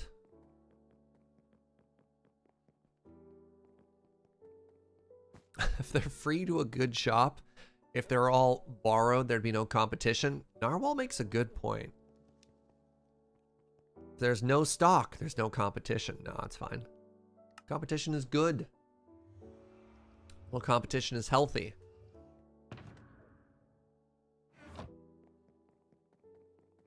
Yeah, the very fair price in my shop is better than the unlisted price of Suffix's shop where you just get vampired, right? Ooh, what? Joe's area is... I got very lucky with the depth of our library here, chat. Because if we had gone any further than this, we would have punched right through into Joe's kitchen. I thought we had until -2.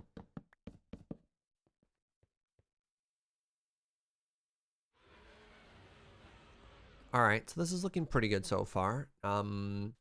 This is where the guild logo is going to go. And then I should probably have... I was thinking this might look kind of cute. Or maybe not there. Do you put books above a bed? I think it might look good actually as like the bed stand. Yeah, that looks good. Especially if we put a little bit of trim on it.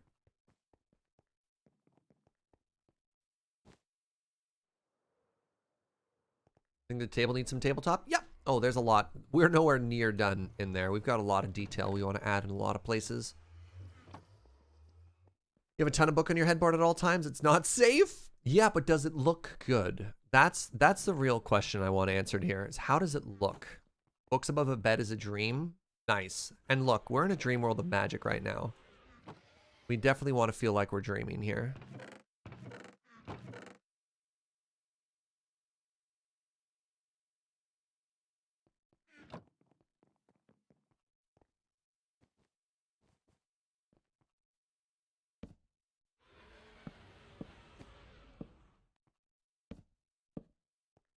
Looks great, but I've been donked on my head more than one occasion. When one of the kids just leaps into bed. Amazing, actually. That's hilarious. All right, so we want to decorate the interior here in a similar style to the dorm rooms, which means this strip is going to be cobble.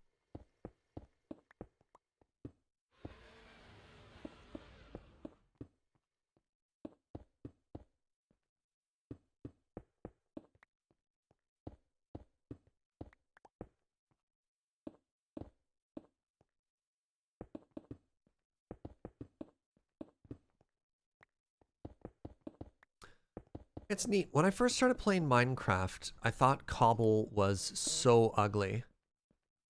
I thought visible cobble was a sign of failure. Like an indication that I either didn't have the wealth to smelt or the tech to get silk touch. And now I love adding cobble as a contrast block. I think it's just so visually interesting. I don't know. I just think it's kind of fun how your perspective can change depending on where you're at, right?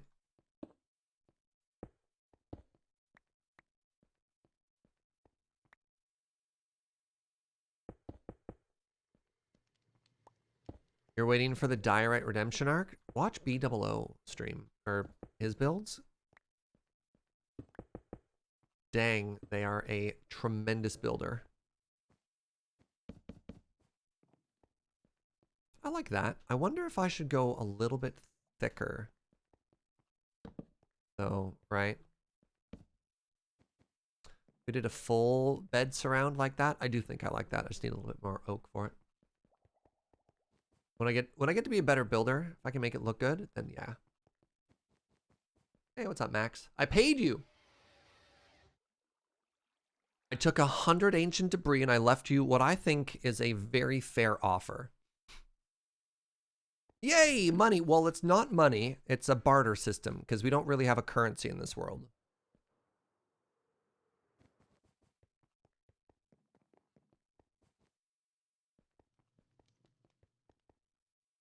Yay, money. Beat-ups is very popular in our house because I never have to worry about content. All right, what do you think looks better? That or this? Oh, that does not look better. What if I put stairs there? No. I think the first one is good. Yeah, that's looking great.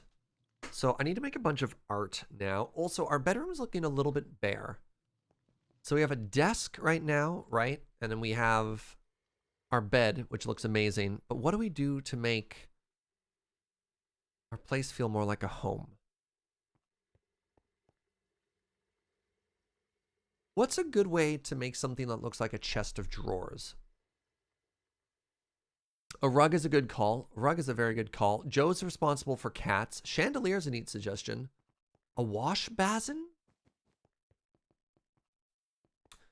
I'm pretty sure that when we need to wash, pardon me, we just jump out and go for a swim. That's how we bathe. Mirrors. I think I need to figure out how to make a dresser. A blood altar suffix, please. Mismatched plank slabs might do a good drawer depending on the colors. Basin, not a basin. Basil or basil? Basil, because I say basil. Give me a second here first. Lights. People are saying we need lights, and I agree. Let's get some lanterns going. Let's get some chains going.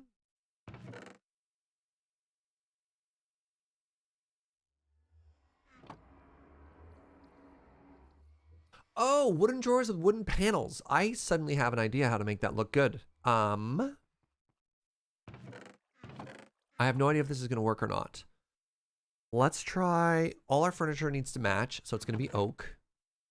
Because, right, there's one thing, one beginner tip I think we can all agree for home decoration is you got to make sure if you have wood that it's all the same tone, right? Right? Right. Easy. Easy agreement from everybody. Everybody clapped at that one.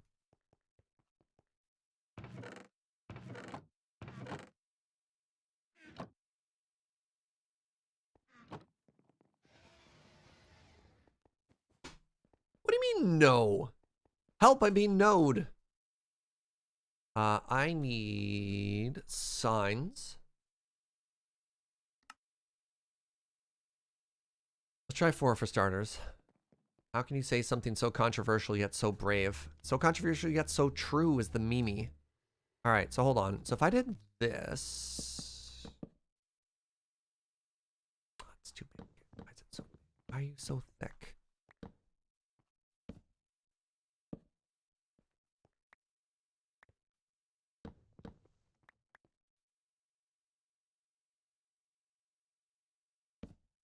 I was kind of hoping that would look like drawers. But they connect.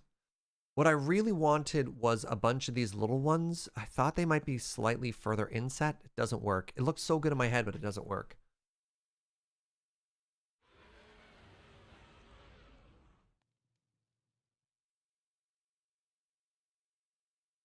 Looks at 3-color wood floor. Glares and woodworker. Okay, hold on. Glares and woodworker, Brightstorm Rising. Do you agree or disagree? Is that a glare of approval or glare of disapproval? Help! Different tones, yes. Different colors, no? Yeah. We have wood at home. Can you do a set of shelves? I don't know what you mean by that. TQ, you're good at stuff like this. How would you do a dresser in a house? Oh, what if we did actual drawers, but they are just empty? Oh, that's a clever idea. I don't think the thin shelves are going to look like a bookcase, though. But yeah, storage drawers. What if we did storage drawers, but didn't put anything in them and just made them look... Yeah, just made them look like... Yeah. Yeah. None of them are the right wood tone. I lied. We have oak. I mean...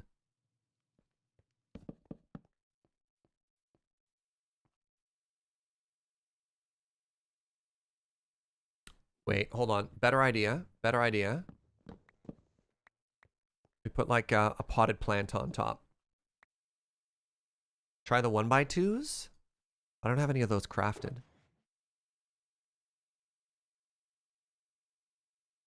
Ugh, try the 1x2. Ugh, why do you... I have 100 of these other ones. All right, I'll make some 1x2s, chat. No, I'm going to put some plants on top.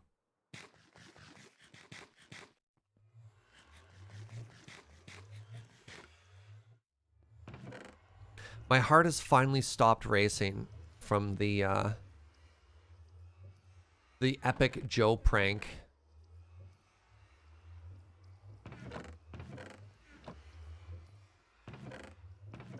Yeah, I'm amazed at chat's ability to always pick the most awkward possible option. Wait, how do I turn you into a clay ball? Oh, I know. Where did I put that shulker box?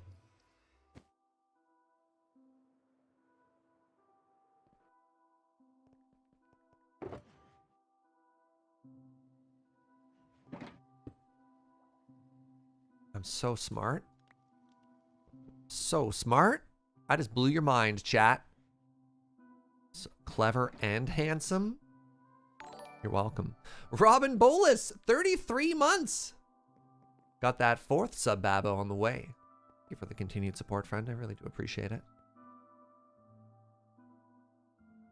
We want a flower pot. It takes bricks? Oh, I'm not that clever, am I? That's awkward.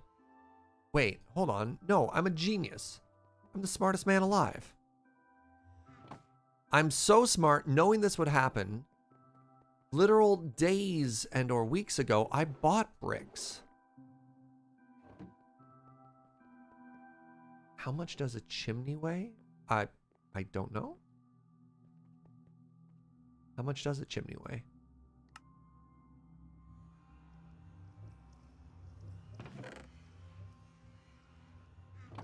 Nothing. It's on the house. Uh-huh.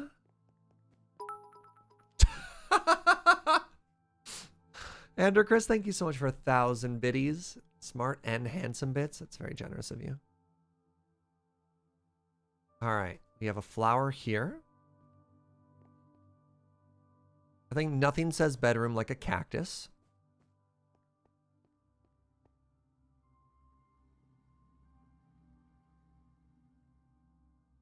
No one ever gives you smart and handsome bits. See, the thing is, TQ, if somebody asks if you're smart and handsome, you just say yes, and that's where the bits come from. Right? You just have to be comfortable saying yes. Because I know too many people. Perfect example of this is every time I raid with Adam, Adam's like, man, why don't I get it? Why don't I get like the super expensive BOEs that drop during the raid? And I'm like, dude, you have to say it's because you're not saying that you're gaming. Because only gamers get the drops. But if you say that you're gaming, then you'll get it. And he just is never comfortable enough owning that he's gaming and he'll get it, right? Does it all make sense to you, chat? Wait.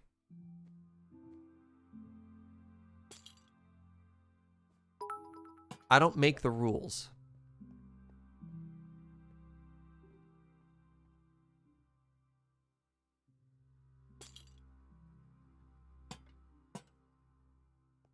Zath, thank you so much for 50 biddies. I haven't really been paying attention, but I heard something about bits for handsome people. The Gamer's Secret coming soon to Jaegerdyne Publishing. Thank you. Look, I didn't mean to give it away, right? A lot of people are going to get mad at me for giving the secrets away. Speaking of giving secrets away, look at how cute this bed is. Using a bit of carpet there to make it look like a blanket fold. Isn't that great? Ironically, I can't actually set my spawn in this room. But it looks amazing. Do I know about the book The Secret? No, I'm thinking of the journal, aren't I? No, I've never heard of The Secret. Qu'est-ce que c'est le secret?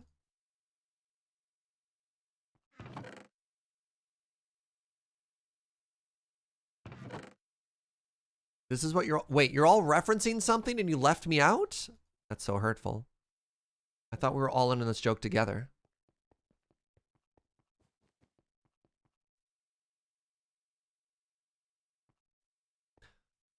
All right, next up. Next up. Actually, you know what's really funny? You know what I might have to do just so we actually have a bed? I think I have doors downstairs. I was going to say, what if we hit a door? What if we hit a door in our own bedroom that led to an actual bed?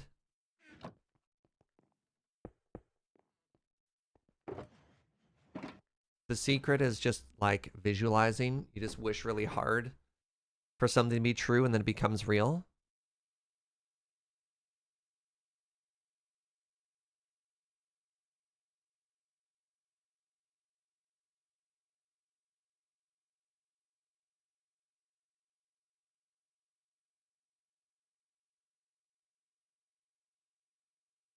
Oh, I've definitely seen that book on shelves before. Okay.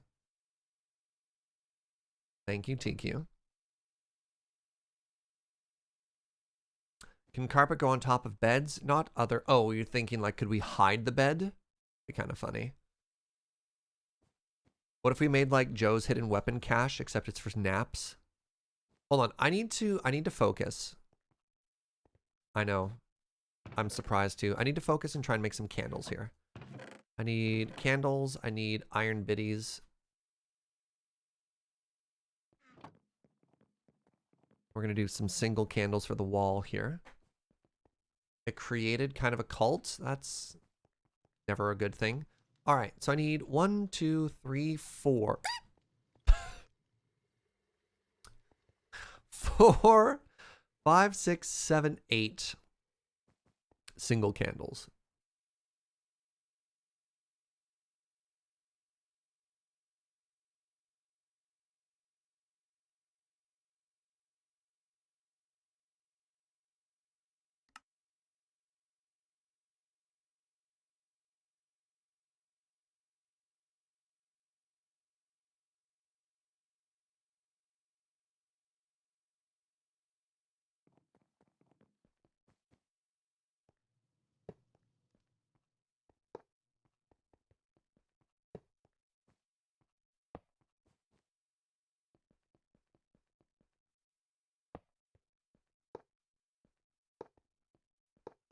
All right.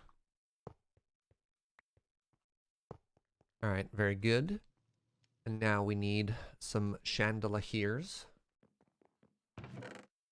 That's the only proper way to pronounce that ever since the song came out, right? There's like no other way to say that word.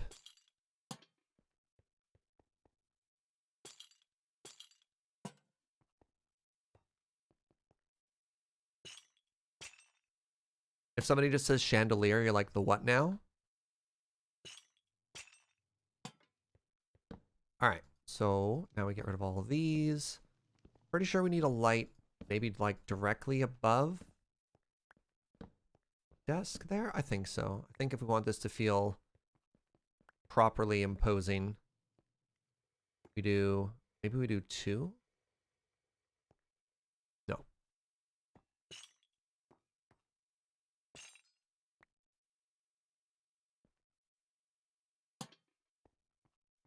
I missed. How did I miss? How could I possibly miss?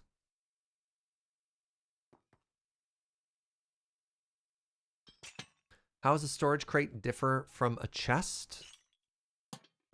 Is this an actual question or another setup for a joke? How?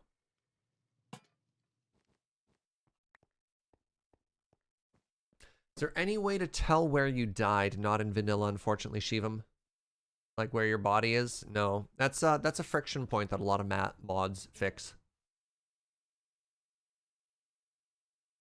It's only a chandelier from France, otherwise it's a sparkling lantern. That's fair. I think 2 lanterns over there is a little bit busy. Let's just do the 1. Yeah, Shivam, you're gonna have to get into the well-practiced tradition of, oh no, where did I die? Where is my body? Is a, unfortunately, long and proud tradition in Minecraft. You took a swim in lava? If you die in lava, your stuff is just gone. Lava destroys all items. Minecraft can be very cruel sometimes. We've all been there.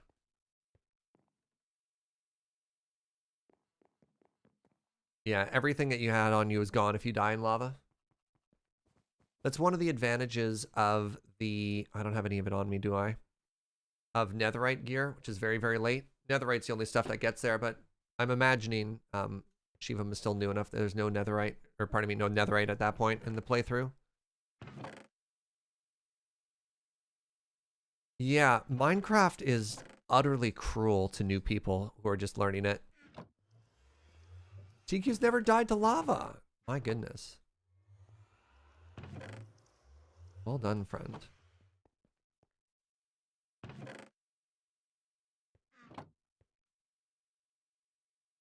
Probably because I also refuse to go anywhere, not on the farms you build. That's fair. The game is very unforgiving. Yeah. Yeah. You died to lava 3 feet from your nether bed equivalent on stream the other day. Oh, no. Wasn't there a story about someone on your server sleeping in the nether and losing all their stuff? Yes, that was Funko. That was Funko because of TQ. So Funko was running around trying to help TQ out, and TQ didn't want to go to the nether. So he went to the Nether for her, and then she's like, hey, I need you to sleep. And then Funko was new and didn't know that if you sleep in the Nether, you explode and you die. So he slept, exploded, and then when he blew up, all of his stuff fell into lava. And I don't know if you remember that on the old server, we actually had an altar to where TQ and Funko's friendship died, which was the bed crater. Yeah. Yeah. It's an oofa doofa moment right there. Oh, that's a good call. So in Shivam, again, this is Java, and I don't know if you can do it in Bedrock, but there's something you can do called game rule, keep inventory true. And what this does is if you die, instead of dropping everything, it keeps everything you're carrying on you. I just don't know if there's an equivalent to that in on the Switch again. And I don't want to be dunking on the Switch. It's a great mobile port of the game, but it is very much so. For those of you who aren't familiar, Minecraft is built on Java, and Java sucks. I think we're all on the same page when we say that. But people love Minecraft, and Minecraft has probably extended the use of this language for years beyond its probable normal lifespan. Java also carries a lot of tech debt, and so does Minecraft as a result of using that. So rather than just abandoning this version of Minecraft, they made a brand new version of Minecraft on Bedrock, and they've kind of had on divergent paths, and they're slowly starting to sync up. I'm doing a pretty good job of explaining that.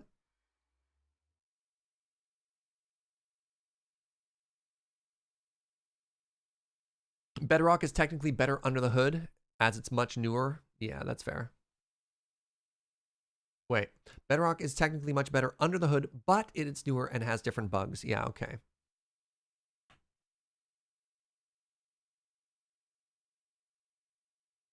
I definitely threw my prized pickaxe into lava in the early game one playthrough on stream one time. This was in our vanilla playthrough. It was probably like 4 or 5 days. This was probably 2 vanilla playthroughs again when we made the Adam Lavadan build. I got into the Nether and my portal was in a really awkward spot that it was floating over a lava lake. And I came through with like my first brand new, like all of my diamond gear, all my first early diamonds, and a ghast hit me and knocked me into lava. And in front of everybody, I died and lost all of my stuff. So not only did it suck that I died and lost all my stuff, but I also did it in front of an audience. And I was like, okay, I'm just going to go walk that sting off. That sucked. That honked. Does redstone and bedrock kind of suck? I don't know. I think it's different. I do believe bedrock is probably going to be eventually the version that replaces everything. That's just my guess. I don't think they can just keep, you know, trying to upgrade Java. I've completely forgotten what I was working on, by the way. Just absolutely gone. All of my thoughts. We just started talking about Minecraft versions instead.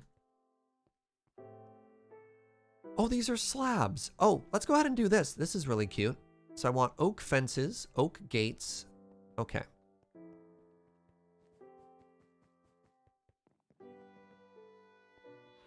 All right, so I need a bunch of smooth stone slabs. Check. I need some of these fancy bricks. Maybe a couple more than that. Check. I need a bunch of these. Check. There's a bunch of things that still rely on Java. Java as a language is going to be around for a long time, Minecraft or no. Really? Okay.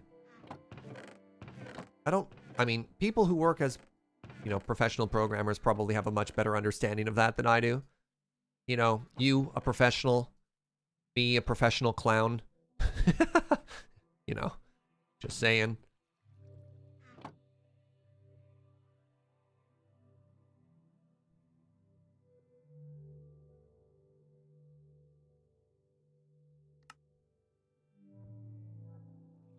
Don't be like, well, I heard Serge on the internet say that this language is going to be around forever. Like, remember,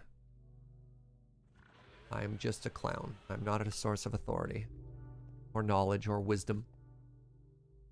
I don't understand redstone at all. I hit it and it glows. I love you, Shivam. Yeah, you're absolutely right. Redstone. starts off as an ore, like this. And you're right, if you hit it, it glows, right? It lights up. But later on, redstone also turns into a powder. And these powders, pardon me, are literal actual, like, electrical circuits. And you can power things.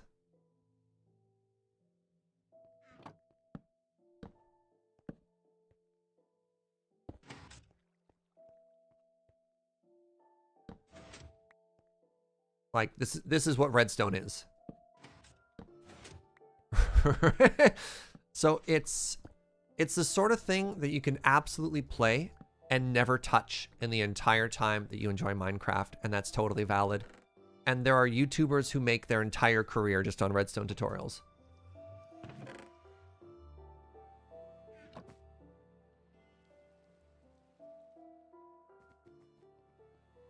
Isn't that neat? Okay, so the next thing I do now, this might get a little bit tough with the roof design that we've done so far. Oh, maybe we just bring it all down. How would I feel about that?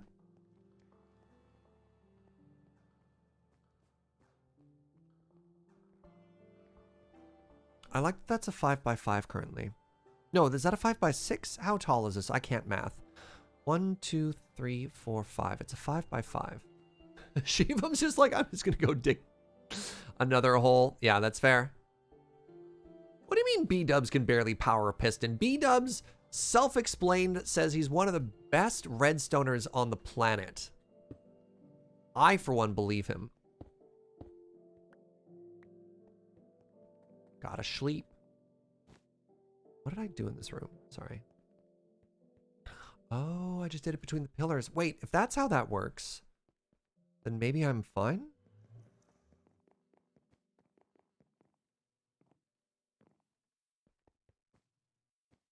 What if we didn't do it on that side? So what if we just did it here?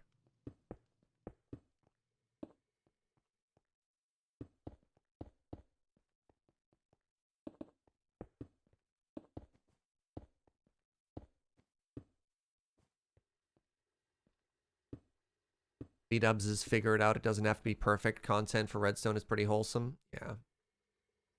I hadn't checked out B-dubs at all prior to this season of Hermitcraft.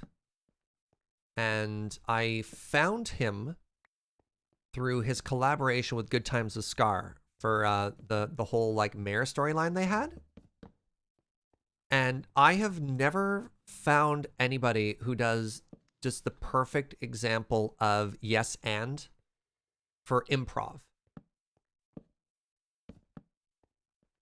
And it's just such a beautiful illustration of why saying yes is so good for like TV and other forms of entertainment.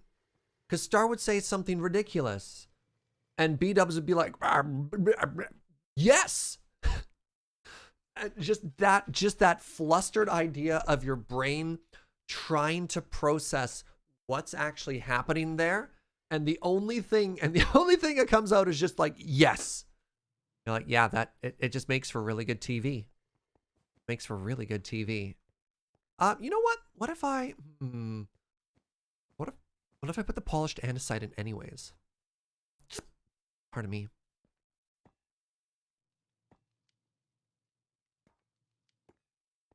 Anyways, one of the big things we're gonna do here is lower the ceiling slightly. Don't mind me, these are perfectly ordinary human noises. Yep. Nothing to see.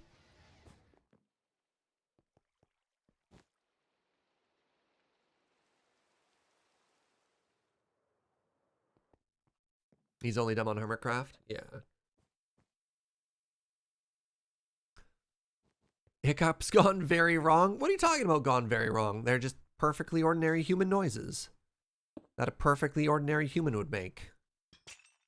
All right, so here's my goal here.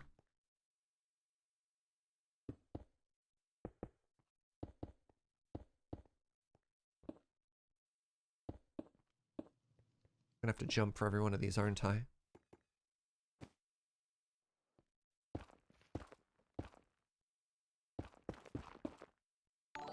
Been watching Scar's season 6 videos lately. He has a redstone shop based on apple cherry. Oh yeah, Scar made so much money in the previous season, or so many diamonds rather, in the previous season of Hermitcraft with the Apple Store cherry thing there. Also the fact that he like renamed all of the redstone products too. Absolutely incredible. Hey Banriel! Oh my goodness. Hey chat. We have a butterbean. I'd love it if we have a second here to put some hearts in chat to celebrate this tremendous milestone. Gotta bounce, but please let me know the reaction to Joe to that clip. Yeah. I don't even know if Joe's on today, though, so I don't know if we'll have our chance to share the clip. Have a good one, friend. Thanks for stopping on by.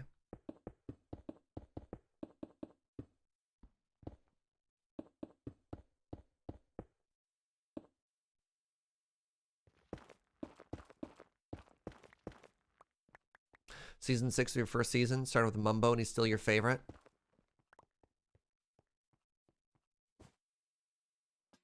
It's neat how different the seasons have been too, yeah.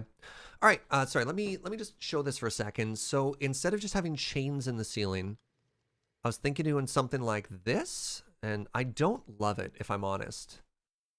Because of the way the block kind of goes through. What if we did...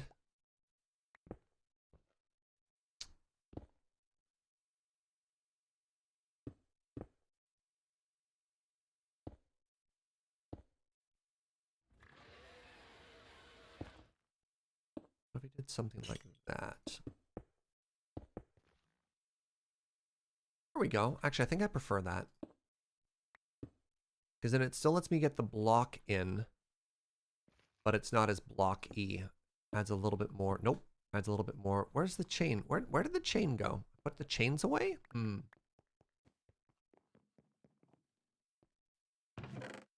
it's right there. I'm so confused. The wall peeking out, like if you connect it to a wall or a fence post or something like that, is something I typically like more for like very long chandeliers. This one's only too long. The other issue then is a wall doesn't connect properly to this, right? We almost need a chisel and bit thing of like a stump if you want it to be flush with stairs, but you know, this is working fine.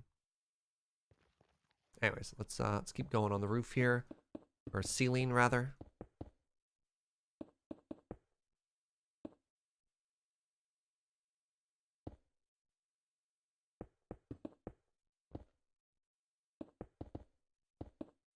Yeah, I have to go a little bit earlier today. Oh, geez. Like in the next 10 minutes sort of thing. I just want to finish the ceiling. I got to go once the ceiling is done. Jojo's got an appointment I need to drive her to.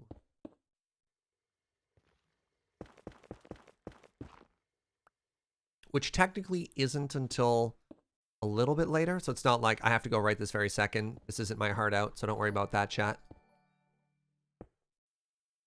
But want to make myself coffee.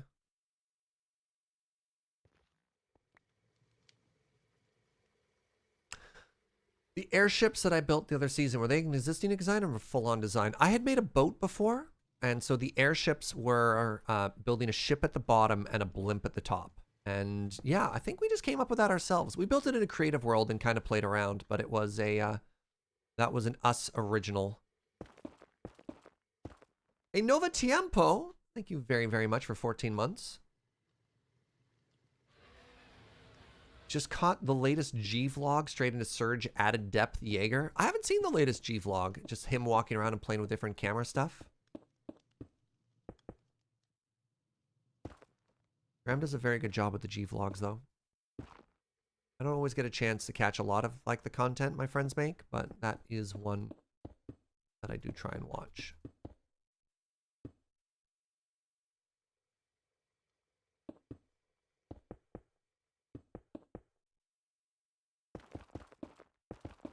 As people have been getting a little bit more tired in the season, it feels like a lot of the hermits I normally watch are the ones who aren't posting as much right now. So like Scar, Green, Iskall, and Mumbo are sort of like my go-to to watch. And still have as much time to try and fill trying to watch stuff, so I've just been watching a bunch of other people. Yeah. Watching all the B-dubs videos. Corrales, oh my goodness, the town that Corrales is making and the particular style that he presents in the videos. Very entertaining.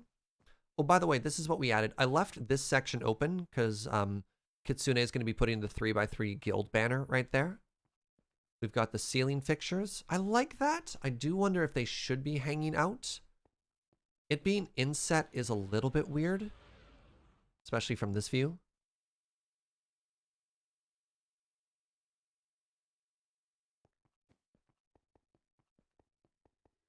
Hmm.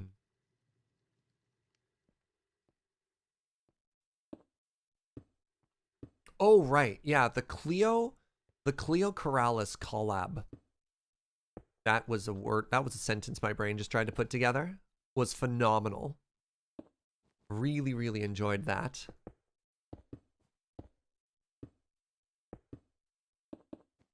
I've managed to perfectly pick a height I can't reach without jumping, and now I have to bunny hop everywhere. It's quite upsetting, honestly.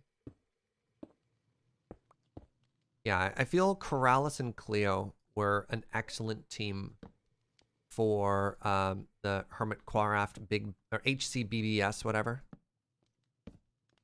That was a very fun storyline. I felt they were very uniquely equipped to help each other out.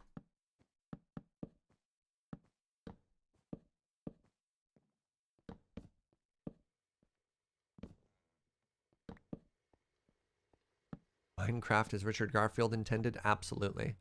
All right, so we've added a little bit more there. The only thing we have to do is bring the ceiling down a half slab as well.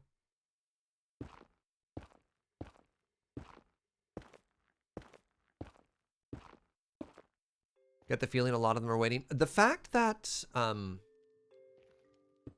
1.17 changes and the world generation there makes it really difficult to want to jump into a brand new world, right? Because we know that 1.18 is coming basically right after 1.17, right? Sort of within 6 months.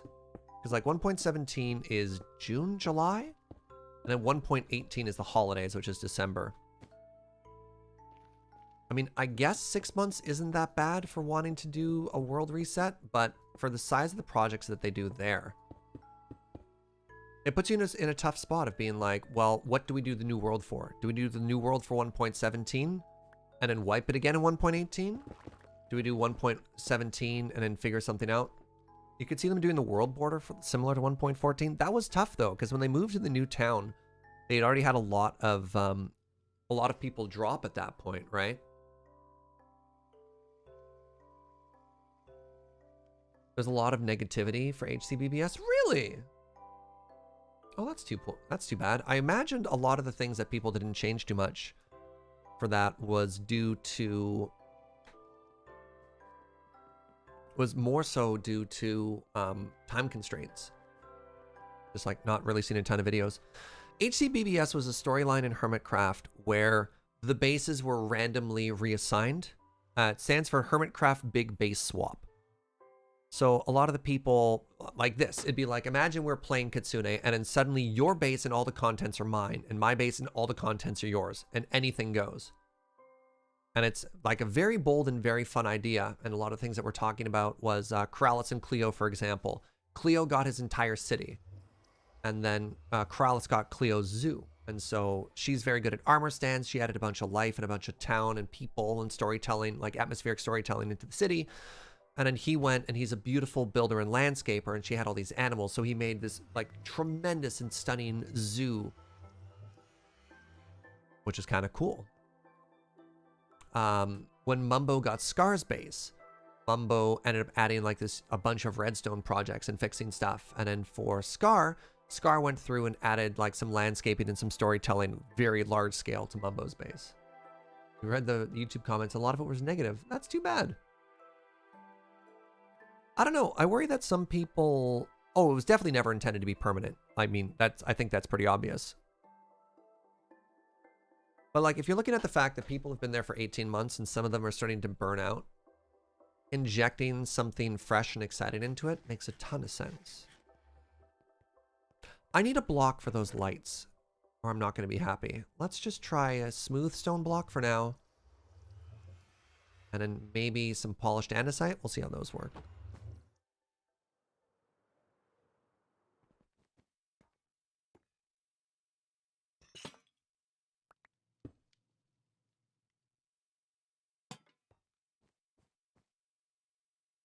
I think that's going to be better than the alternative.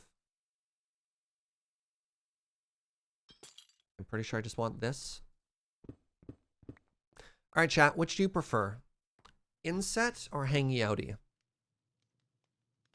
I still don't know if that's the right block, though. It's just cut in half. It doesn't quite look right. But I think it wants to be... Oh, interesting. Nova Tiempo. Really? Y'all are on team inset.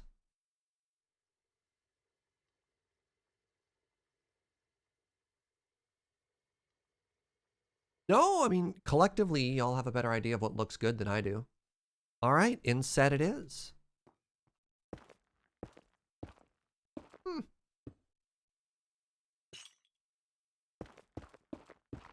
I don't really have room to make a border around it. So for example, I mean, maybe I could try stairs. No, stairs don't work.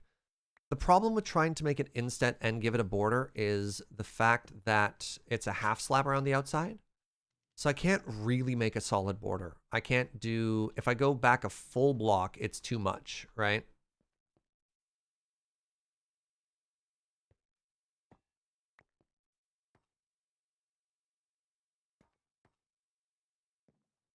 I mean, maybe if I pulled it further away from the bookshelves, it might work. What about that thin wooden trim? It doesn't work on the ceiling. The trim goes on the side of things. The only reason it worked here is because I'm putting it... maybe... No, it wouldn't work on the inside because it takes up a full block. So yeah, I think that's fine. All right, I think this is good for today. So here we have the start to the Guildmaster's office. Again, it's a little bare bones. You can see the floor needs some decorating. We haven't put wall art up at all. And then you walk through and we have the start to our bedroom. And you know what? For like a proof of concept, we haven't added a lot of detail to it yet. It's very cute. It's very cute, and I think it works in the way that we want it to, right?